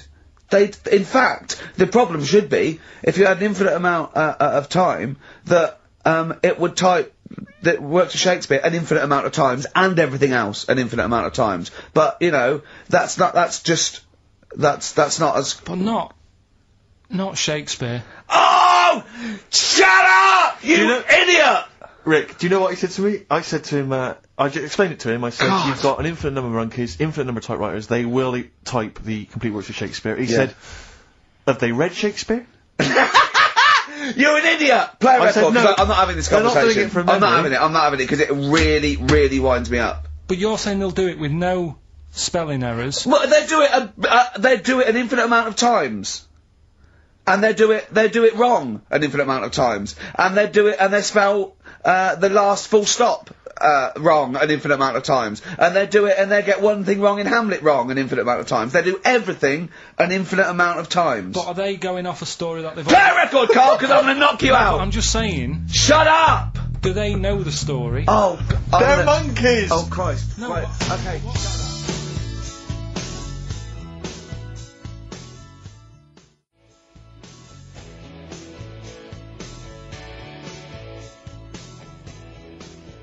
Lloyd Cole, she's a girl and I'm a man. Good that, innit? On XFM, 104.9, Ricky Gervais, Steve Merchant, Karl Pilkington. As ever, Rick, there's always someone who steps in to defend Karl. Okay, what is the defence? What is the defence? Here's an email from Scott Coomer. He says, Karl is actually right. I've got an A-level in statistics and probability. It doesn't matter how long they have and how many monkeys you have, you cannot guarantee they would type the complete works of Shakespeare. Infinity makes it probable they would get it right, but not definite. Yeah. Well, yeah. Yeah. That's what I was saying. No, you weren't saying, Karl. You don't understand it. Infinity sort of sorts it out. That if they do anything, they nearly do everything, won't they? It's hit the keyboards. It's because they hadn't come across you at the time. yeah. It's to take out thought out of it. It's to take out reason and trying, right? It's just random. They're saying that if you typed enough things, if the computer was left out typing everything, if you left it for an infinite amount of time, and they chose Shakespeare because there is meaning behind it, and it's difficult to get it exactly right, to show you that Infinity would come up with it's not just Shakespeare, it's every novel. It's everything. Fairly eloquent there from Gervais. A quick riposte, please, from Karl Pilkington. No, I'm just saying, what I don't understand, if it hasn't read it, then how does it know where it's going? Listen, right, listen, right, Can I just explain to people, right? Some people have said, oh, why are you cruel to Karl? He drives me mental with things like that. What do you mean, well? Let me just take a breather. How do I do your editing? He keeps coming in the week. You know that I work here properly, in the week, don't I? Yeah, I've got a proper job, should be 9 to 5, but I normally get in at about 8 o'clock and work A lot of people getting 8 o'clock. Working hard, trying to do my job. 3 times this week, I've been rushing around, I walked past my little studio. He's sat in there, alright? Now, because I've got this sort of job, I can get away with it. I said to him, if I was a doctor, would he keep coming to me practice? If you were a doctor, there'd be severe problems with the NHS. Oh, imagine that. The standards would have lowered so much if you can arrive at the hospital you're a doctor. Pop in, I'll go to lunch, don't we? We have a little lunch break, don't we? I go, come on, let's go now. He goes, I'm busy. I go, come on, let's go now. He's going, oh, you're doing me head in. Well, when I was talking about the monkey conundrum with Karl, he said to me, right, if I had a day off work, and I was, say, watching the TV, and with one hand I was typing a typewriter, would I type Shakespeare? I mean... Yeah, but you see, there's certain things. We were talking a little bit about this stuff the other week, weren't we? When we said you were going on about Einstein, and I said he's not that good. You know, E equals MC squared. You know, it sounds good, but I've never used it. And that. Right? I've never used it. You haven't used 2 and 2 equals 4, Karl. The fella with an apple fell on his head. You know. It could have been anyone sat under that tree. Do you know what I mean? It's just annoying. Lucky. And Newton gets all the credit for his laws of the universe. Well, other people were working whilst he was having a lunch break under the tree. So in a way, it's like he didn't deserve to have that success story. Again, forget the apple and the tree and whether he was sitting down having a lunch break. It's totally irrelevant. Yeah, but what I'm saying is there's certain things that will just happen. You know, it's like, I think we were talking when we were out eating the other week. We were talking about Noel Gallagher. Well, this is reason the monkey discussion came up, right? Noel Gallagher... I don't know what to say. I don't know what to say. Rick, I don't want to misquote Noel. I'm like Herbert Lom in Clouseau. I'm going to get a twitch whenever he opens his mouth. I don't know where to start with some of his statements. Well, as I say, this discussion began because we were talking about a quote that Noel Gallagher supposedly gave. Now, I don't want to misquote Gallagher, but the gist of it was that he said, had I... written Wonderwall or whatever, instead of the Beatles writing Strawberry Fields or whatever, I'd be the one that was considered the great songwriter and it wouldn't be the Beatles, you know, it's just the fact that they came first that meant that they get all the credit as being the greatest band in the world. I don't know where to start with that statement either. I mean, that's Gallagher's thing and he's, you know, well, whatever, we know what we think of that. What was your point, Karl? You agreed with him, didn't you? Yeah, I reckon, right, do you know we've talked about putting a baby in a room before and it'll know what colour it is and stuff? If you got a room that's painted red, right, but forget that, because that's going to confuse him. Hear him out. Listen to me. Say if they did some new TV show, right, like, what's that film with Jim Carrey in, where the Truman Show. The Truman Show, right, so they make up a little room, and some woman has some kids, and you say, right, let's put the kids in this room, and they don't know what's going on outside, they don't know anything about, like, EastEnders and that, it's like their little world, right? They don't know anything that's gone on. How could a child survive without EastEnders? Right, listen. So, he's sat in the room, right? And then, when they're all asleep... Right, wait for this bit. Someone Have you heard this bit? Wait for this bit. They're all in a room. Yeah. They're asleep. Yeah. Someone pops in, puts a guitar next to the bed. Right? Nips off out again. They wake up in the morning, and one of them goes, what's this? They don't even know it's a guitar, because they've never seen one. Right? They're talking English, though. Yeah. We just left guitar out of the vocabulary. Right, so... There's plenty more to come. So, one of them will pick it up, and they'll go, I don't know what it is, and they'll start strumming, they'll go, that sounds good, doesn't it? Give them a few weeks, they could come up with Hey Jude. Whereas, typing Shakespeare, a monkey that can't even spell... I see that. Can't answer it, I might come with you, Rick, if that's alright. We've got to sort of that Christmas special as well. Yeah, no, sure. Alright, I'll see you later. I'm shooting off then as well. Cheers, Karl.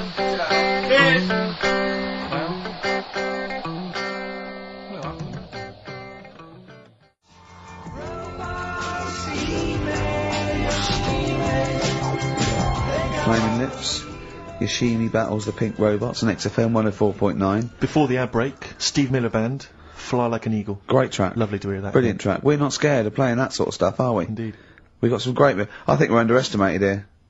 People think we're just like, you know, two guys and a buffoon in a room. But we're so much more than that. We try and put together a whole package for them, don't we? For their Saturday afternoon listening pleasure. If there was an infinite number of us three in an infinite number of studios, broadcasting for an infinite number of shows, would we ever do anything half decent? Yeah, we eventually... Would we ultimately come up with something quite good? What was that email that you were laughing at? I can't, it's too rude. What does it say? It's too nasty. Oh, go on, give me the gist of it. The gist of it was that, it would mean that if there was that infinite number of monkeys, eventually, besides the fact that they would type the complete works of Shakespeare, they would also type the sentence, Karl Pilkington is a genius. But the email also said it would also type, Ricky Gervais is I can't say the word, but, I know. Yeah. But the number of times they type it and write, Carl Pilkington's a genius, and Ricky Gervais is a cund. Exactly. Yeah, that would be there a lot. Yeah. Before we carry on with anything, I should just tell you, we're on the subject of emails. There's one emailer we're always looking forward to hearing from. Dickers! Richie Anderson! Dicky Docky Doo! Richard Anderson, thanks for emailing. He's my biggest fan. He's now. one of the biggest fans. He absolutely loves me. But not afraid to offer some constructive criticism. Go on, That's the what's he great said? thing about Dickie. And from Anders this week, he says, Ricky, I'm lazy, I talk nonsense, I'm badly organised, and I believe in ghosts. Can I have a job working on your show?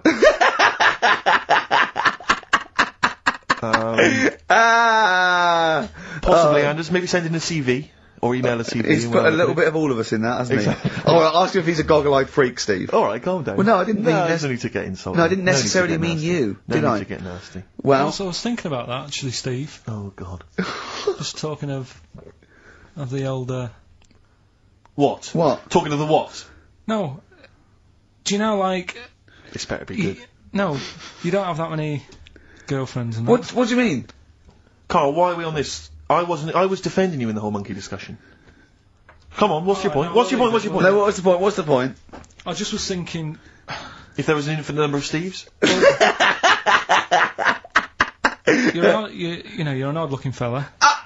Come on, Carl, get to the... No, you know I know that. I've told you that loads of times. What do you mean, you know I know that? Well, there's no point pretending anymore. Steve, I'm flabbergasted. But also, you don't like spending money, right? He's mean and weird looking. Valentine's Day. Are you sort of, you know... You've got to love him now, haven't you? What are you happier with? The fact that no girls like you enough, right? This is really mental. Or are you happy because you don't have to spend any money on a card for someone? A little from column A, a little from column B. Right, let's have more monkey news. What have we got? No, we've got so much to get into this show. Insults. We don't stupidity. need the insults. I think we've got enough. We don't need the insults. There's no more insults. No what more insults. What angers me with Karl is you know he's been planning that. No, I haven't. I was thinking about it on the way in because Valentine's Day is coming up and I'm not a big fan of it. Right? Condoms? You bought your girlfriend a box of condoms for Christmas. I don't think you can have a go at me. To be fair.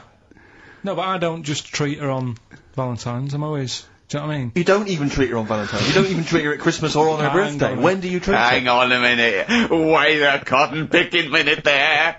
Oh, why I order. Wait a minute. What was that? Tiffany Dog. I treat your girlfriend better than you, and I've only met her twice. I took her out last night and she enjoyed herself. Where'd you go? Until she had to write the cheque. Where'd you go? Where'd you go? To a chippy. A really... No. Play record! It was a chippy? No, a quality one. Right. Oh, God! Under a fiver for two. Oh, nice wrapping. Not newspaper, greaseproof paper. And bread. Alright, London's shit, innit? Sorry. Shouldn't swear on air studio. Never swear on an on-air studio. Yeah. Apologies. Not really swearing, is it? I'll tell you what swearing is. Yeah, Graduate. You're going to play that again and give a winner. Give a winner. Well, let's hear it. So it's Karl Pilkington featuring in The Graduate.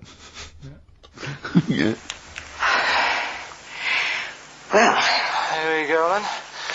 So, you ready for it? I've brought some condoms from home that Suzanne got for Christmas. Benjamin. What? Will you bring me a hanger? A what? A hanger.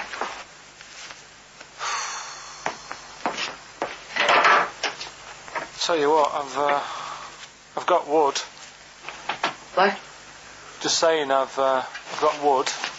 I've got metal ones as well. What sort do you want? Either one would be fine. All right. There you go.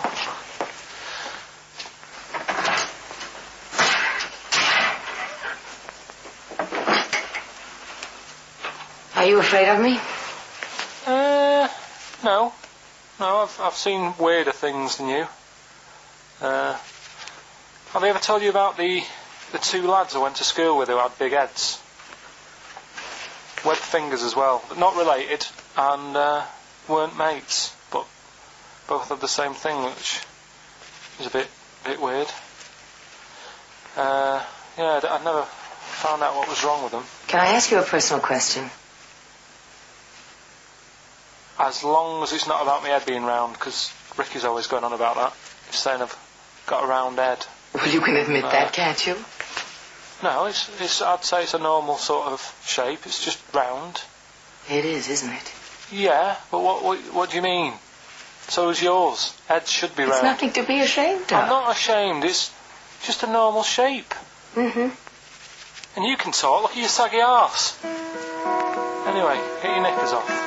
Hello, darkness, my old friend. Oh dear. A classic, an Oscar-winning classic. Oh, Karl Pilkington in The Graduate. But what was the question, Steve? The question was, which actor was Karl Pilkington taking the role of? Well, that's easy. Everyone knows which that. actress was he performing opposite? I know that. And the answer's Ricky? Hoffman. Mm-hmm. And Bancroft. Anne Bancroft, Dustin Hoffman, and the $6.99 VHS cassette is going to Laura Gomez because she says that she'd be happy with the VHS, not the DVD. So best of luck to her. I hope she enjoys that. All right. Yeah. What will we do next week? I've got loads of.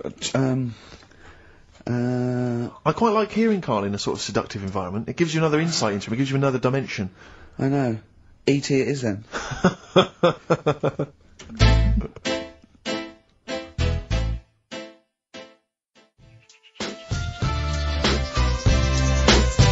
Exhibit X. And the track X. Have you seen 8 Mile, Rick? I really enjoyed it. You notice Exhibit makes a little cameo in there? Yeah, and that last bit, that wrap off at the end, was lovely. It was so. It was just like Rocky or something. Shall we have a wrap off maybe next week? Yeah, the three of us. Yeah. Let's try and master the art of talking civilly to each other first before we start making it rhyme. Oh, Rockbusters, Karl? Yeah. I'm not a champion of Rockbusters, as you know, but I think it's overstayed its welcome. But I'm I think Karl's just giving the fans what they want here. Okay. It's a popular thing, isn't it? Got some good prizes. The press are behind it. Let me tell you what the prizes are. It's a dance music compilation, Cream Trance Anthems 2003. We play a lot of trance on this station. I put that on quite a lot and danced to it myself. There's the original motion picture soundtrack to the forthcoming film adaptation. When you've seen the film, I'm sure that will mean more to you. You like that, don't you? It's a good movie, yeah. Nicolas Cage playing himself and a twin brother. And it's written by Spike. It's directed by Spike Jonze. Joined at the what? No, they're not joined at the hip at all, or at the face. And we've also got the best one-hit wonders album in the world ever. What have we got on there? We've got things like The Crazy World of Arthur Brown, brilliant. Nana, 99 Red Balloons. The Rembrandt. In fact, it kicks off with Nana. Sure. That's followed up by I'll Be There For You, the theme from Friends by the Rembrandts. Yeah. And of course, Breakfast at Tiffany's by Deep Blue Something. Brilliant. Deep Blue Something. Is that the worst name ever? I think it possibly is. No, Sixpence None the Richer. Sixpence None the Richer. That's a pretty bad name. Okay, again, I know we've got a lot of chill-out fans who listen to us, so the best chill-out album ever. Yeah. Bear in mind, of course, all these prizes collated by Karl from, I guess, people's drawers. Yeah, looking in a drawer. Oh, dearie me. What is it? The only thing probably worth having is a, I mean, it's topical, if nothing else, Karl. A 7-inch by the White Stripes. Merry Christmas from the White Stripes. That was their, exclusive Christmas single, so if that's early, isn't it? You get that. It is worth a lot of people have got to wait 11 months before that's released. Yeah. Or is it last Christmases? Exactly. And I have never heard of this DVD. Go on. I like to think of myself as being fairly familiar with TV and films, but I have never heard of Stephen King's Rose Red. Welcome to a place evil calls home. And it's on DVD, it's certificate 12, so don't imagine anything too shocking. And it looks appalling. Is Rose Red Mansion truly haunted? To find out, Professor... Okay, we've got the gist of it. They're not very good prizes, they're cobbled together, but if you've got nothing better to do, call in if you know the answers to these clues. It's Rockbusters. Let's not let them call in, Rick. Please don't let those people call in. No, they're not calling in, it's email only. Karl, don't interrupt me. I'm just... Yeah. Ricky.gervais@xfm.co.uk. Email only. I can't stress that enough. We just don't want to speak to you people. Right, go on. Right, so I give some initials out and a cryptic clue, and it makes up the answer and that. Well, sometimes it does, yeah. Go on. There's two of them, there's a new aspect, which I'll explain about in a minute. Oh, so, the first one is, cryptic clue is, well, if he would have been wearing an helmet, it would have been alright. And the initial there is B, right? So, well, if he would have been wearing an helmet, it would have been alright. That's B, right? Band or an artist. Second one, Why are them Jamaican fellas swinging fish around their head? Okay. Alright, This initials just fills me with... DS. DS. Why are them Jamaican men swinging fish around their head? Alright? And the final bit to Rockbusters. It's a new bit. Last week I played you this.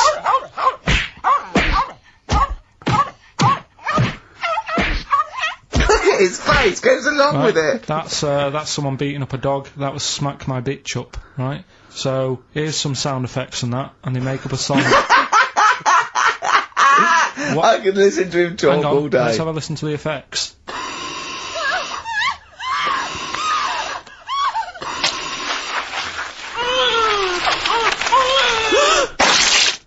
That's terrifying. Right, I told you not to play that one. It's rubbish. No one will get that. Well, we'll see. I heard that. I can't always say one thing. I said it's rubbish. No one will get it.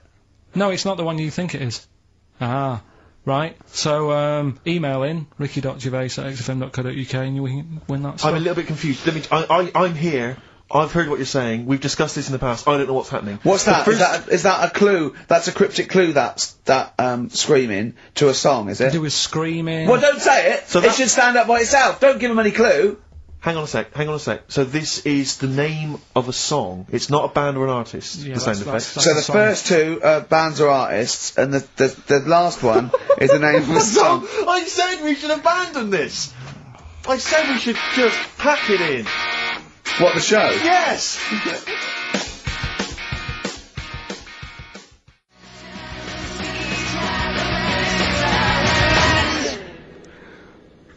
Come on, someone talk. I'm looking at his face, his headphones are too loud. Instead of turning them down, he's just grimacing, going, these are too loud. I don't understand it. Yeah, how have you lived this long? How did you make it to 30 without getting squashed or eating something deadly poisonous? I told you, I used to choke a lot. We've had an email from... placebo, the bitter end. We've had an email from Andrew Forrest, who has just simply entitled it, Karl Pillockton. Oh, Karl Pillockton. What do you think of that? And that's got to be your new name from now on. I had a mate who used to use it. What, he used to call you that? Yeah. Was that your nickname at school, Pillockton? No, it's not my nickname. It is now. No, it's not. It is now. Pillockton. Pillockton. Oi, Pillockton. Oi, Pillockton. Pillockton, do my homework. Where do you live? Where do you come from? Pillockton? No, there's this lad who called Mark, right, who I used to go to school with, who used to call me that. And his mum, right, was like obsessed with cleaning. And I was never allowed in their flat. He makes the place look untidy. So she used to, I don't know if it was just me or all his mates, but his mum... You had the weirdest upbringing I've ever heard. The things you were willing to do. It's the strangest... What is this town like? No, I stopped going Was there always music? Like, there's the horse in the house there. Oh, look at these two kids with big heads and webbed feet. Alright, Ronnie. Alright, Reggie. What was it like? She was It obsessed. is like you've grown up in a cartoon made for children. Yeah. No, his mum was really obsessed with cleaning. When Can I play through his window? I used to... Mrs. Ramsbottom, can I play through Mark's window? Aye, you know what you have to do. She used to be up till that. Is that Pillockton again? Have you washed your hands? What, up till 3 in the morning? Washing? She used to be up doing the tiles in the kitchen. Washing until 3 in the morning? 3 in the morning. And for ages and ages, that's saying that out on the tiles, I used to think that came from, like, his mum. Because she was out, like, cleaning them late. So, till I was about 13, I thought that saying, out late, on the tiles... Yeah. Was... And now you're not confused by anything. Well... There's no misunderstandings in your life now, is there? So what he was allowed to walk in and out of the house, was he? No, he was alright, and he used to come round to ours a lot, and my mum used to get these pies from Hagenbach's, right? So... I don't know what that is. It's at that bakery where they used to chuck the cakes out the back, I'll tell you about. Yeah. And you ate 6? He loved it, but I could never go round to theirs, or if I did, it was like, well, yeah, he is in, and I'd go, alright, and then I'd walk round the side of the flat. stand outside. Why did you ever knock at the door? Why don't you just go around and knock on the window? Just to check he's in, because he wasn't always in his room. If You he say was it in was the a- lounge, he'd have to go to his bedroom, and then that's You where say he'd To it meet you, this is the strangest, and you'd play a computer game through the window. You say it was a flat. It wasn't like a 5th story one, and you had to get in one of those kind of cleaning contraptions and like winch your way up. on I the love first the floor. idea of that. So, Oh, Pillockton. so Right, we're done so Rockbusters. you What go- have you got me any chimpanzee that? We've or got monkey news still to cram in the next. Like, Let's do monkey news 25 now. minutes. I need some monkey no, news. I think we've done enough here, right? What do you mean? I think we've done enough here. We'll play a little song, eh? What? Play the verve. All right.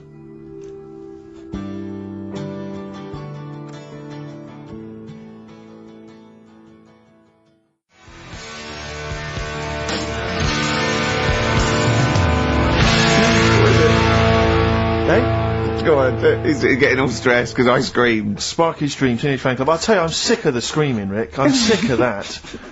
I mean, no wonder Karl hates you, and that is the word I don't use often, but he does, and I've spoken to him in the past, and he loathes you. Monkey news. Give us one of the screams so the audience at home gets a taste of it. I'm taking my headphones off. No, and I'm not stepping going to away. scream. Go on, let's see what... Right, that come wasn't on. what you were doing. Was it worse than that? Yes! Right, come on, monkey news. It's not called we're monkey news. It's not called monkey news. Chimpanzee, we're not going to pack all the monkey stuff in. We've got a quarter of an hour. What other show can say that? We've got. We're not going to pack in all the monkey news. We've got 15 minutes where we can't get all the monkey information in. Right, come on. Well, you're gonna love this one. Go on. Let's have the jingle. Oh, chimpanzee that! Right. I don't know how recent this was, Oh, God. 17th century? but it happened in Hackney, right? If you're outside London, that's in a place in London. And it's this monkey that's going about Hackney, nicking DVDs. Even the monkey didn't go for videos. Even the monkey knew. Well, there's no point in getting on VHS. Grudge you on VHS. You know what I mean? Throw it back. Right, and there's a girl called Lisa who works in our office here, right, and I mentioned it to her because she lives in Hackney. I said, you familiar with this? And she said, oh, I remember something about it, which annoyed me. The fact that a monkey's running riot, but she didn't know the full story, and she lives there. What do you mean a monkey? Do you mean a chimpanzee? Or a monkey?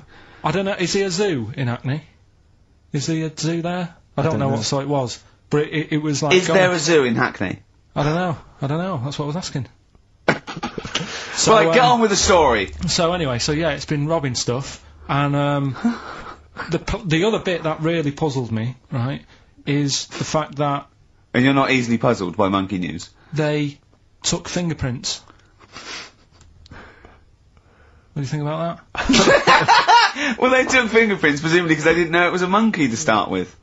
No, they did. They saw it, nicking stuff, and they said, get fingerprints. So that means there's more than just one doing it. I'm gonna have a heart attack. He had to fax them to Interpol. Yeah. We know that is, yeah. It's Brian the monkey. Yeah. Yeah. So sorry, I don't understand. He was stealing DVDs, specifically DVDs. DVDs, I think it said watches and stuff. What, breaking into homes? Yeah, in Hackney. Maybe. Are you sure it wasn't a kid with a mask on? No, seriously. How was he breaking into homes?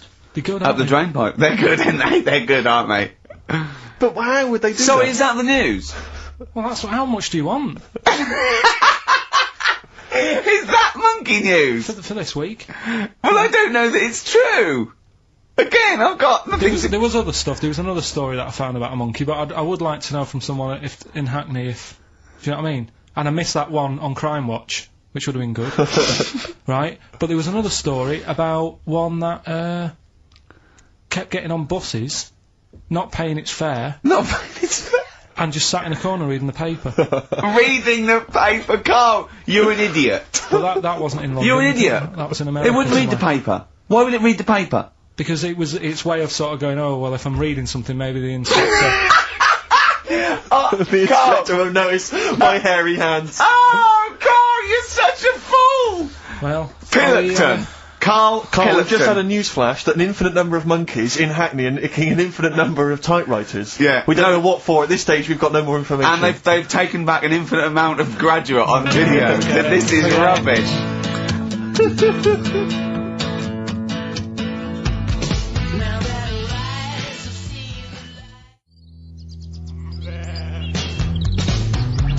Supergrass, seen the light. I just think of people, sort of, other Saturday, going, you coming shopping? I go, I can't, I'm listening to, XFM, there might be some monkey news. And they waited 2 hours for that.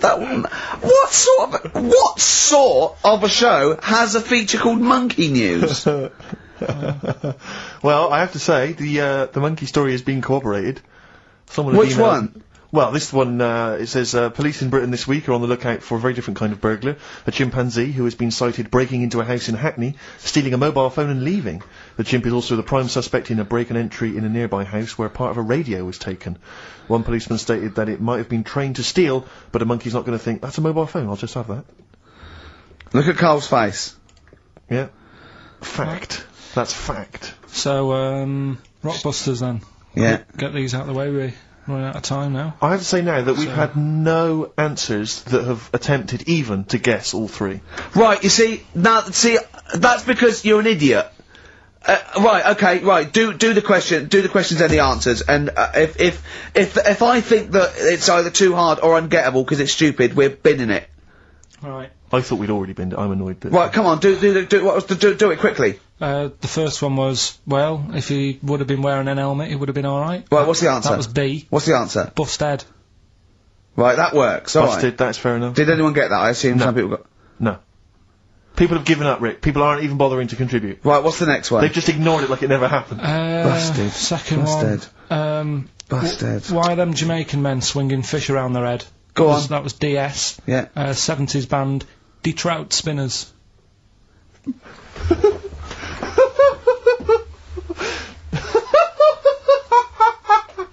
The Detroit Spinners have become the D-Trout Spinners. Yeah. Okay. Brilliant. And then the final bit, I'll play you some effects. They Let's went hear like this. this. Let's hear this. It's terrifying, Carl. It's sinister. Well, what's happened there? What was happening? No, what's the answer? That was, Born Slippy. The woman was having a baby, the doctor tried to grab it, it fell onto the floor. That's in your head, Karl. That's just a load of screams. That's in your head. Oh. Do you know what? I haven't even got onto Born Slippy. I'm still on the Trout Spinners. Well, let's put a song, that's it. I don't know what to say. Steve, a song for the ladies, surely. Did anyone get any of those? Let's end with Nick Drake and the beautiful Riverman, and we'll see you next week, and hopefully Born Rockbusters Slippy will be Trout Spinners. ditched. Trout Spinners. Well, don't keep saying it. You say it like that. Well, don't.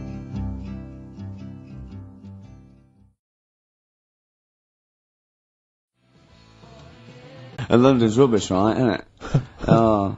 Where can you can't even get a Band-Aid in London, can you? Or grouting. In Manchester, I could walk to the next shop and definitely get some Flash, or maybe some Vim. You can't get it down here. You gotta go to a trendy bistro, haven't you? Karl, why are you grumpy? I told you before, I'm just a little bit tired today. 'Cause he had to get up, but the builders next door woke him up. No. He's always going about his hours. Those builders probably got up at 6. Yeah, but to I get can there at understand builders who get up early because they're building outside and they've got to get the job done before it gets dark, but he's working in someone's lounge. If it gets dark, put the light on.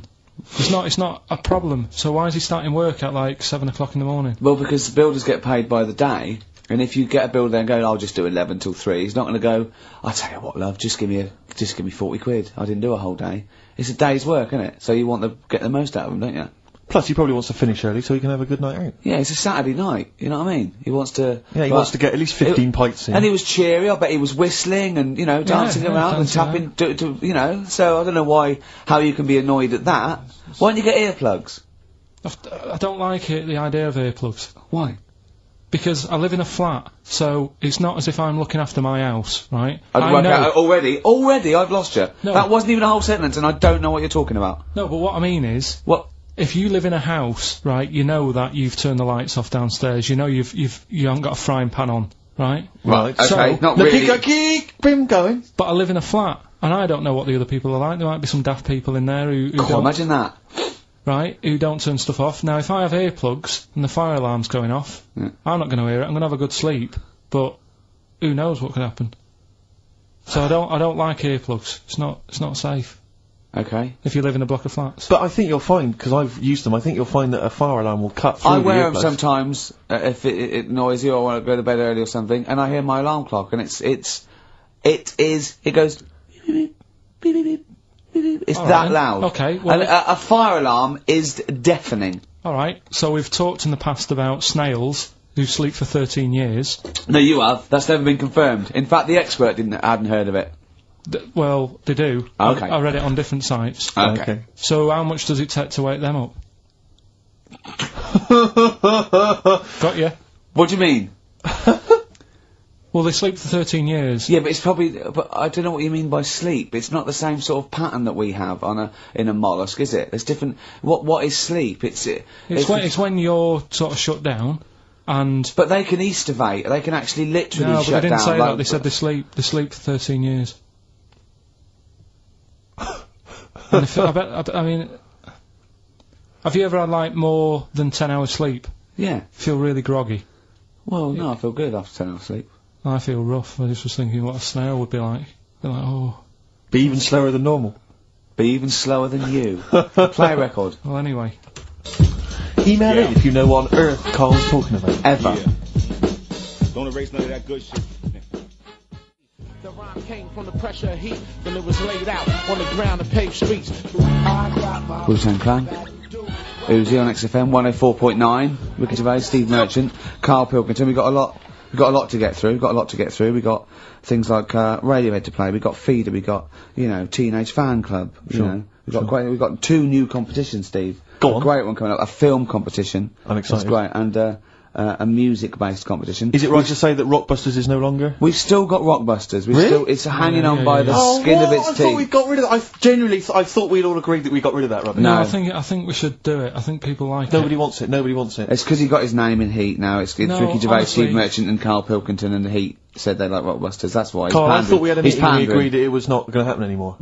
He's worried about the fans. There's a guy here emailed in. He just emailed in 3 band names. He said, I may as well email in now on the off chance these are right because it's such an arbitrary quiz. Yeah. It's essentially a waste of time. The clues are so complicated. D. Frida Payne. That was a classic. That was a classic Rockbuster, wasn't it? When they start getting a bit ridiculous and that, and people aren't getting them. Oh. Then we'll. You can't drink that pop now. Shaka Khan. No. That was another piece of genius. Well, I think we've already reached that stage, Carl. To be I've truthful, only mate. just got in this river, and there's loads of logs. Justin Timberlake, he said river. Lake, he said river. Lake, he said river. Just few of the highlights of Rockbuster. Can you please promise that this is the last one today? Because it's really, I think it's bringing the show down. Steve, he can't promise he'll remember the answers today. How can he promise what's going to happen next week? I still think it's got legs in it. Let's just see how it goes next week. You're not going to bring it back next week. It's got to be finished. We've got to put an end to it. We've got to give it a sort of final sending off. Okay, I'll tell We've you got what. to smother it, Carl, for its own good. I do want to trial this new film quiz we've got, because it's, I mean, I'm excited. I think it's the best competition we've come up with, to be quite honest. I mean, Karl, you agree, don't you? It's alright, yeah. Yeah, it's a film-based quiz. Right. We'll play you a clip from a classic film. I can tell you the film we're going to play. It's The Sixth Sense. Right. And there'll be a question afterwards, and you can win The Sixth Sense. On DVD? Yeah. Not the ability to sort of tell when someone's behind you, but just the film. You know. Do you believe in sort of like extrasensory sort of perception and stuff, Karl? Ghosts and that? Yeah. Yeah. Of course you do. Not ghosts, no, the fact that people maybe can sense, beings. There was a woman in on the Christian's breakfast show, right? Yeah. Blind woman. Right. Clairvoyant. Is that her name? Forgot. But she was a bit useless. She was a bit useless. I'm always worried about what's going to come out of I'm Karl's worried mouth. what you mean. What? Do you know what I mean? She's a bit rubbish at being a clairvoyant. Yeah. Right. I mean, I think if you're not that good at something, don't go on the radio and do it. Carl, you better leave.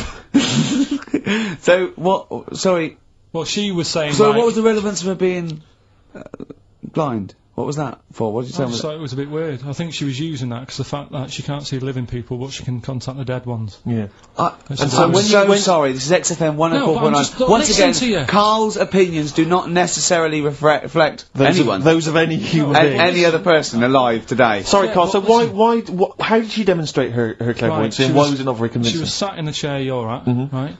And people called up and said... I sensed that. Weird. Said, they called up and they said, right, can you have a word with me gran?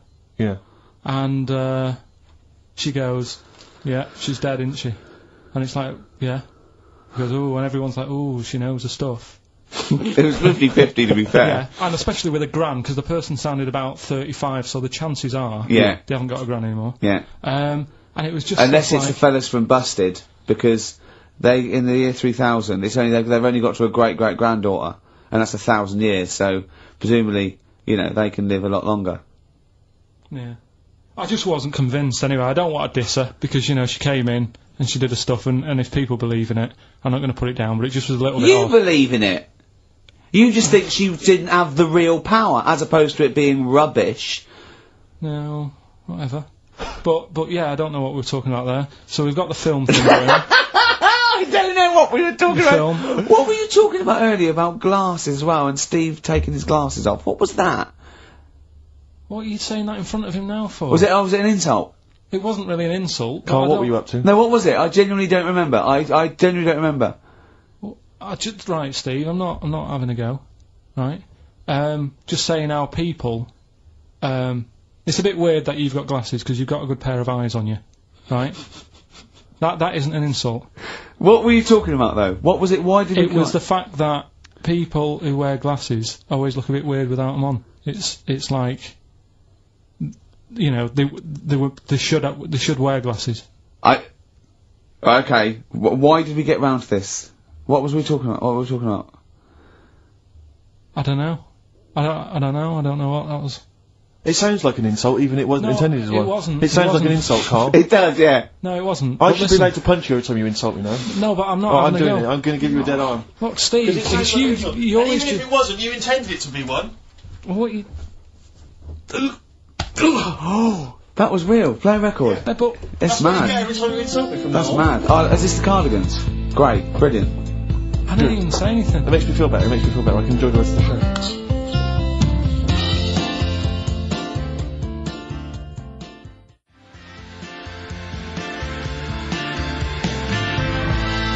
Cardigans, and for what it's worth, in my opinion, one of the best things I've done for many a year. It's XFM 104.9. Ricky Gervais with me, Steve Merchant, and Karl Cayman Pilkington. I sometimes wish you spoke like that for real, because I wouldn't. Yeah, exactly. You must be a great in an enclosed space. Yeah. In an echoey small space. Oh, imagine sharing a prison cell with Ricky. Oh, that'd be good, wouldn't it, Karl? Oh, that would be fantastic. Well, I'd be the daddy, wouldn't I? I hate it. The suicide rate in the prison would shoot through the roof. Yeah. Now come over here and suck mummy's. Now listen. What do you reckon, Karl, to being Ricky's friend? Did you find that an exhilarating experience, something that you enjoy and look forward to? It's alright for about an hour, and then anything over that is when he's just messing about and he wants to hit me on the head with a tray. We went for lunch yesterday, didn't we? That was more than an hour, wasn't it? Yeah. And we had a drink in the week, didn't we? That was more than an hour, wasn't it? That was a good. Is he okay when it's just the two of you? Because I find as soon as there's a third person, well, yeah, just to give you, it just starts showing off. Well, there's a little bit of that, right? But I went out with Ricky, like you said, right, for a drink in a week, and you know, I went home, and Suzanne, the girlfriend, said, "Where have you been?" I said, "I've been out for a drink with Ricky." "Hey, you've been out for a while. What have you been talking about?" I sort of sat there for a minute and thought, there's nothing that I can tell her we've been talking about that she'll show any interest in. She said, "Well, you must remember something." I said, I can't. She goes, "No, something, just anything that you were talking about. What are you talking about?" I said, "Right, the one I remember, one of the topics that came up was, imagine that the only way to have a kid was you had to sleep with a squid.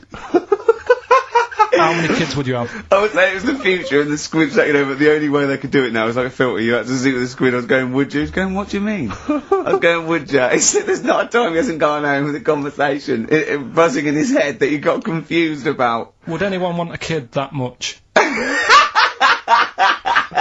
Does the child look like a squid when you have it, or is it No, it's regular not. I kids? was going, no, it's normal, but it's like a filter with a system. The only way you can do it to make sure, you have to impregnate the squid, and it's a filter, and then you can, test tube baby in the future. Did the busted lads mention that in the song? He did, but he did underwater. That's Yeah, where I got it yeah. from. I said, well, you probably sort of like get quite friendly with them. Eventually, you probably would be breeding with the squids and, So what does prawns. Suzanne make of Gervais? Has she met him a few times?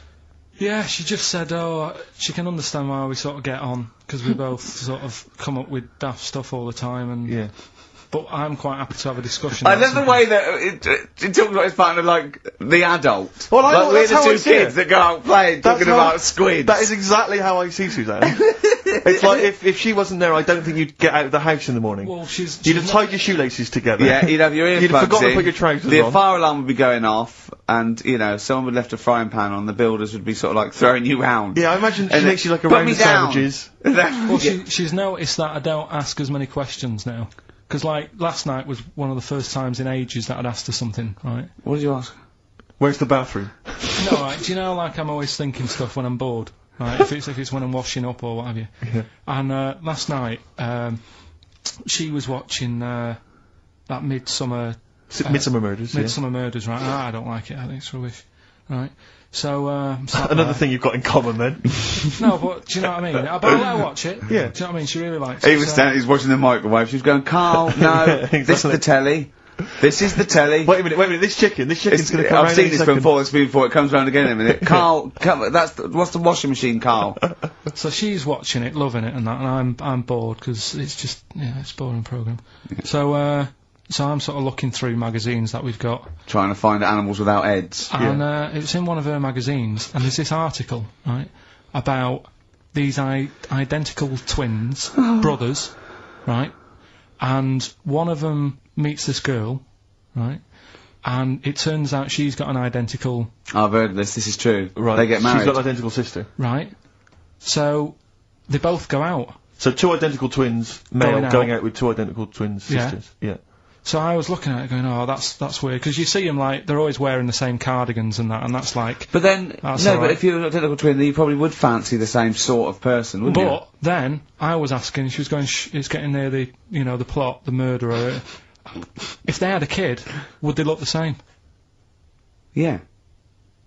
Would not necessarily, because it depends on what genes are passed over. Even though they've got the same exact sets of genes, that you don't pass on all the genes, do you? It's 50-50, but you don't pass on exactly the same genes in each sperm, let alone with an identical twin.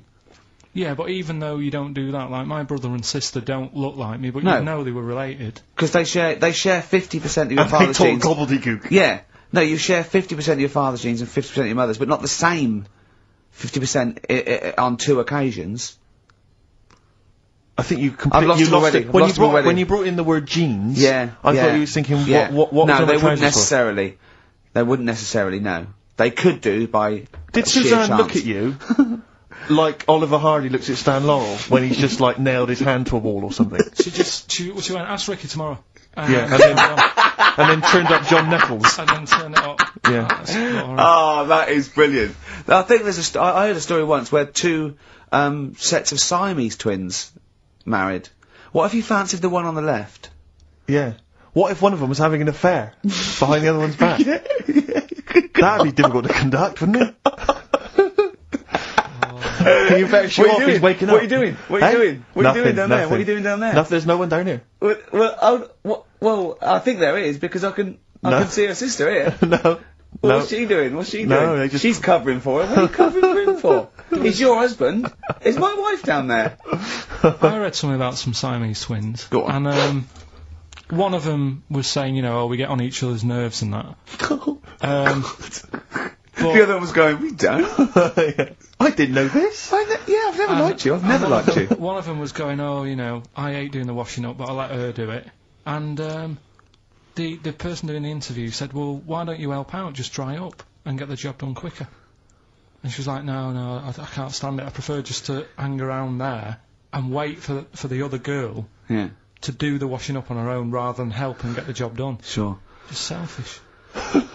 Well, there was one set of Siamese twins. One had a job and the other one didn't. That's ludicrous. Yeah. The other one was unemployed. The other one had a job. She had to go to work. She had to get up at 6 o'clock on her day I'm off. supporting you, literally. Yeah. Didn't they get done off the social for sort of... Yeah, because the other one was signing on. Are you living together? We're not. We're not. We're not. We're not.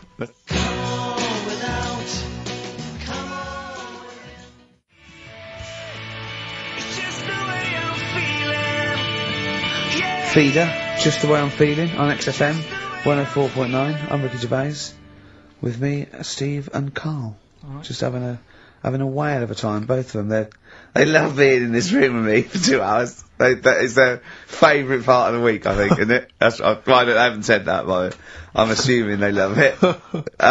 Right, competition time. Brand new competition we come up with. My favourite we've ever done, I'll be honest. And a great prize, the 6th Sense. You get a clip of a great film, and then you get to keep the great film. Now, I'll just explain this competition. I think Karl is a little bit of a frustrated actor, and so, by the power of technology, Karl takes the role in a film, and there's a question about it afterwards. This is a scene starring Karl Pilkington from The Sixth Sense.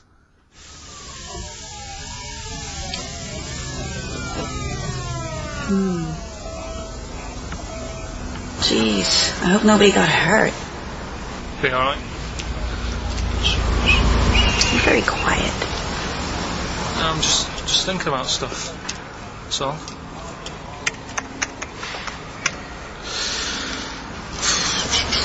You're mad I missed the play, aren't you? A little bit annoyed, to be honest. Went down a storm playing the drums in Little Donkey, but your loss. I'd give anything to have been there. Well, you wouldn't, because you didn't, but like I say, it's your loss, isn't it? Anyway, I'm just quiet because I'm thinking about stuff, like I said, right? I'll make a big deal out of it. What is it?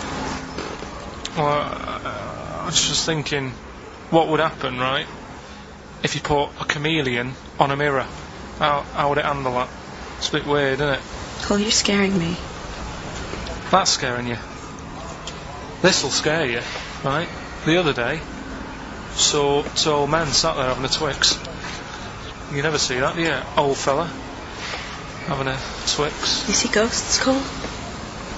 No, just... Got it? Alright. Well, so it's a very chilling scene, that. That is great. Oh, that is fantastic. It's a very spooky scene from the film The Sixth Sense. Rick, I think you've got a question. Well, yeah, I mean, Karl played it wonderfully there, the role of the child that sees weird stuff. But who played the original role? What was the name of the child actor who played the original role? It's email only, ricky.gervais@xfm.co.uk. You can win a copy of The Sixth Sense. But I think we can probably play it again later for those that missed it, or those that caught the tail end, or those that need another reminder. Yeah, you got get your, it's 15-20 minutes. Get your answers in. We'll pick a lucky winner, and then we'll play it again, because I think that we can. I think Karl can go to Hollywood with some of the things I've seen there. Absolutely stunning. Absolutely stunning. ricky.gervais@xfm.co.uk. I'm going to play a track now. We tried to play it a couple of weeks ago, but the jumped, so I got a new CD of it. It's Papa Garcia, and this is Natalie and Nusi.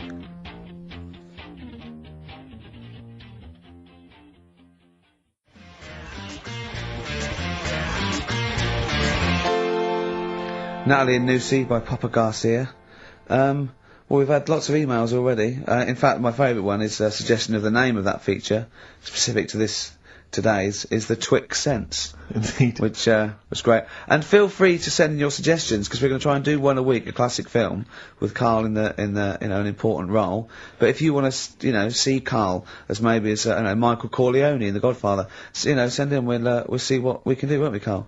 And don't imagine that it has to be a male character. I imagine that you could play, for instance, Sharon Stone's role in Basic Instinct. I don't imagine it has to be a human. I mean, an animate object. He might be better suited. He'd be very good as a rock. Yeah. Or something. Exactly. Yeah.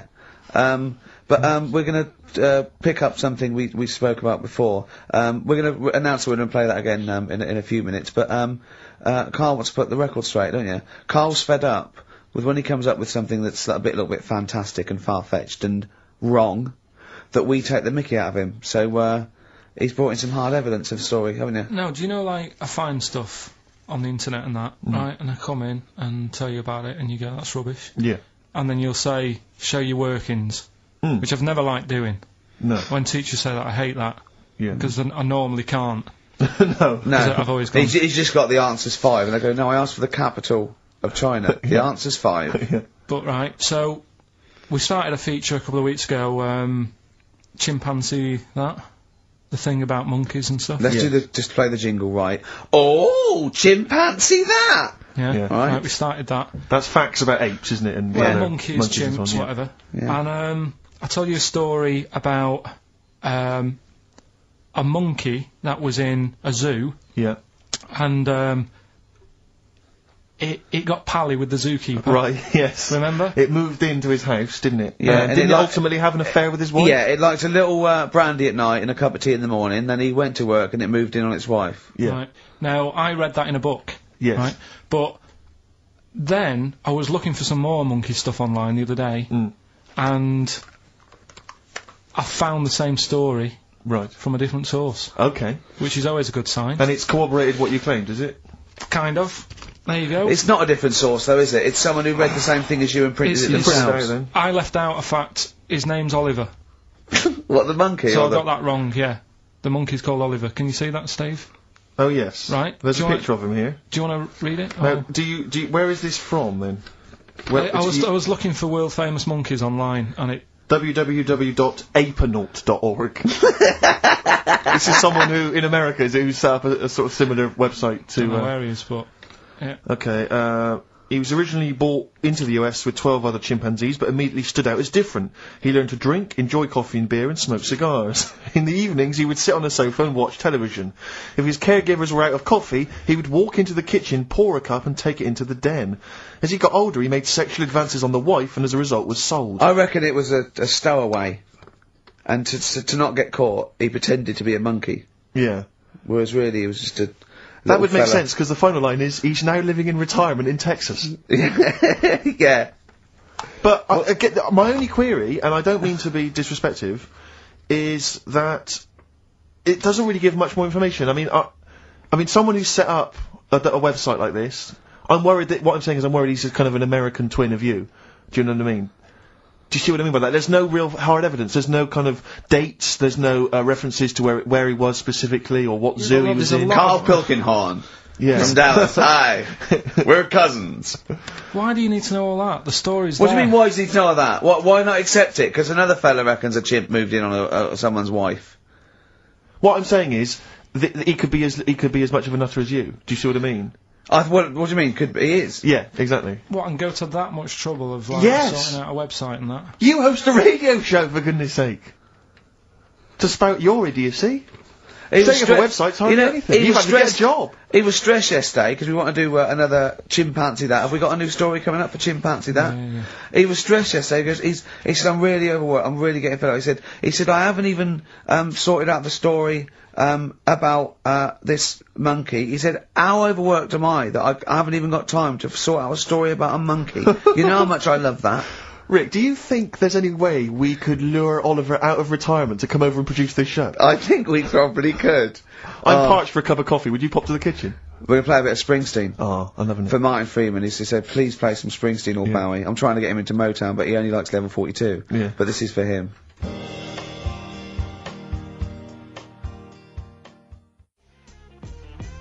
Eminem. Sing for the moment. On XFM 104.9. Well, that is the most popular competition we've done, judging by the amount of emails. The Twix sense there. To be fair as well, Rick, there is a question that is answerable.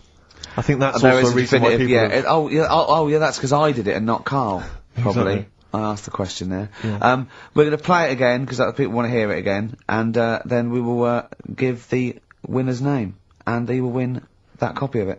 Karl in The Sixth Sense.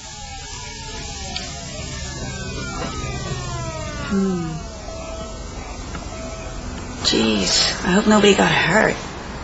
Be alright. You're very quiet. I'm just thinking about stuff. So.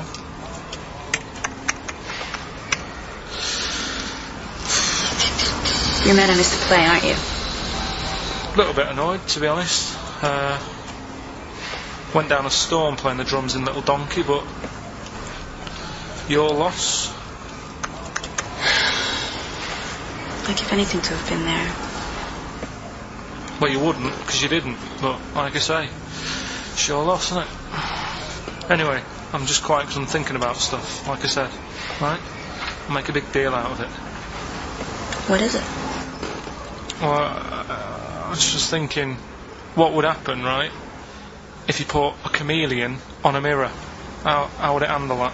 It's a bit weird, isn't it? Cole, you're scaring me. That's scaring you. This'll scare you, right? The other day, saw two old men sat there having a Twix. You never see that, do you? Old fella having a Twix. You see ghosts, Cole? No, just the old fellas having a Twix, boy. They talk to you? No. They tell you to do things? No, because they were too busy eating, but what's that got to do? What are you looking like that for? Do you think I'm some sort of freak or something? Is that I would never think that about you. Well... Ever. Well. Got it? Alright. Oh, there you go. And so the question was, who played the original role of that kid in the car who saw strange things? And the answer is Steve. Haley Joel Osment, of course, Yeah. who is a talented young performer, but I don't think really has anything on Karl Pilkington, who I think made that scene even more chilling and more atmospheric than the original. Definitely. And we'll give this to, let's see, I think it's Francis Marnie, who's emailed in. He or she said, I don't know if it's a he or she, but says that basically... I is male and he is... No, well, I think it's I is female and Frances or I don't know, anyway, that could be a fake name, who knows. But let's assume it's a he. He says he's a sad little nerd who, it was his birthday yesterday and only his mum remembered, even his best friend forgot. Definitely a bloke. Yeah, I mean, I can't really relate to life as a bit of a loser, a bit of a nerd, so I don't really know what... listening, and well done for spotting who Karl was trying to... And whatever girl you fancy at school, ask her out, say, come back to my place, watch The Sixth Sense. Yeah. She'll love it, and you'll be guaranteed a share. Why do you assume he was at school? I don't know, because his spelling is terrible. Although I'm looking at Karl. Yeah. Yeah, it's just such a very badly put together email, I just assumed it was a kid. Right. Well, if he is a kid now and he's going through formative years, he's probably really... I never dreamt it was a kid. Really? I feel a bit bad now. Well, you thought it was a sort of 25-year-old loser, even more pathetic in a way. Yeah. And now I'm worried that, you know, you've embarrassed an adolescent live on, well, one of the biggest radio stations in the building. It's not even the biggest radio station in the building. I can't believe that. It's the smallest radio station in this building. Right, now we've done that, right, are we doing a proper competition? Yeah. Setting up the old, Rockbusters, your favourite, isn't it? Well, let's play a tune before. I don't think I can face that well, straight it's just away. that we've also got that song sounds alright, aren't we? Another new feature. That song sounds good. Can I just say before we play a record that we've had an email from Dickie Anderson. Dickers! Richard Anderson. Oh, Dickster, you Dicky Docky Dido, are ya? If you're a new listener, then you won't have come across Richard before, but he loves the show. He's our biggest fan. He's a bit of a... and he loves the show. He tapes it and listens back to it 4 or 5 times. But the great thing about him is he's not afraid to offer a bit of constructive criticism. Oh, well, yeah. Go on, what's he said? All I'm going to say to you is he said, is it true that companies are now getting rid of hold music and are instead using your show to irritate their customers while they're waiting on the phone? I don't know. We'll look into that, Dickie, but thanks for that.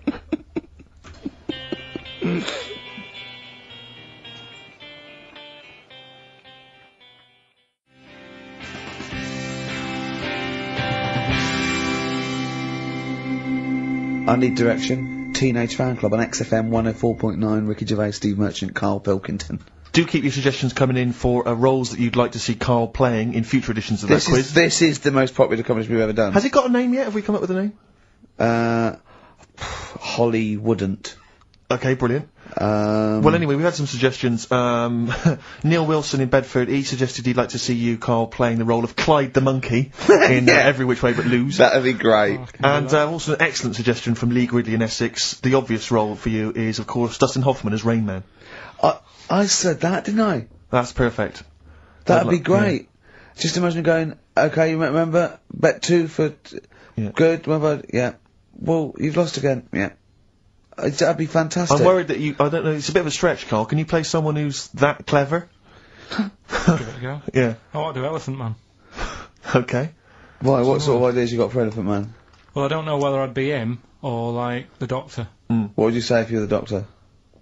Just like, oh, how you do that? You know what I mean? How'd you do that? Yeah. Ooh, look at that. Look at your head. Have you seen your head? Or he goes, I'm not an animal. And you go, well, it's judging by your head you are. Yeah. Forrest Gump?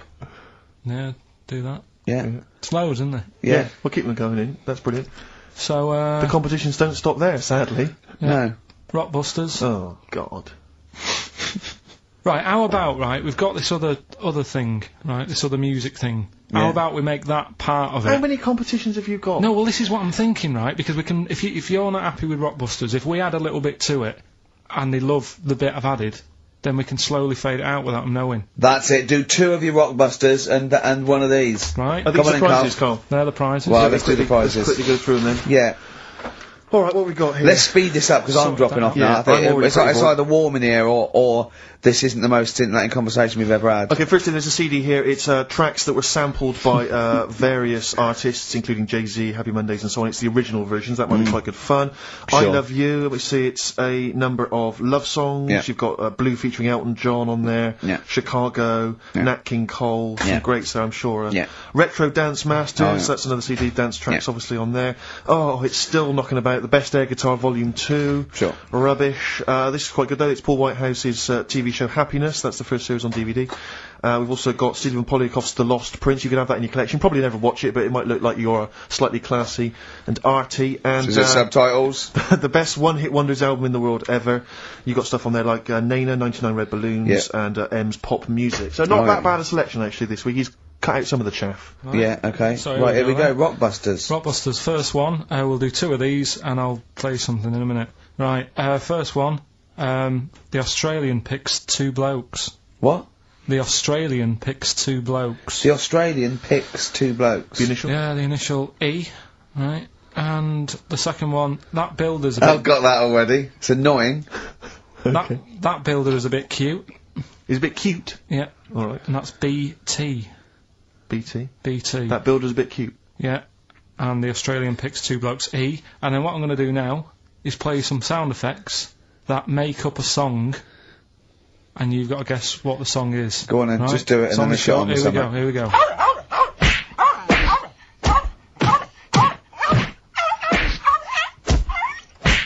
There you go. So what song's that? It's sort of an XFM type song. Okay, well that's great. Email so I should just clarify that the first 2 are band names or artist names, but that's the title of the track that we want there. Yeah, that's okay. right. It's so confusing. No one's ever going to figure this out. They will, though. They will. They'll do it. Ricky.gervais@xfm.co.uk. Hey, listen, we've got the best fans in the world, Steve.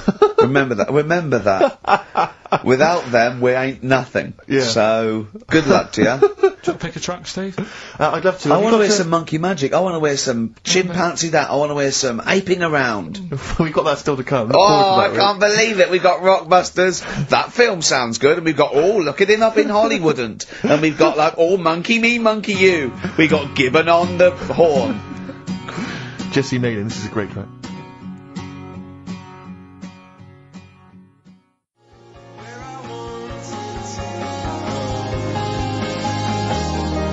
Coldplay, Clocks on XFM 104.9. Ricky Gervais, Steve Merchant, and Karl Pilkington. Right, give me some Monkey Magic, Karl. Hang on, you better do the jingle, ain't you? Oh, Chimpanzee that! Right, you'll like this one. What I've found is, found out like a lot of monkeys' names, like that's how I found out about Oliver. Yeah. What do you mean you found out a lot of monkeys' names? Well, there's a lot of monkeys out there, and you think they're just called Monkey and what have you, but they're all given names, right? So this one that I found about, bit of